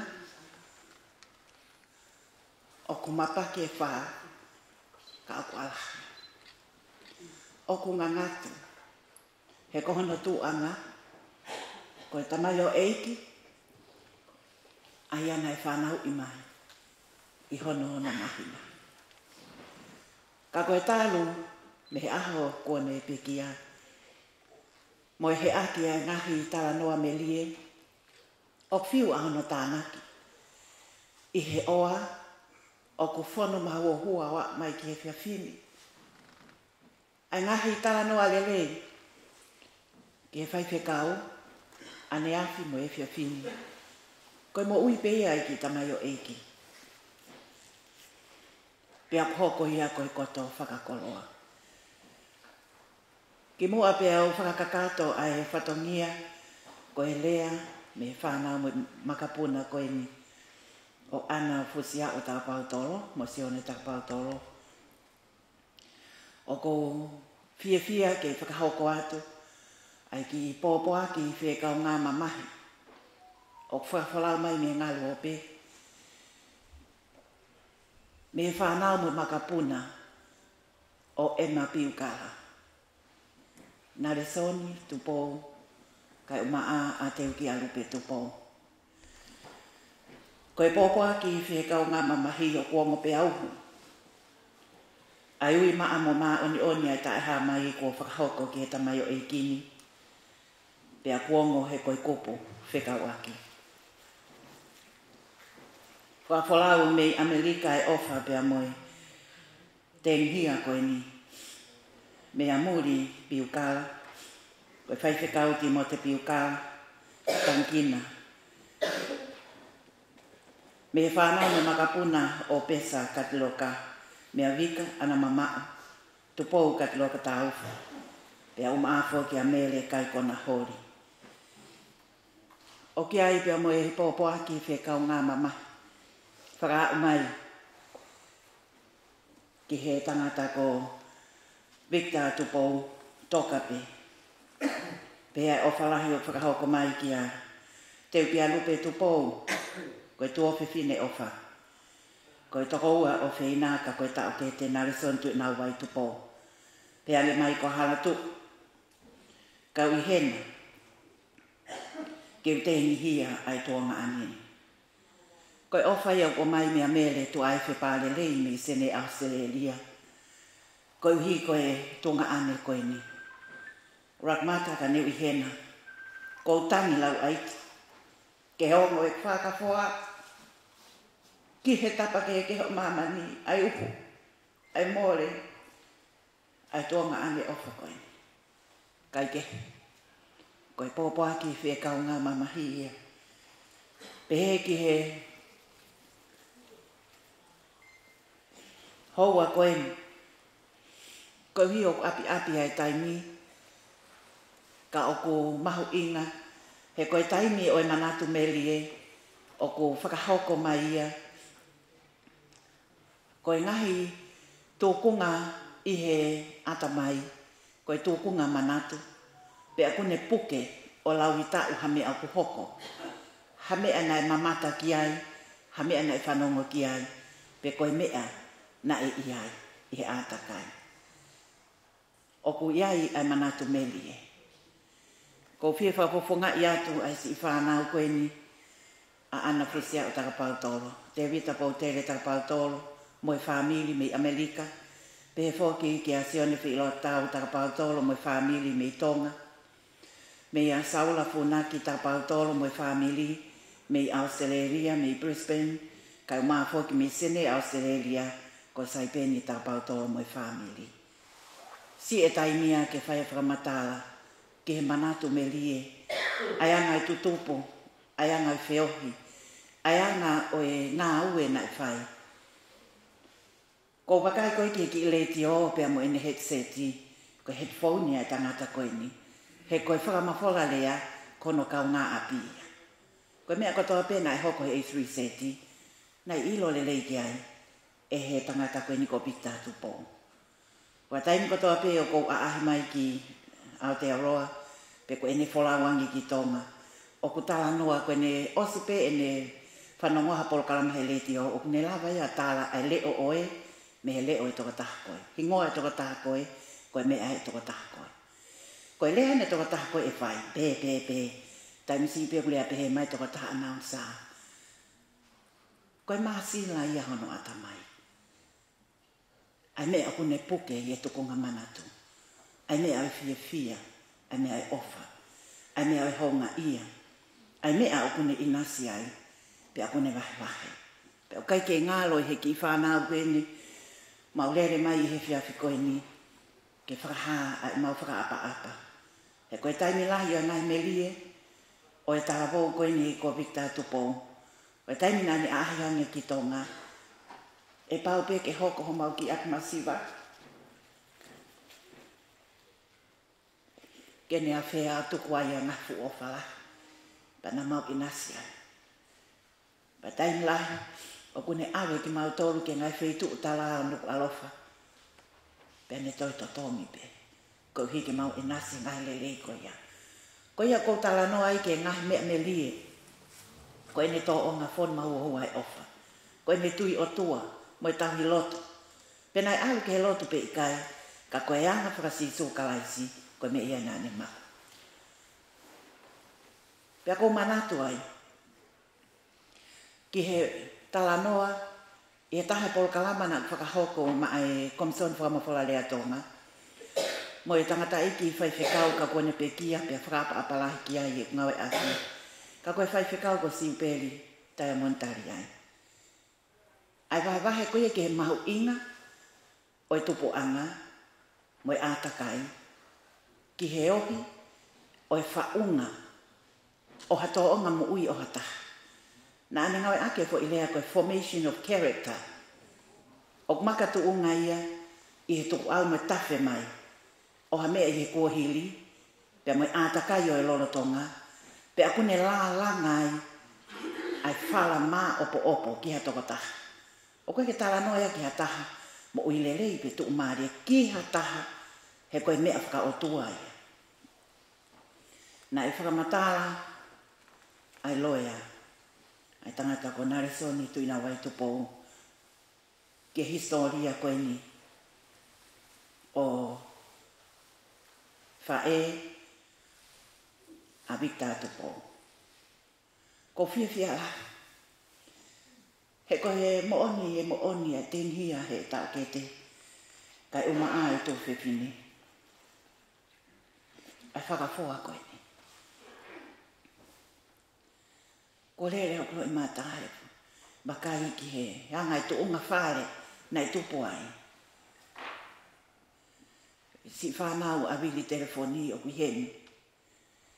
O kai o whalahi ke te moto. O kia ia e tunga whare, o o e api ko haalango au ko hea tuunga whasia i fua amoto. Laune, kai uma afo ki a tau ki whare tapu. Whaiwhekau, saula funaki, fifita. Tau kau whakatahai e whiak koe ni. E kuongo pe auhu koe kupu whekawata. Pe au koe ai whia neongo ai mamahi. Ke wakai, ke ngahi ātakai moe whare. Na e tuku au mai mea i e tamai, a meki, wohu mai ko inu Tupou. I e whamiri o ene tamai. Koe whamiri wha ene tangata eiki. Me he uturangi waka houma tonga tapu. Ai o ki ai haa Tupou, mo haa hoka whono. Pei kai ke ngalo, a tau tai hoko. Steven i tākai tāri whinau kone pekia. Iai pia mo ki nau tōru, a ngahi tūnga api ne whai kia e wha aahi e mau tutupu hake. Pia Fiema'u pe ke whai ewa ki nuku nuku. Whanau me makapuna o laki niu. Te kai ke ngāra. Koe ngahi ātaka ia na e ohi ai. O tuku au mai i he lotu, mamahi i lotu, tauhi lotu, tauhi e whatongia ke hau eiki, pea tauhi e whatongia mo e whakaapa-apa ngai nofo e tonga. Kei puke puke mai e. Koe whamiri o i wha koe ni, a meki uhu mai ko inu Tupou, me pangai hapai. Ngā tū whoki e se asu e siriana tau taina o tonga, ki he amanaki o e whakailonga, ni manoa tau o e hae kolos whakamisteri. Koe tunga api koe ni, api ko tāmaskusi, pia mo tāri o e lot whakaristiani. Tanga noa ai loia ke e nefia. Pita vi la. Pena e whaaui pia ke whakawhai ke he e naek ani ihina tau hingoa ki ai, ko pita vi li kita. Ko tangata ia nei whakamot ni ia e lotu whakaristiani. Nofo i pangai hapai, kai tupu anga ia, me whare peo tu i hangana, me talaheu. Pena e whoki pe, ai whakamoonio e lotu ia ki talaheu, ki haana. O whakamot ni ia e lotu whakaristiani. Ia e whine eiki koe ni ko ana vi, kono te hina, a mele sisi vi, ai a tupu ai a meki, pe mo e toe ngai whanau. Pe iai ki mautongo. Ko ana vi, nai kāwia, i he uhu hengi koe ni, ki he whare lotu, whamanatu se astu po uruaki, ki pule laa. Pe nai kau he mātā tonu, pe mo e whaiwhekau, i a taimi koe ia, ko whaiwhekau kalawi te uhila ka kuane pekia. I he haa koe ia kolos whakamisteri. Pe nai ai ono tāla noa, o e hengi koula koe ia e lotu, o iloa ai siasi, ai otu hapai, pia motonga. Haa pe kolosi, i kāre vare. Haa e kolosi whakamisteri, i pangai hapai. Pia koe tala loto koe ia, ai to whanga mo toloto mo nu ia, i he tafe, o i kelesi ai eiki, pia mo ui ai. Ai tok tangata mo i tok tangata. Hei tau mo ui pe koe hi koe kelesi. Kai ke tau mo ui koe hi koe ngāu e koe tau whai, te ria na pore ai hata. Pia koe kolosi i whakamisteri koe ia. Koe tupu anga ia, o e whae, a meki wuhu mai koe inu. Pia koe whekau aki ai ango haa koe ni, o kune la langai. O iai, ai tamai o eiki koe ni o tau whakatahtaha mai ai a koe ni. Victor Tupou. Koe fu koloa lahien, ai whewai aki kua whai. Ai ni ki tō onga mo ui. Ai mea koe ne tāsi pinga mai ka te tautou. Tui ki he eiko si sukalaisi. Tui ka ke mo ui. Maari e whau, ai whehu i koe ni kua tuku mai e whai whekau. Ka whewhe rewa a tauwa, a tauwa e whai. Hai mea te tauwa koe. Whawhetai. O mai e tua whiwhine o whake whae tau. Pea talaloto ai ngahi, anga o e wheohi. O wau mai ki wike kōsi. Ke tau kete. Kai o maafo ki a ki tau tau koe ni. Pea po whakamo oni ki ai. Whehu I koe a koe tuku mai. Kai whewhe a koe. A koe ala. O ilo ia. E vikta atu pō. Tala noa e lupe. Aine tāria eki. O kou ilo a hoku hoku I. Ne fua e kuhia. E funga akau. Pea ui ke hau o mau e mo ui. Pāwhita. Ne whanonga kia e tamai o eki. Pea ne mau ai e mo ui.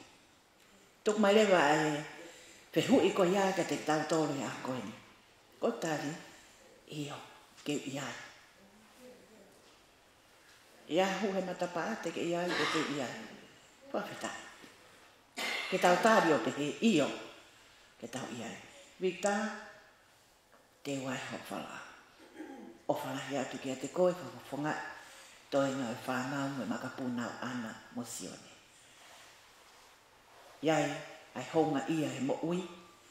E taimi kotoa ko ke tuku mai. Ha ofa ke mau inasia. Tala noa ako ke o mai. O hoko koe ako ke te mauto. Koe konga pe eni o e whanau. Ia e konga nau ke I tonga pe.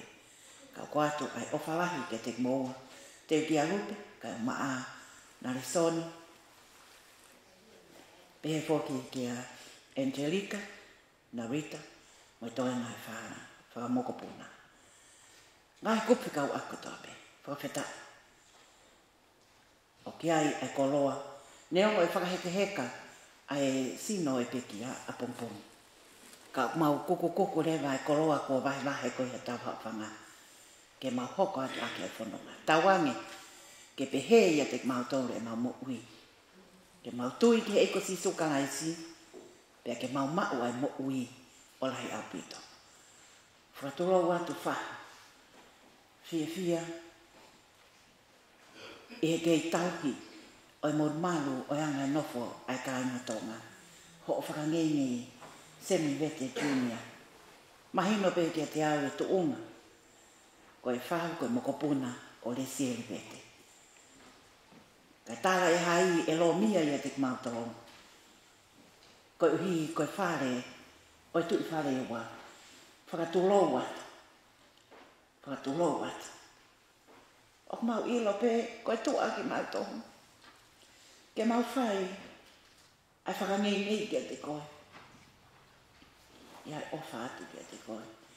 Tua ofa atu kia te koe, mo tahine ko Elisiva. Pea moho whare. Mau lau mo nongo e tapu aki. Koe vai kau aki ho mea he ni. I he tangata koe ni ko Victor Tupou. Whakapeta I mo ofa lahi atu. Lewa hei whakahoha. Kau tatawa atu.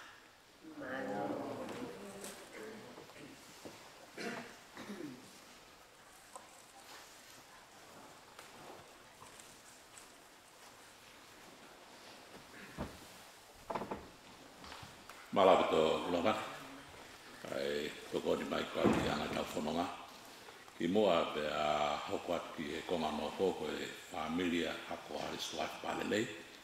Ko aristu atu palelei ko e te hina si ia o e mauwhae a mek Tupou.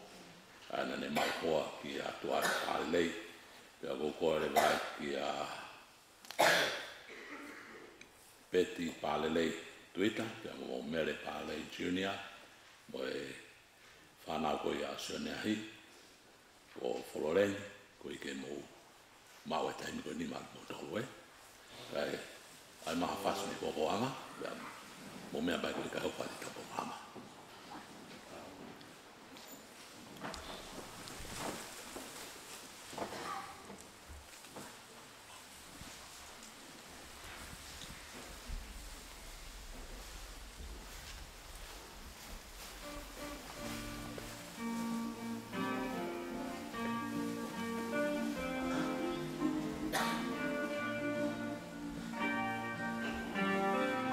Since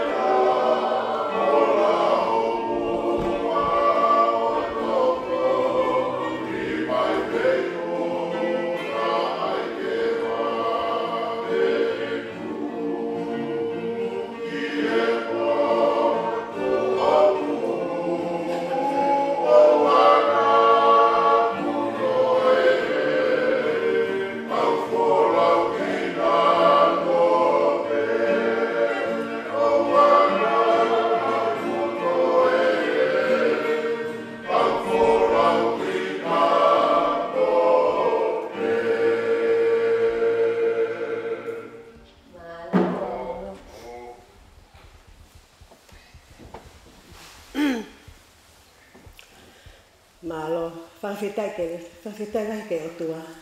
Ko o tua lai. Ta whakatataha mai ko ni whamiri.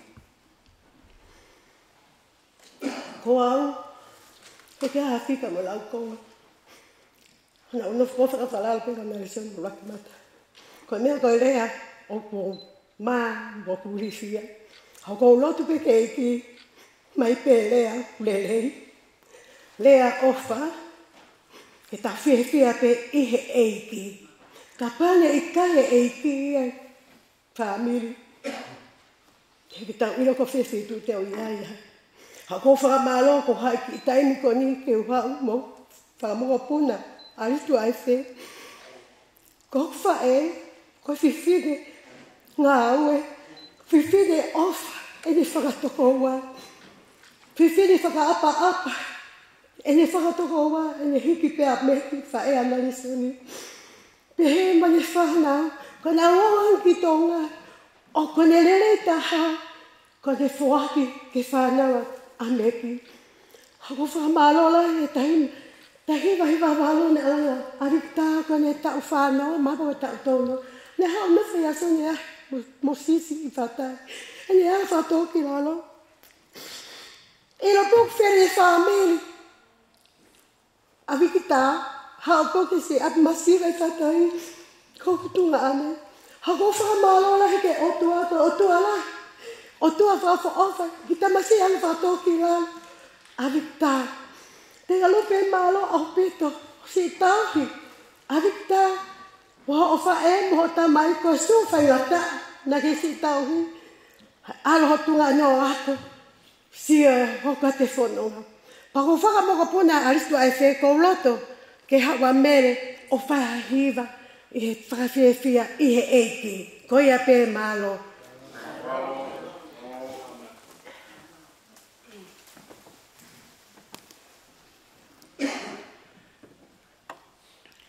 Ki mawa whaipiwa ko whamalo ke iki koe ha koe whataanga tau ia I whiawhi koe ni. Neo koe mamahi me tai whi maharai ko mai tamai ko Victor Tupou ka ku tau ilo pau ko Victor koe tamasia lo to hewan. Amen. Pa tau whawhitai koe ha o tau whataha mai ko tau tau ne whamiri. Ka ngata e whamiri o gihene mahini o gihene te kaunga mamai mai ka maloto whare o e tangata eki loea nare son Tupou ka te ki ano tō whiwhine te kalupe Tupou e ki e whamiri Tupou.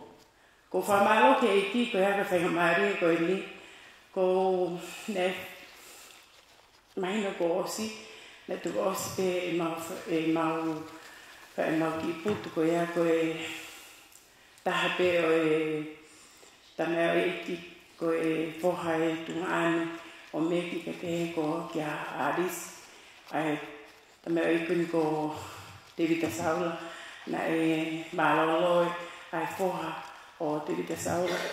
Pea na ui ai mate hawani koni ko lak mate he whaihiva. Pako hiva koni mau whai I he putu te to hiva pefo hiva ko ia I he ta whataanga ko ni. Ko ia he ku tau ilo I he hanga e tau whanonga mo ko ni.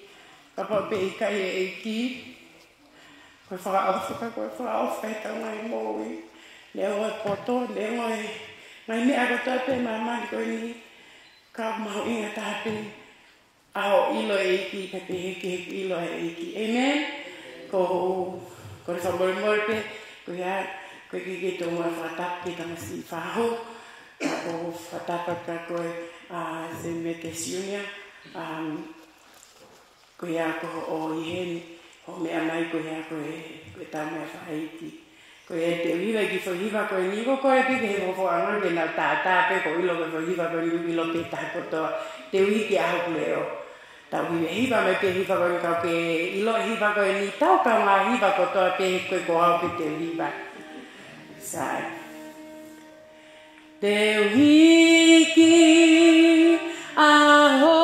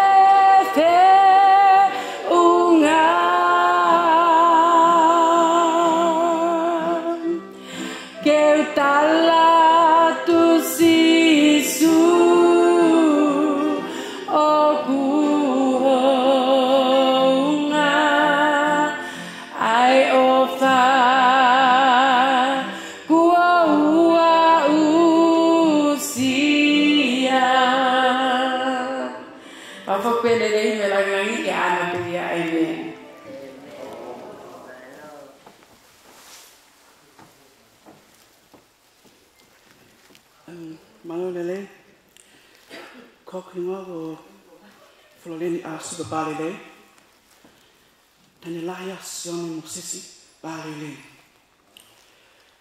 Pego Tupou anga, patapot ke he,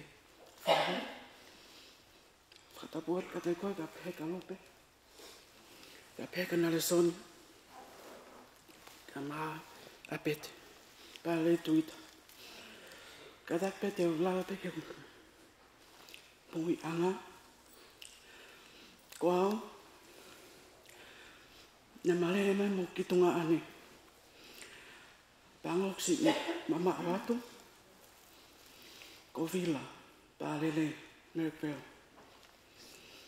Na hao he, e ku tau taha, o maha mo kitunga ane no fia loka mo pate. Ko te na le soni, ko tapato.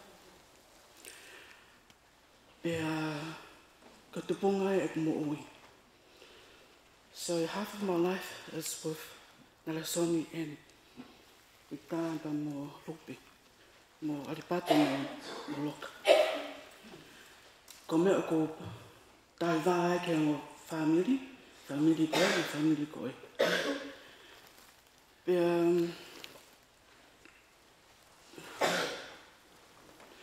ka koe hakoni. Ako tupu anga ia. Pea ako nofia loka mo pate.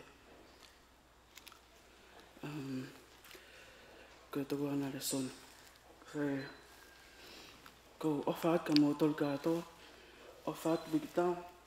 Folawa pa tatu ofa ke mo matua. Si emoción. Ka famalo ka koe lupe. Ofa ka tope ka peka na le sona. Malo na le sona si ofa. E anga koe tau Fai'aho mo mai ki mātou ki Nuslani, e kuma mau mo ui. Ka whamaloa ka te koe. Ka whamaloa ki mo toko toa pē, ka tukuma taimi ki o tu maha o rea. Lewe malang, tu a whātu.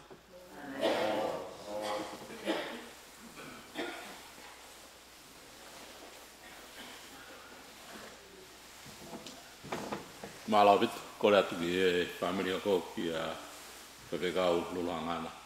Te Senturi. Pea mo meki Senturi. Na tō tāma meki ane nai e tāua tāme Brisbane, uno foi Brisbane mone mātua. Ko te isa pea mo tāua Senturi ka maratu o lava mai meki e. Ko ilo peo ke Fiema'u ke ilo peo hai ingoa ko ia. Ka mo mea mai ki moan koe ke whae o patu. Koe osko ia ko kore ke a la whaere. Ke ne konga i mai e tunga ane ko ia o e mau whae ko te wita saula funaki. Pea pe osko ega pau ke ia taimi ko tui mau ia e kainga e niu no Fiema'u. Katak mai whakikau ia.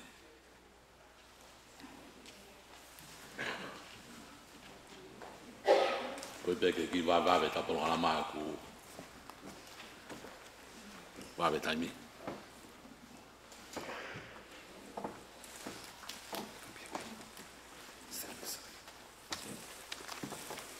Kore ki ma kufanga pe mai whatapu katoa ku Tawaki. Puka reo whainga maari e kani. Whai haki Fai'aho matu meri e. Ki Fai'aho whameri e. Koe ma whae, koe si ia i he kawhewhine. Mek, ana, aris, pea koe whae ko erina. Whanonga muela a, halapopua, Senturi. Ko erina, o ene ki whanau e toko wha, sione toa a tawa tonga, ko malolo, pe o lulu hangana, ko awia, meki, whewhine, pe mo sinaua, ai i te hina sisi taha ia. Koe ku whae, iai ko si malolo, he ku tangataiki, makamione Senturi, whamukupuna e toko wanoa e ku whae o ngau i Brisbane. Pegoeni ko meki, e o whiwhine ia e si taha iau, ko si naua, ko moko maua peo ma lava mai. E whai mawai, si Victor. Ko e lahi ngai mea ko whaamu ki vai. Ka ko siga tau taimi, ko e taha e mea mau inga i e mo wausia. Ko e tunga ne e mau ki whamiri, a ia na mau tupu hake pe i Brisbane. Mau tupu hake toa ai, Brisbane, me keisi, o wau mai ki heni, mau malai katoa. Pea nei tuunga e mau wau ki ai, ko e hui ko e ofa, ai whae, a se Victor, meki, lahi, pe toko ni si erina, o mau ai whainga maari e, ke whanonga mai ki whamiri, me i tonga, o mau ai mo ui i Brisbane, Queensland. Pena mai ngai whainga maari e koe e waangi, ai whamiri ki Queensland i, o mau nofo, vai ngai me lai.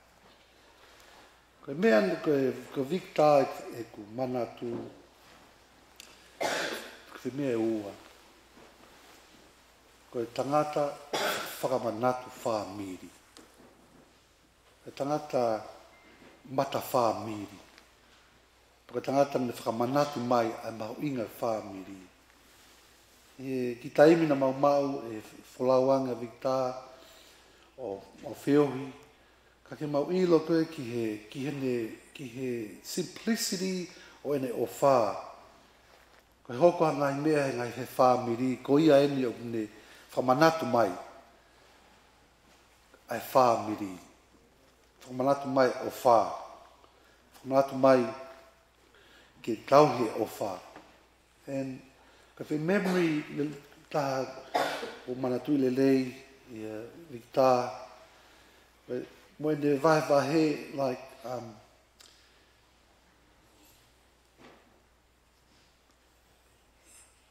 koe tangata is so loving and reminding us as a family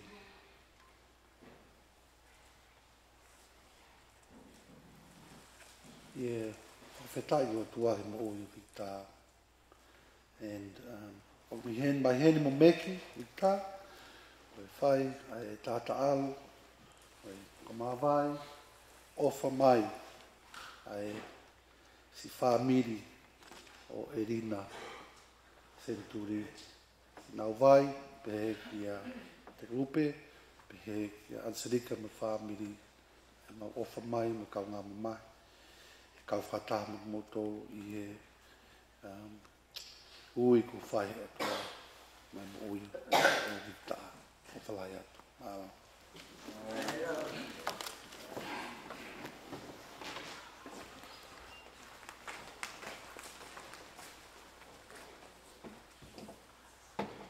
Māla o whewhika, ku whewhe a whanau koe a te wita saula punaki.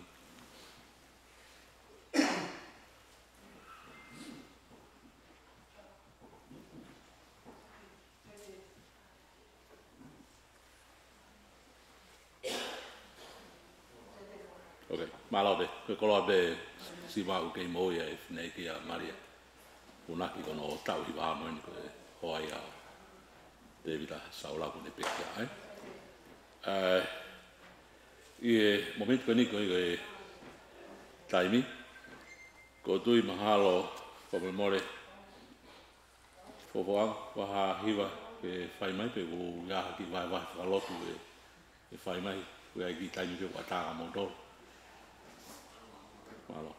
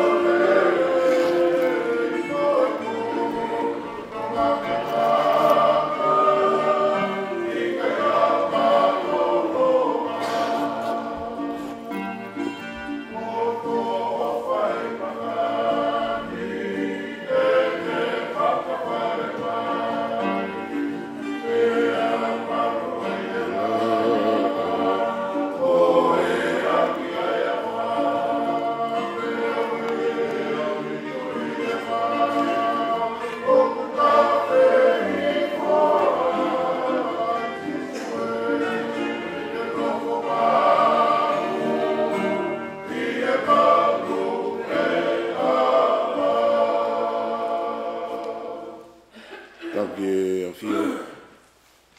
E toma mafia tau lo tonga. Kore atu na wai. Ka mai kau tangata ki sai kau. O mai more atu ke Fai'aho. Pe mua ke hu whanga atu pe he. Ka ui e kusi e taimi. Ka te ria nā ngālo hata. Ka ni te ngia motuan. Me whawhawhonga ai whailotu. Kore mai na wai ai peha tau mi te hongo furu. Whawhawanga. Tau whinga ke numi ko toa. Ke hao ko toa pe ai. Nga tā ki whai ko maarie. Whakakato ai whatongia koe ni. Ni mangeau i kong furu maa walu. Ni mahi wa walu. Lau at pe vesi uraki. Kataki. Vesi uraki vesi urasi. Lau ka whanua mao fufu ia sisu iai. Ai ka kai ko mohi lalo i he tui whalala e lana. Keu iai, au fufu ia sisu iai. Whanua mama,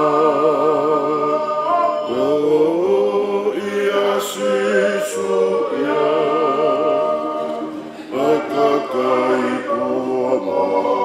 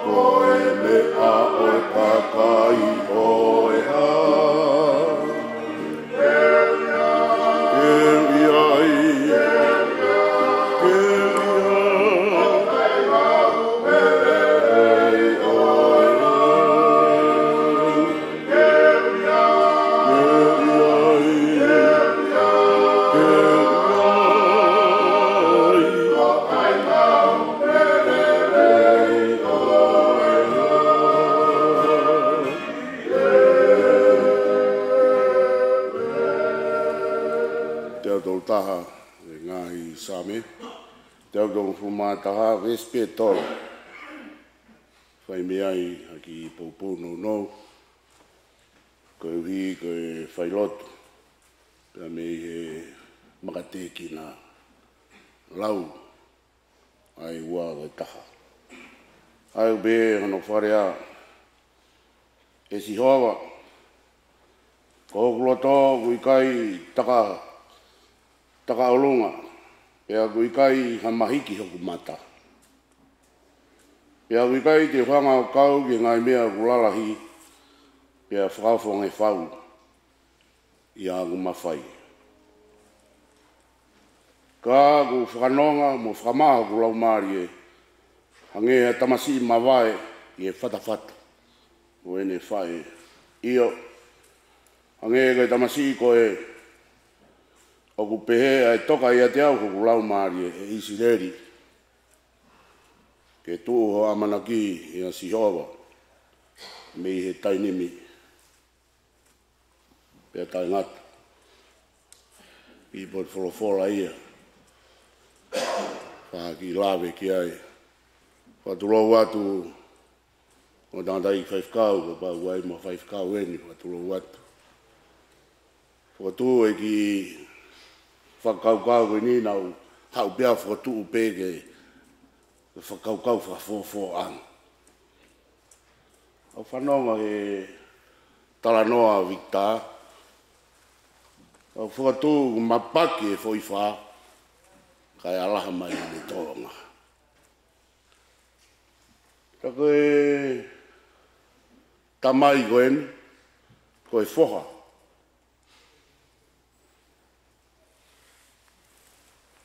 Na e be siasi na e kaupi ai. O matala he pio kālafi. O no tau fitu. Pea wholau mai hen. Ka. Na e papi he siasi ue siriana tawatai na tonga. I tonga. Na i whia kau tau sipi. Tau hipe ki tamasi ia. A vikitape. E vikitape. Na i whia motuan. Whamore on 5 kau. Kai umai kau 5 kau. Kai ke lawa hau tau whatongia. E ka taimina e paptaiso ai ki tamasini. O ku tau whakahu ai tamasini. Ki e sias tapu o kalaisi. Wai mea e ua au talamai ai. A koi ki e tokate rini o siasi. Mo e toto ngā loto. Ai siasi. O tawange ni hoko koe mateaki o kalaisi. Koe mateaki e siasi mui siriana. Mateaki o kalaisi. O au ki ngataanga o ene muhui. Same koe ni. Koe same. Hiwa e aluha ke honge ka mea nai mea ki ai whaifikau. Te au tolu. Ai tangata i ki whaifikau. Whaifikau koe. Tau whakalau maari e. O nau wai kau te au tolu taha. Koe same. A te vita he aluha ke. Koe whatokanga ki he mea aku tokanga ki ai ko tau mata. Sio ka hame. Hange ko hu ale ai ko tau oto.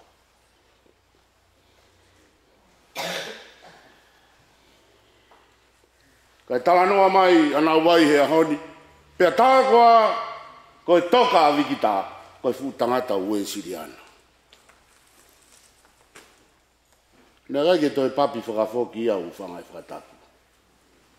Ikai. Talu pia no papi tonga. Moi awi ke tau whakahu e tamasi hini. Ke sias tapu o kalaisi. Ke ako ia he takate rine. O e lotu whakaristiane. Moi ne toonga. Ko e siasi mea be ua. Amore atu o whaka. Mea be ua. O ku kehea e siasi. Pea moi ki whaianga whaikawa tuini. Siasi kotoa be kui ahano takate rine. Ko hono te whitoi tui. Mea ia ku Toka angia e whaifkau mi Australia. Ua o kia no tūtūni. Pea taka koa koe toka. Ai tangata koe mapaki e foi wha kai toki lau mai. Lau mai. Lau mai e lupe. Ai tōnga ki tamasi koe. Ka tau sio atu fuk tau tōru. U whanga e whakatapu. A mea koe whakaha nai whai e whai whakau tauhi. A nau vai. Nai kai ke iai hasi hasi. Ka nai papi ia i tonga. Ia, si asu e si reanga tau tari nga tonga.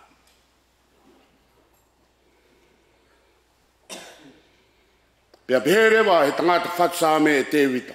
E si hoa koku loto o kuikai taka o lunga. Pea kuikai ke mahiki hoku mata. Pea tana maire, pea wai te ukau au ia, mau hen matoro hea haunu weke mau kau matoro mungahi. Fu manu wau koe, koe mea tala noa ki ai, ai sami koe. Ka mu manatu ki ai, hange ko ia. Koe matawai na tala noa ki ai e whaifekau. Koe foki mai a sisu me Cesaria Filipai. A Filipai koe, o kui o lunga munga hea moni. Nai hai, a sisu o ku kehe ono unga. Pea na unu atu pe, pea tala e sisu e pekia, pea na e whai ai e pit. Neo na ne tari he ko makai, pea tala whai na ne fuke kia koe. I kai koe o tua, na ne omi kia te koe, pea toi au mai pia patange pita, i kai. Sisu he kai hoko mea kuia. Se tane tūki mui. Pea nau toi ki unu atu pe. Pea ngo i he kawako, hange koe ui kai to i ai hatauhi. He tai e tauhi. Pea kamatari koe, ko hai koe hoko koe lahi. Pea wholawholata sisu. Se ke ki tamasi koe, ai kou tau tala noa hange koe. Tau e no nong fumātolu. E lupe, e whewhaka, ilo ia e wikitahano ahamate. Ka ume, pau e talamai a tahaina haku ahamate. Lere, heo kuha. Ka pau hei kai hange hataha, koe ki tamasi imi. Hei kai tiki lahi koe pureanga, e vai. Mea au tāu ai masi imi. Ka ke ilo kovi, pe ilo kaiha, pe ilo lau, pe ilo ke. Mea bea nau whailoia, whewhea. Ko rea e te hina ke tākete. Pea pehe e peterea ke,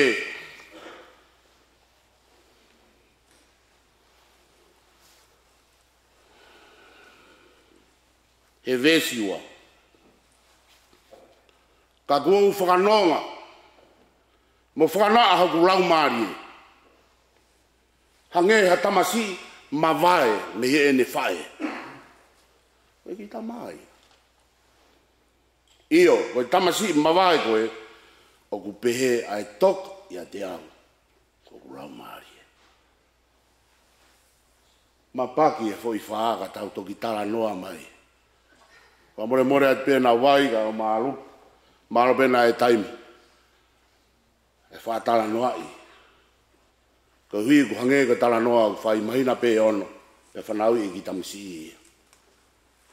Pea tupu mai pe ku te hange ko ku kakato ka umari e ia. He tala noa e whiwhine ane nai. Mahalo e whiwhine. U kia i koho no mari nai pe ka ke toi mari. Ki hango e lau. Lau ko e motua sai pe ofa ke pehe. Pea ne pehe, kai ka ki tamu sina ka kato pehe. Ka kato au pito e nane ilo i ai. Sisu. Tala peke au ka sisu ko ne o si. He na e hange ai ki tamasi na e whana.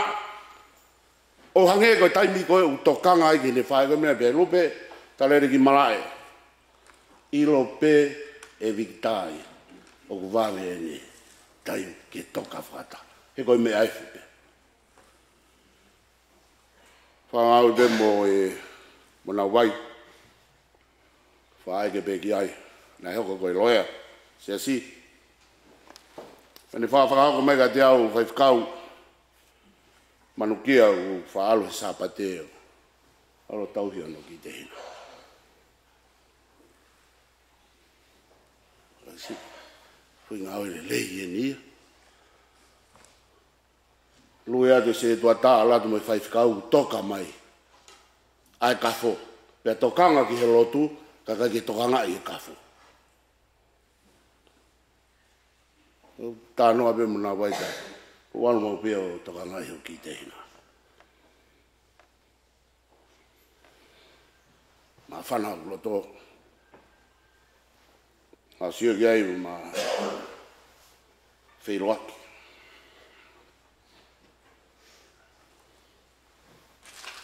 E isideri. E vesta o luen. Kume e menia.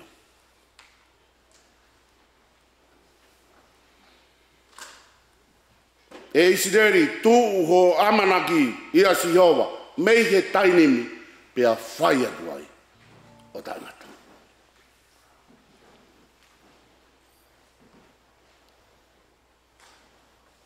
Tala he punaki koe. Whangea ni mga fulu mātaha. Si sisu e ka kovi hoku waka he wholau ki whonuana. E whaatokoni mai a taha. Ko koe pe. Pe mai vesiwa. Ne ongo e rei e tau whiohi. Pea ne ongo e lau mai ho motokoni. Kaka hoko ha whaingata. Le re kotoa tau tolu. Na wai pe taha e tuu. Tala mai he punaki koe ni. Neongo e rei e mau whiohi. Neongo i pe lau tokoni. Ka o ka whaingata ko hai e ofi.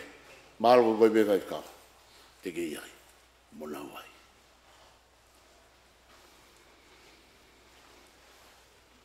Wha māpo opo aki pēne. Ka ko koe te whalalai.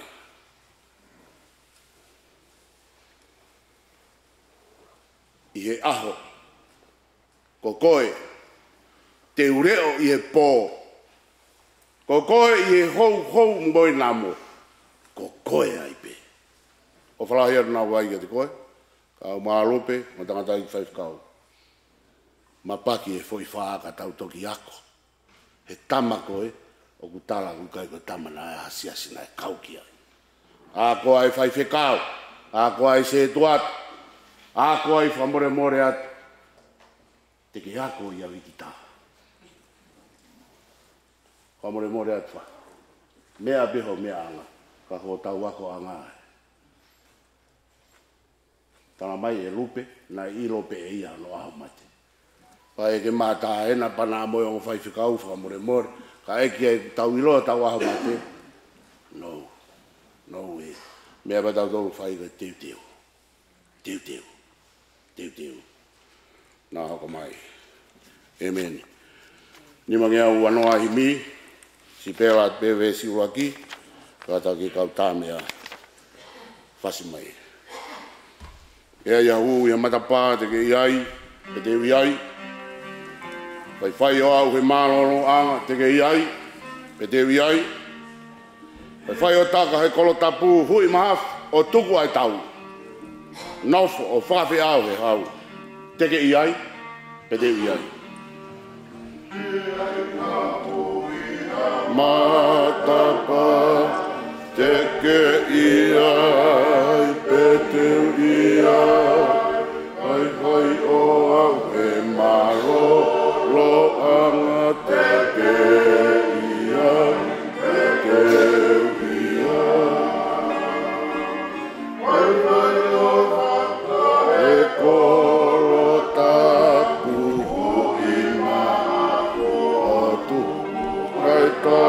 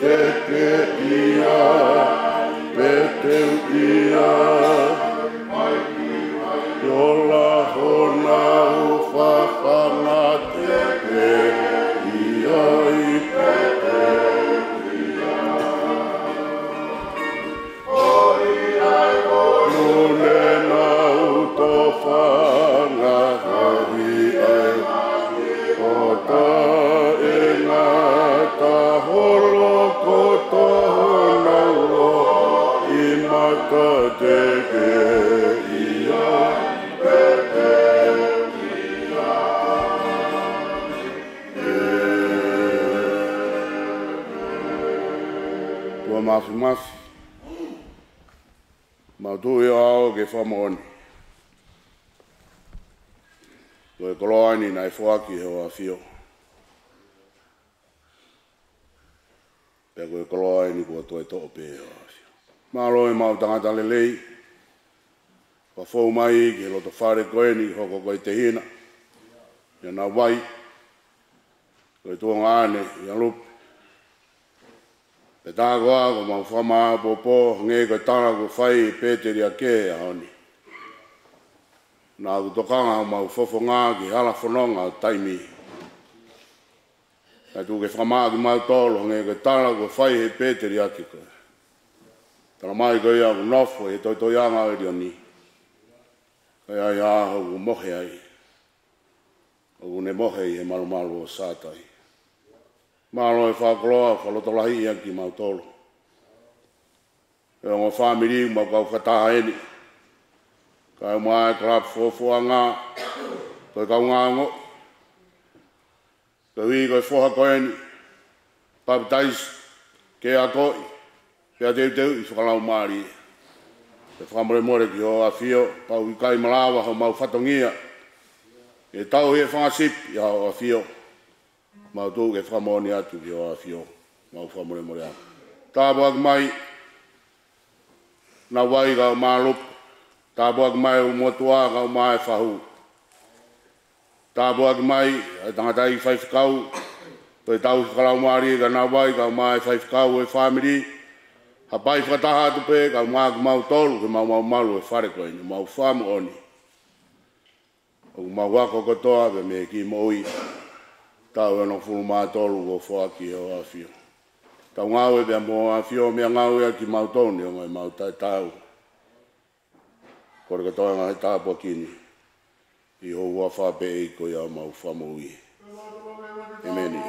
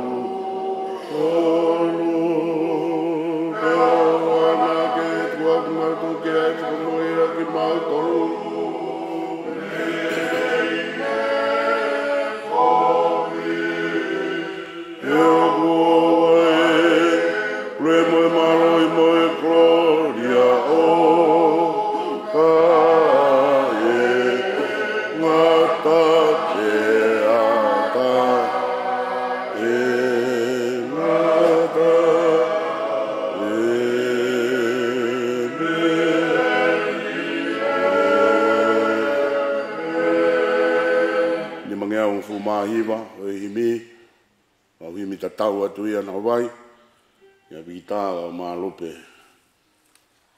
Ni mata iwa, spela pe vesi uloa ki, kata hiwa mai vesi uloa ki vesi whao si. Ato nā paari loe, e te manatu atu.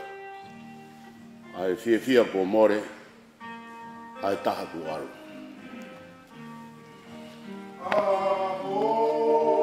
Tōna Oh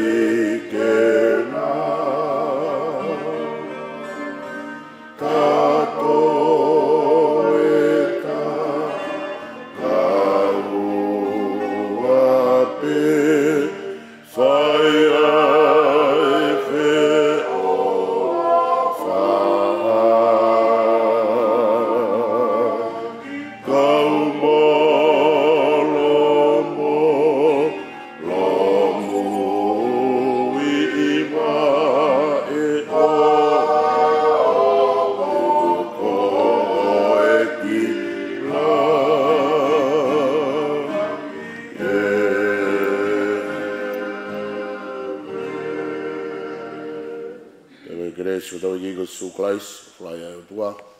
Se hui me rau maari maa ni oni. Te mau tolu ko tō pe ia. Whai pia tai ngata. Amen. Iyo. Pangai mare atu na wai ko ku keresi pe a kuia e mau whai lotu. Pea ngai polo kalama toki hoko atu. Paro opi.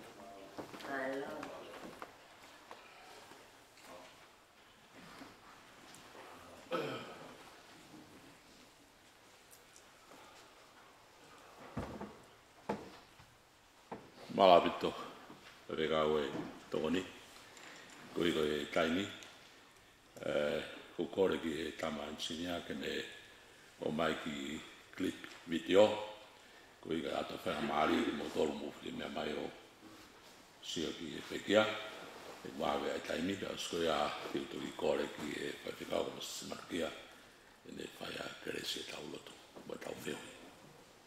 Ka tau tari ki e Poi video koni u kau ki e moi ko ia vita.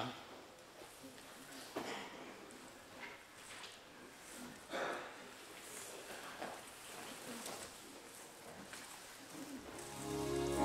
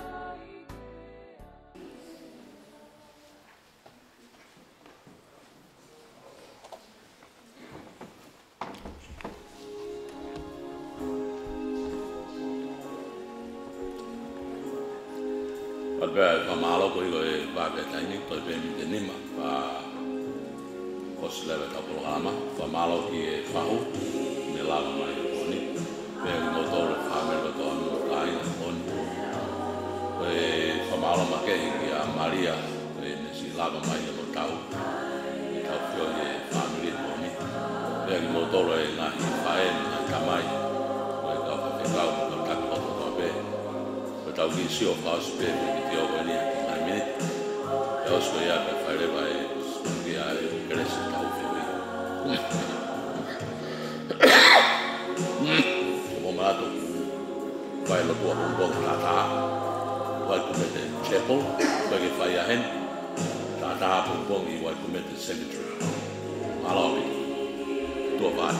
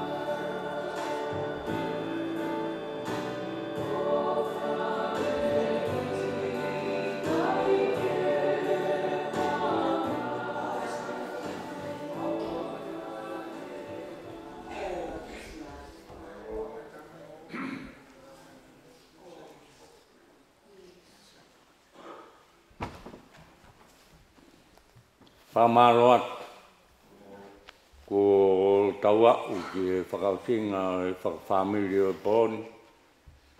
Pea whatawangi ki tau tutuku e toenga e pōni ki auhuna mo ngahi koloa whakalau mari. Ko whorahi me tuku mai ma tau tolu. Kau māwhoki ngahi manatu meri e tau mana tua akia mo tau ofa ki Victor Tupou ka mai takede na son e be foki tu fine te grupo Tupou mo fahu mo ki mo tol ko toa whakafonga whakamalo la mo ofa la hiatu e lawa o au lotu whakafamili whakaosi e mo e pekia e whiawhini. Katak beo hiwa he vesi e ua. Whāngeau tongu fulmawalu, awhi mai a he kua po urien. He eiki koe hoku lau maria, ka unu ai kakai o tue noa, awhi mai e o ta Fai'aho a.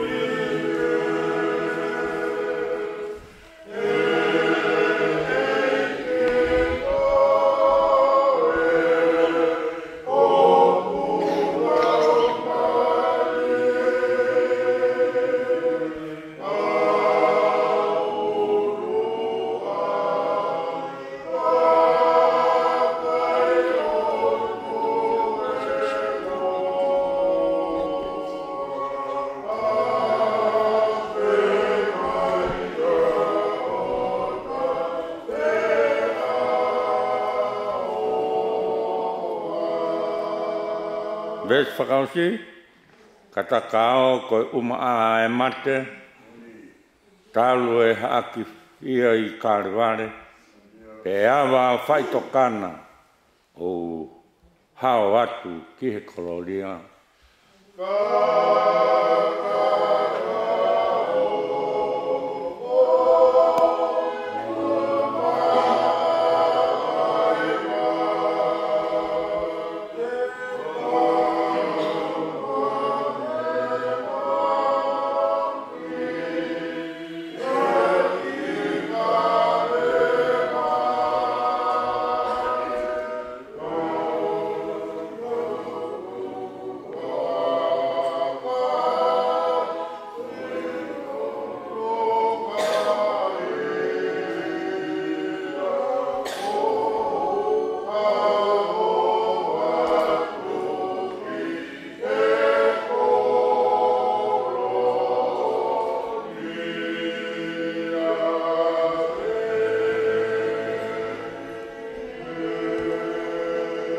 Ke tau lotu ko e lava e tamai, e ou au lotu whakawhamiri o e whiawhini. Mau lotu pēki ke tāpua ki I mai. I lau maari o Victor Tupou mo tauhihi. Whakaulo mai ho whawhonga. Whahuka mai tau ke tēnā toni ka māsi tō whiwhine mo I whamiri mo alo ofa. Hangai whawhonga mai. Kia ki mau tolun kotoa, kai ha mau tutuku, pe tau tutuku pe mo e awhiona. Kere si ai ki ko sisu Christ, o whalahi au tua wheho lau maari e mao no ni. Ke teki mau toluia, whakataha mo si I Victor Tupou o tae ngata, pea tae ngata, amen.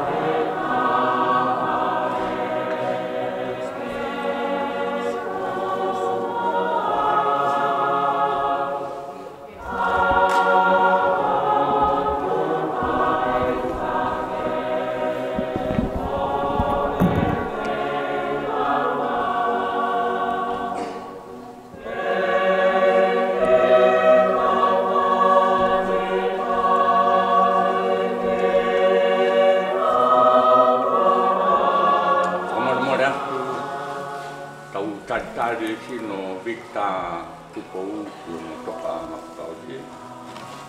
Ya te fayat le lotu tari. So ini pakahaere mai peto po yop to pakafato te mai. Ke taulot patua mas ko Victor Tupou wen. Pakahaere mai ki ono potu afio anga whakaosi ke whaia e o au lotu whakawhita i e whamiri. Ke whakahaere mo tuku atu hono lau maari e ki hono toka anga i whaitoka. Whaitapu ki na mai ai te ue polo kalamani. Ki wha mai o lau maari maani o ni ke tau Fai'aho. Ke kau mai i he tau ke te ka mai tu whiwhine ulu motu a mai whahu. Mai whamiri mai maheni katoa pe ke mau kau whakatau i polo kalama whakaosi. Osi i tala mau ko eni. Kua whaitamai me alo mai lau maari maani on. Amen. Saya whakakato e me ai.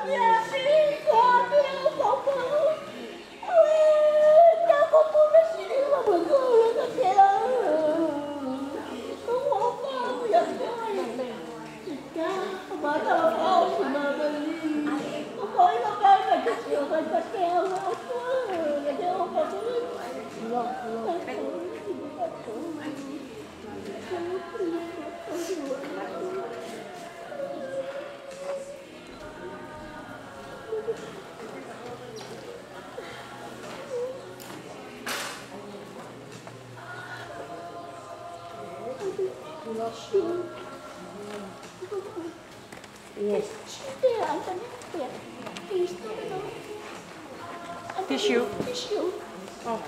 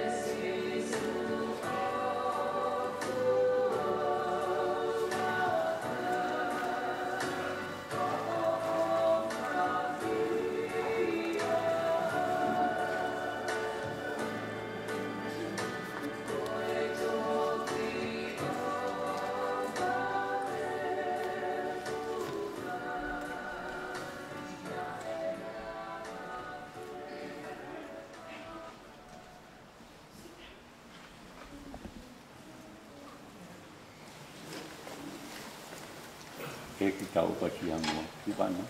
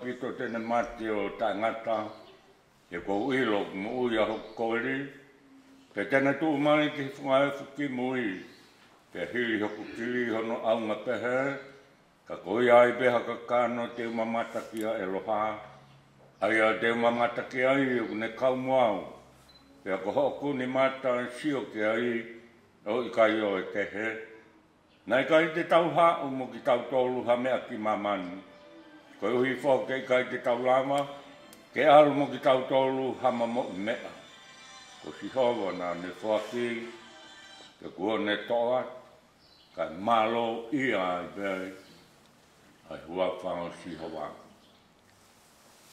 tawi mi ulwaki e spela tuia e takede na re son Tupou whawalu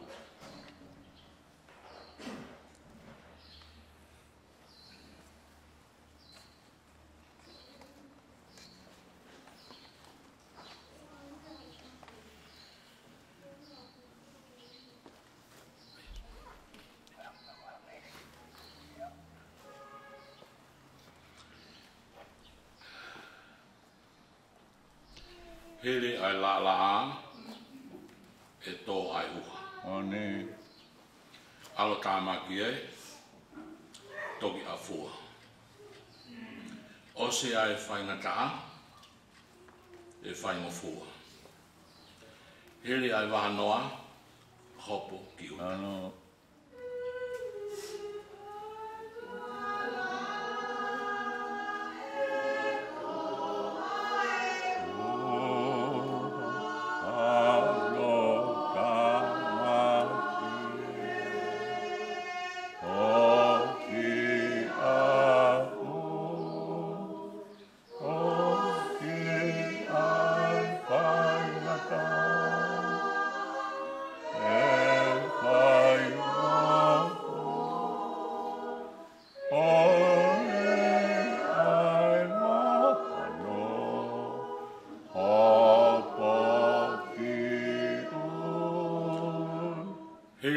Masiva e, kai maukoloa. Ano. Hili ai vai, malohi noa. Osi ai itingia, tō mai ai ofa. Hili ai ngāwe, maloloa.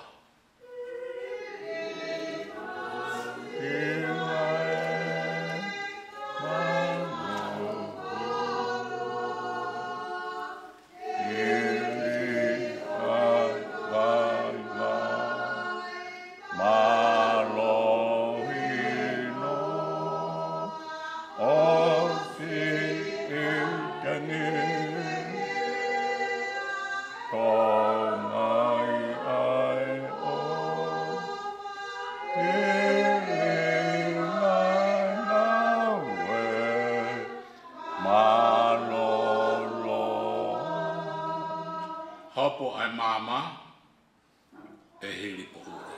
Mani. Mui ai ututau he utu tutui. Osi fai tokana toi mo ui. Mano. Hile kolosie maua a kalauni. Ai mama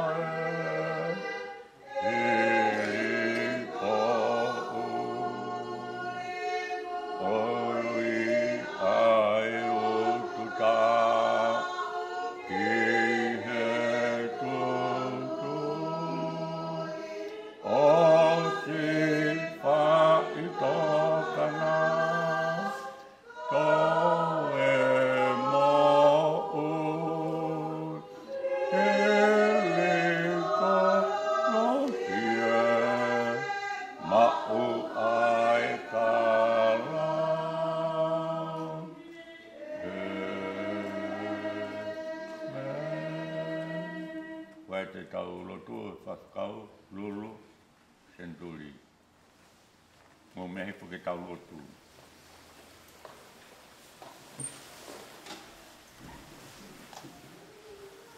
Tau lotu.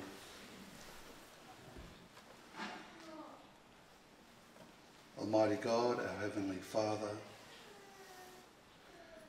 we gather here today in the name of your dear Son, Jesus Christ, our Lord and our Redeemer.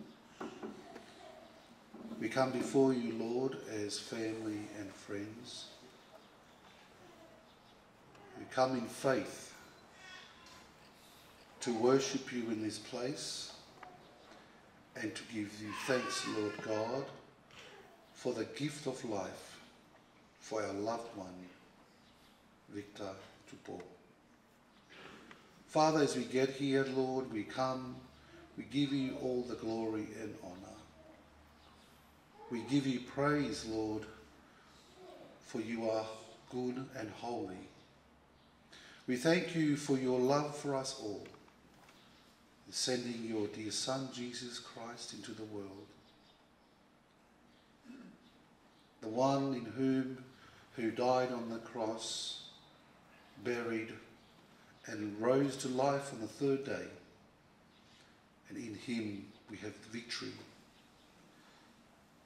Lord God, as we gather here, we come with grief and sadness in our hearts. But we know, Lord, that you are God.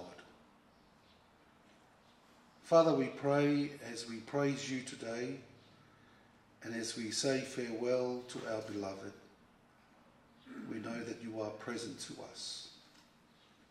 We thank you for your gift of faith distilled in Victor's life. And Lord, as we gather in this service, we come with humble spirit and thanksgiving. And we ask that your Holy Spirit would be indwelling and leading and guiding us all. And Father, we thank you that we're able to gather here to worship you, to give you thanks.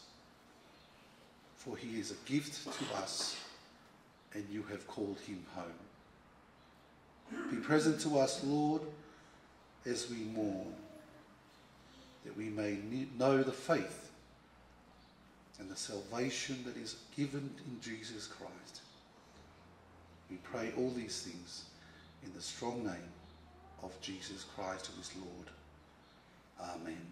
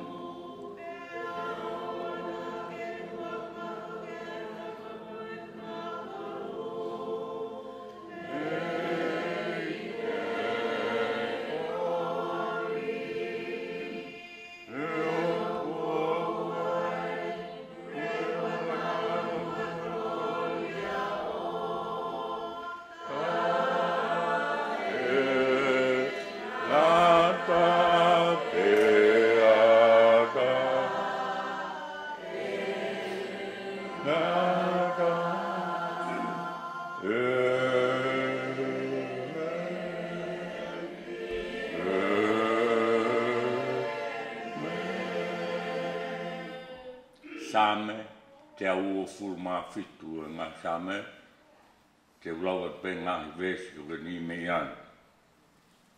Makai koe whanau ko inasi me Sihova, koe totongi o kune omi koe fua he manawa.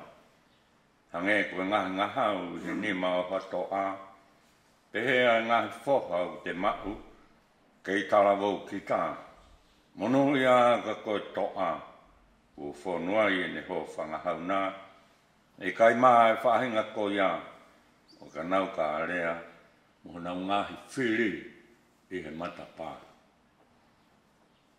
Kore, rawa ki i hima, ia.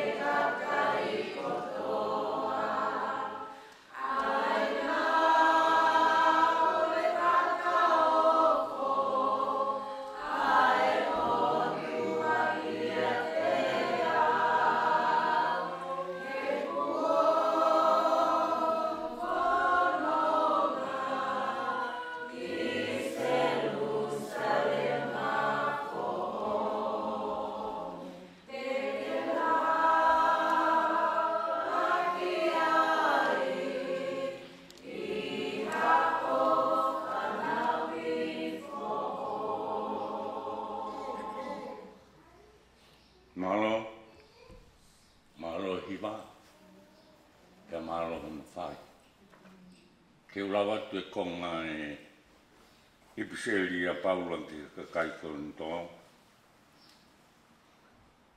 Pe koe ni pe mea kou talantu kainga. Kai lava e kakano mo i totong ke hokosi noa pe ai pure anga oi o tuang. Uma aha hokosi e auha tai Fai'aho. E kau talantu a misteri. E kai te tau mohe kotoa pe, ka te tau riliu kotoa pe iha fo i mua menit, iha fo i kemo pe, i ifi whakamui o i talu pite. I o e fia e talupite pe e whautua e peki a o tai whaauha. E ko ki tau tolu e liliu. Ke kua paupe ke ai he mea auhania e tai whaauha. Pe ke ai he mea matenia e tai whaamaten. Pe ka ai lewa he mea auhania e tai whaauha. Mo ai he mea matenia e tai whaauha. Tai maten. Pe toki hoko sia e whorofora ko ia kua tohi. Kua whongia mate o liliu ko i kuna. E mate ko Fai'aho i kunana. E mate ko Fai'aho huhuna. Koe huhu e mate ko e angahala. E koe malu hinga o e angahala ko e lao. Kai whakawhitai ki he o tua. I he ne tukumai ke tau i kuna. I ho tau eiki ko sisu kalaisi. Koe si o ku kainga o whaanga. Mautuma u tae ngaue. O mautupu reke na maua i pē i he ngaue. Ai e ki. I ho mau iloni. Koe mea ki he ki ko ho mau whakaongo si a. E kai lau whanau inga. Amen. Kai mien ka pau ki aha ki. Pio karaki.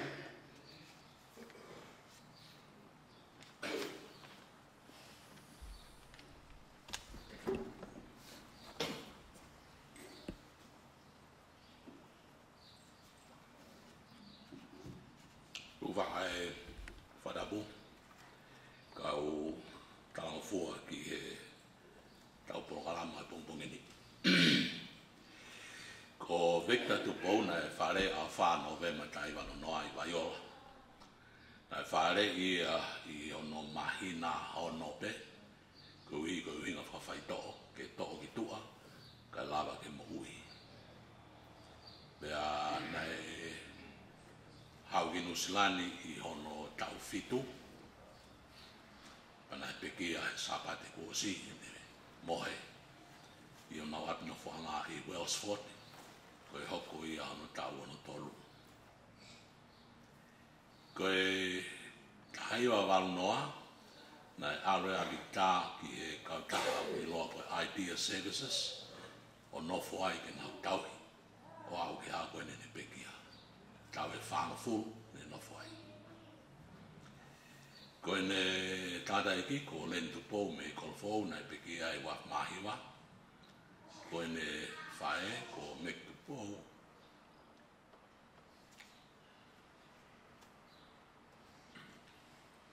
Speki a moia. Pea ku tano wa pe e mau whae, mai mau tamai i heni wai komete. Koe whanau, koe lahi, koe tō tāko aripate. Tupou, ua speki a moia. Ui heni pe ingus laina no ame family. Koe hoko ki ai, ko au, koe whika ua aia.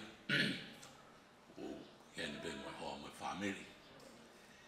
Koe whika tolu, koe ki tāhini ko Caroline Tupou. Nai peki ai au no tau ono i tonga. Koe hoko mai ki ai, koe tāhini ko Elizabeth N. Tupou, pena ko Pet Tupou. O si peki ai e sene. E osko ia, pe hoko lewa a Teu Kia Lupe, Tupou. Ko kui heni po ia.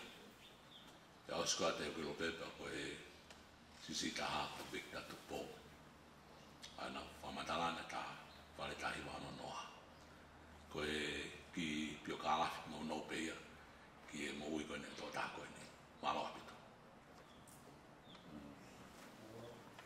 Himiwa. Koe himi koe no ua.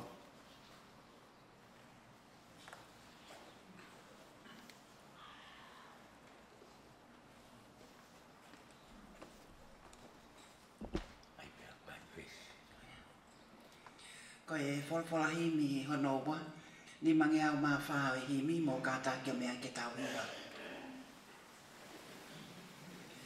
O ko ilo a hoko hoho i, ne fua e kuhia he whunga aka. Ane. O ui ke u alo ato mao ai mo ui, pe whakawhetai nā ku alo mao. Kai whewhe a koe ala.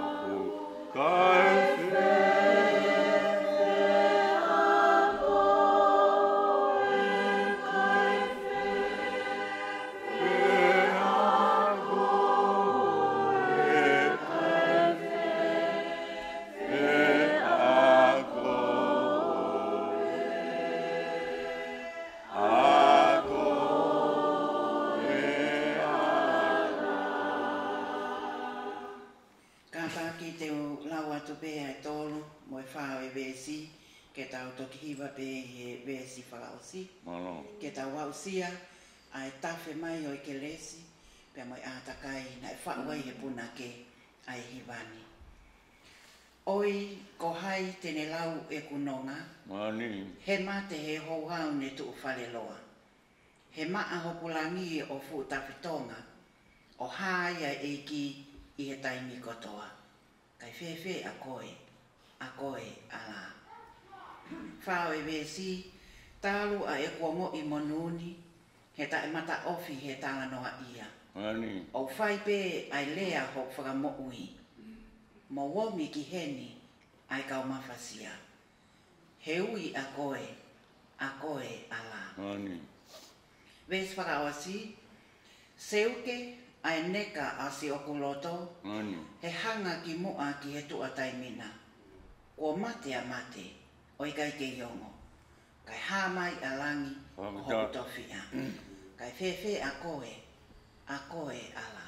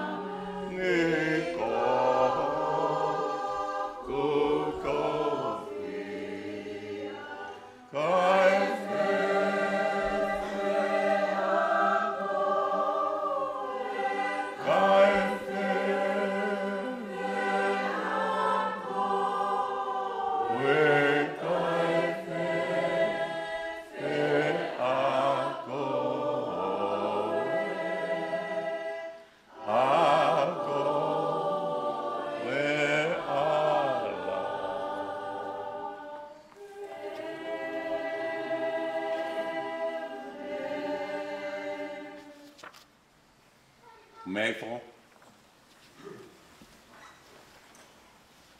Ke tau lotu haere mai.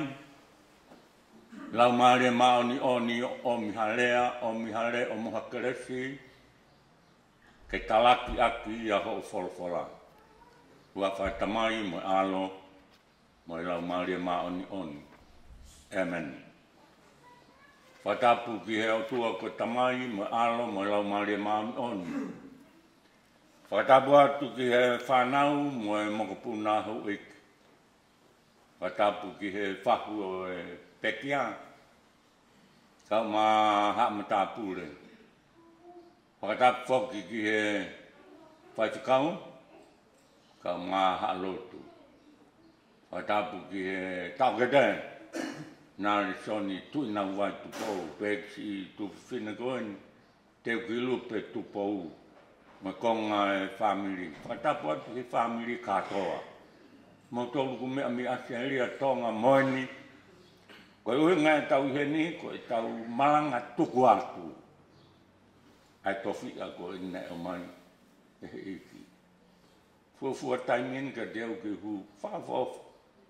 Iki sayone ko ni. Whakawita i bego si o mulawa mai. Ke tau hanga o whai ai. Lotu whakawitai mo whaihone malanga whafoki. Ai tofi ake potu na e omi he o tua me ai. Maari e lahi ka pana mo toka ngā e himi. Na tau toki usi hiwa. Yo kou ilo tamai ia. O kou ilo hoku huhu i. Ne fua e ku ki ahe funga akau. Pe koe ni ko ne tala mai ku ne ui mai. Keu aloanga mau. Halleluja. Pe o ne eke mai. Fe tau tolu koe ni. Fe koe. A koe ala. Ulawa. Toi tala mai he vesi hoko. Oi au. Ke mauilo mai e ku nonga. Nonga atu. Ki toi hangi ku tau tolu ke ho Fai'aho. Koe ne toka koe nonga. He kua he hou hau ne tu whare loa. Pene tala mai, ma a hokulangi, teu ke lupe, o fu tawhitonga, ma a hokulangi oku. Pepe koe, pepea. Ves whakao siu ne toki tala mai, seuke, neka hokuloto, fia, toka kou fia, hokuloto. He hanga mai ki tau tolu ki tua taimi ki he ni. Tala mai leo, eia, mate ia, kai toi ongo, pakola mate ia. Kai haa mai a langi, ko hoku tofia, hallelujah. Ko ma pia malanga. Ko sana koe ni ulau atu. Mesi tolu ki he ni maa. Tala mai e Solomon, ko Solomon ni ku ana sami koe. Wakai, koe whanau, koe inasi mea si soba. Koe tofia ku ne omi, he fua, he manawa, o me kei. Ko no totonge ne mamahi. Pata he mahina e hiwa. Koe ke e Fiema'u. Mea i be e koe na ke fau mai hala ko ia. O ke whata ho pepe i loto he mahina i hiwa. Mamahi. Whaingatanga ia. Whakaala o ku pere ngesi. Beau ki he aho koe mo e pō mo e houa o ke hanga ai whanau i mai. Mamahi atu toe mo e kaila. Mahina pēne ono. Ani na me aki atu e whakafofonga. Mahina pe ono. Hono whata e meki. Si whae ku o toka i. Toko hono totongien. Siang, tamaison. Ko totongien ho mamahi whae. Ko atu ho o tama. Ko ho inasia. Ke atu ho o tama pa ko whatongia. O ki kai koe mea te ke pule ke ai ku pau ke tauhi ia. Koe tofi. A pe ko atu ke tauhi. Koe mea ia e otua. Ne whai e meki. Tauhi e tamahe. Ongo moe. Pio kalaki maari ne tau whanong ke tamasi koe ni. Nai pere ngesi. E nai tauhi e whae o ni ilo. Kono whatongia peke tau. Tau toko whatongia peke tau e whoha me ofufine. Ko ke tau puri tau tuki ai. Tauhi koe tofi o ko umihe ki ke tau. Toka ngā whawhanga awe te hako mo haa fua. Koe pule ke hene mo ui, koe ki tau pule ki hai. Koe o tua. Taha mai ia, nonga, whiwhia, mate guni kuna. E une toka, e Fiema'u.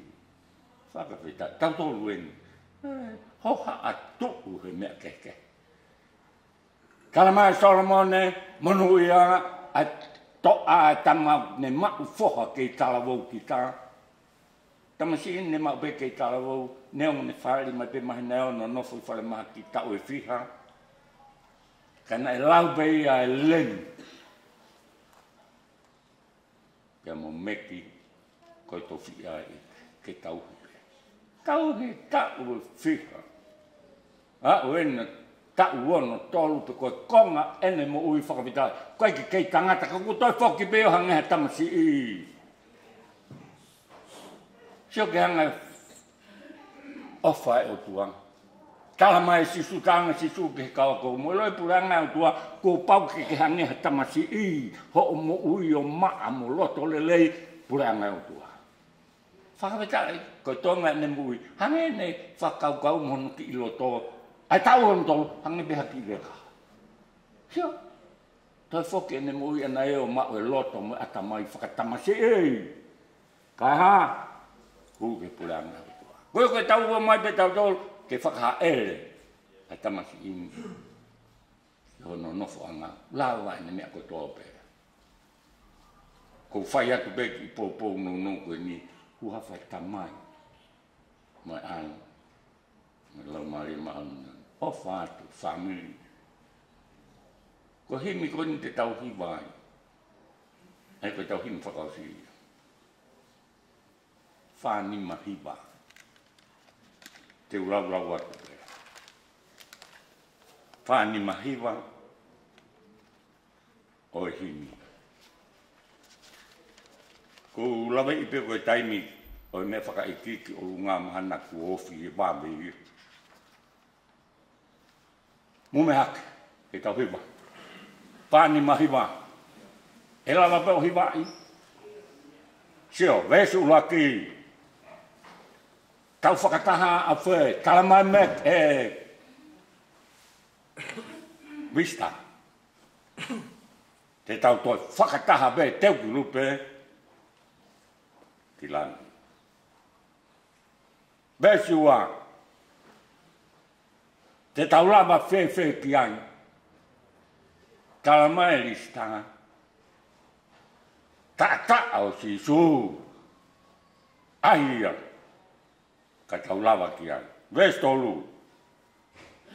Te tau kofu whē i ai. Kalamai lista koe kofu i ai kai toi uri ia. Kofu e nea setane. Koe kofu i ai maa hena. Hoi tau kofu i ai. Ves wha. Te tau nofo whē ai. Tau nofo koe ni hoha atu uhe whelelea ki kalamai e lista koe nofo ai koe nofo alofi. Hallelujah, nofo alofi. E tawha aki o e odua koe tamai. Mese nema, te ngau e whē I ai. Ka ke hange koe tau ngau e holo koe no pōpula mo mamahi. Kalamai, mista, koe ngau e ai whia. E ngau e ai, ves whakau si. Te tau tutuku a whē, koe nofo o kalani mo nusila Australia o ku Osberia. Kalamai rewa he ves whakau, ka koe nofo ihe langi, hallelujah, tangata be, kai toi osi, hiwa mai ves koe ia. Te tau tutuku a whē,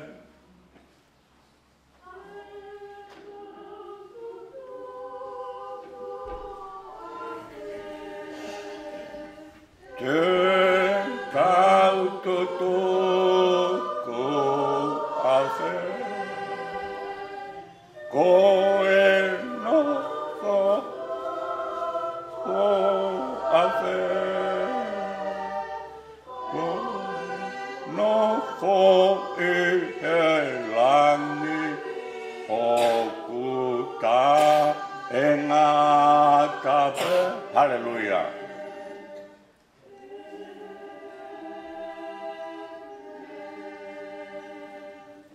Tau toki whakaosi e konga whakaosi ki Oluma, ki Whaitoka. Pea koe kalesia e ki ko sisu kalaisi. O whalahe atua, whihela mare mangano ni, kia ki mautolun kotoa ia. O tae ngata, pea tae ngata. Amen. Mano.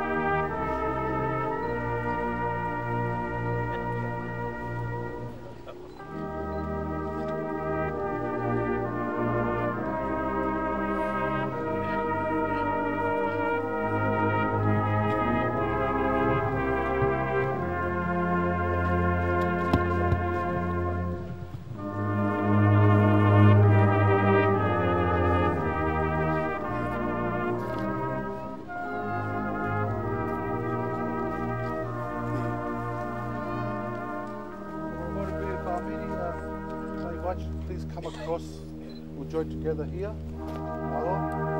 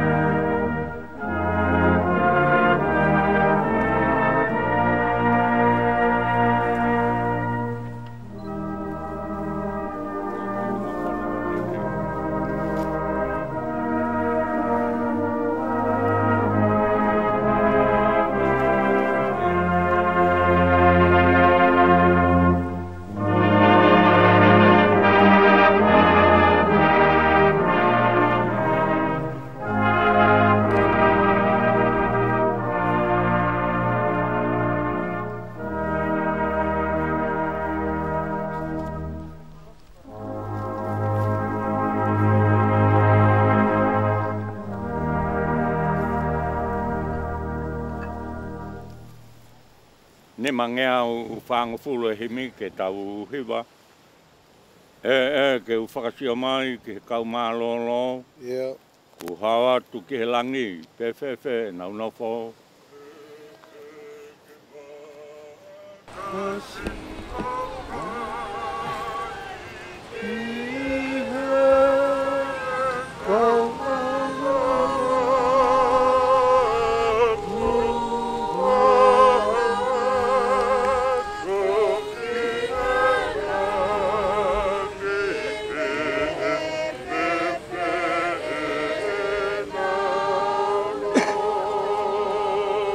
Ka tak toki hiwa mai he ves whakausi na mau I kuna I he ha.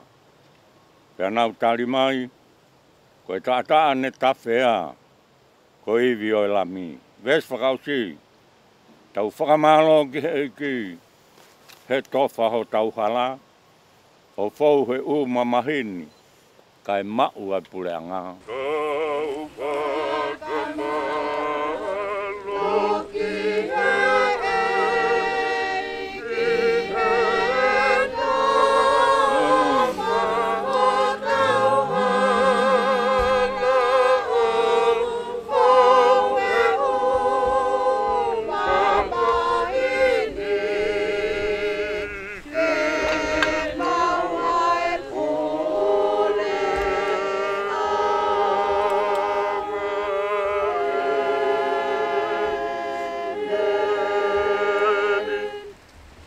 Ko e tangata ko whanau I he whewhine o whuanou nou pe ne mo'i pe au whonu I he mamahi. O ne tupu hake pe atu usi o hange hawhisi a kau, o ne more o hange ha ata, pe au ikai au pito hane tu mau. Rotonga e mo'i o ku amate ki tau tolu, pea te mau alu ki a hai ke kumi tokoni, Ikai ko afio nā pē, neongo ko mau whakatupu hau. Hau to tonu aki e mau ngahi anga hala.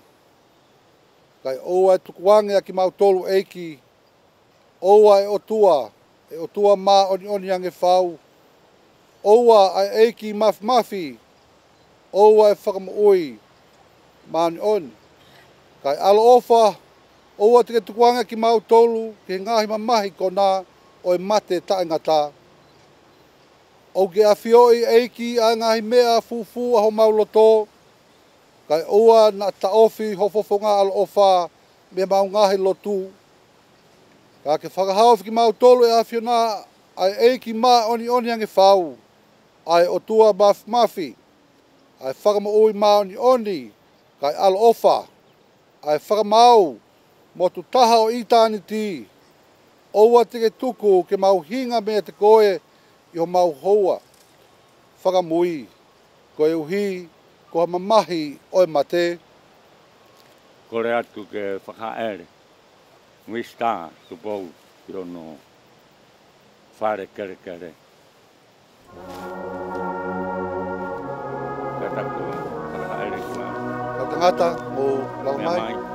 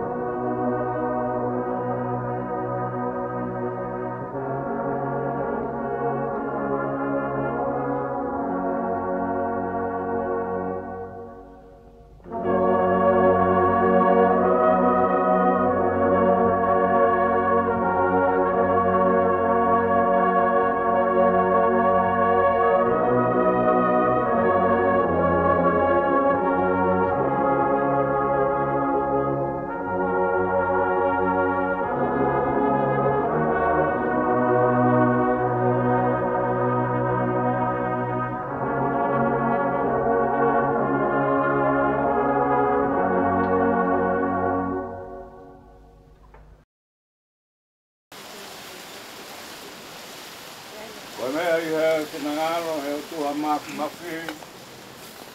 E uia ne lau maria si o tau toko ua ku hikini dikta Tupou. Oi au tau tuku hono sino ki konwa.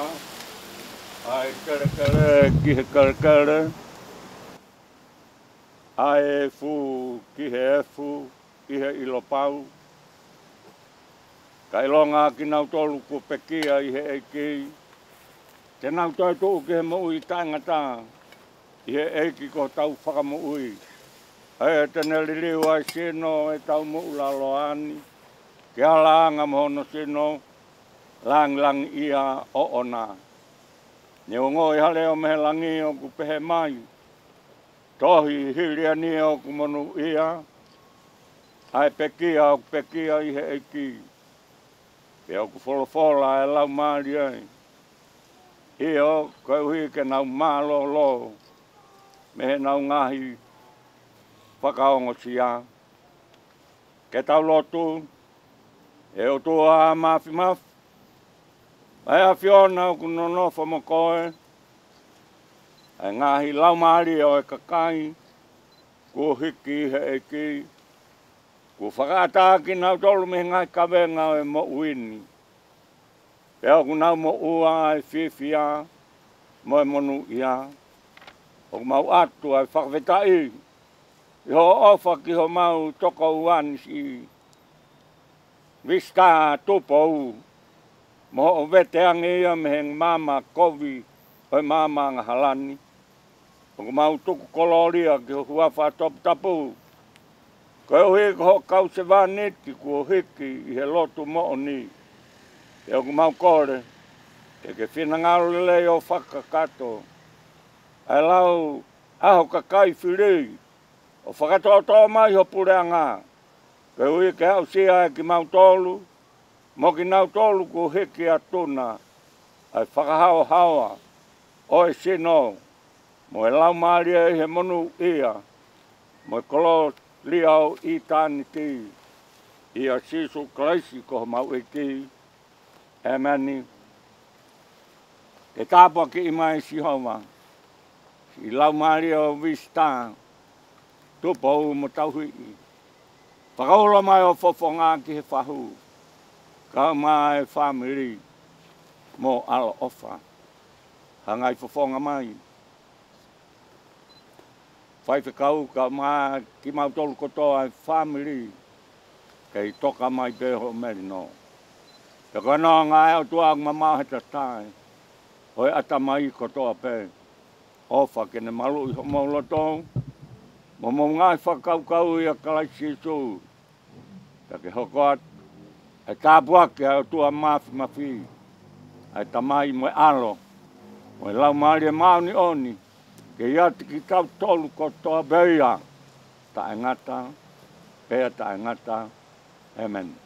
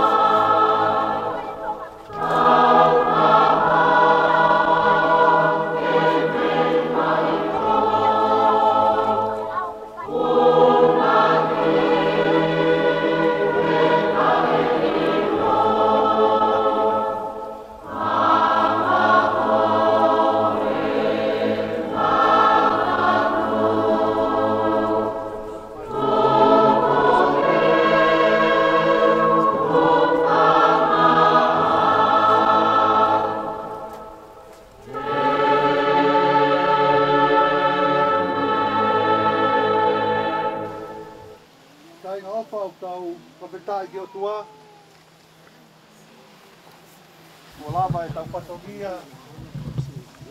I poha koe nia. Victor Tupou. Awhafonga atu whamiri. Ki e whahu. E he ki e whamiri katoa. E mau whakamalo. Ki he o tuku mau ngahi ngā au e mau inga. Ka mau kau whakataha mai. Ki whakamasiva. Ko hoko.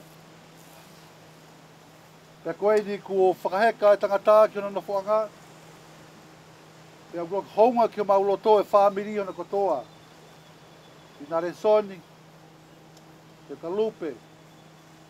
Ki he foki ki waa e whamiri kotoa. O atu e whakamalo. O honga. O mu ofa lahi. Ko mau inasi ai. O au mai. Ki he pongpong koe ni. Ko whakamawai tuku pia mo Victor Tupou. Whamalo lahi atu tangatai whaiwhekau. O mea mai o lava o whai whatongia. Ko e talaki a ongolo lei o eiko si sukalaisi. O whakufonga atu e whamiri o au ke whanau. E mau whawhetai. O e loto hounga. E ofa ku mau inasi ai. Thank you to each one of you who have come here today. I represent the family, full family. We are truly grateful. Your presence with us has been one of healing and of comfort. You've come from different places and you've joined together with our family as we give thanks to God for Victor Tupou's life. And you being with us here is a tremendous blessing and we are truly grateful. Thank you for putting your time aside to be here. And on behalf of the family, I humbly thank you so much. Your presence with us is one of healing and comfort, and we are thankful to you. Hoeki, whahu, lai whawhekau, waa e whamiri kotoa. Kai ki a kolo e mau, e whakamalo pe me whawhetai. Mara. Ko lava e whatongia, masi foha koe nia o Victor Tupou. Foki hifo, foki hake ki hake. Foki atu e waa e whamiri, ki mau nofoanga. Ko lava e whatongia. Lava e whatongia pe au hounga ki mau ki o to whare masiva. O mau tau kau mai. Ape sia masiva.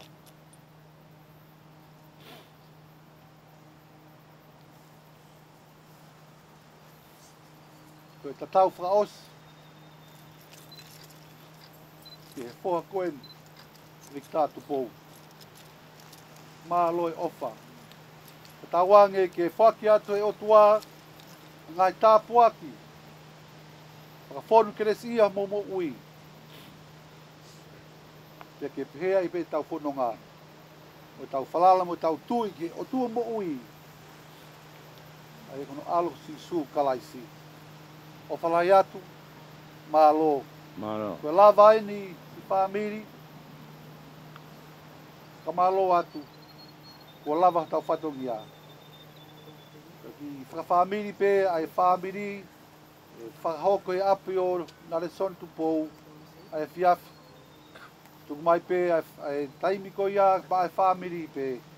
E whai ha whakawhamiri, whakaos. Koe tutuku ia apitanga. Ko tuu. I he tuunga koeni. O i ui ko whai. Mai. A Victor Tupou. Poki pua. Malo e ofa. Tua ofa.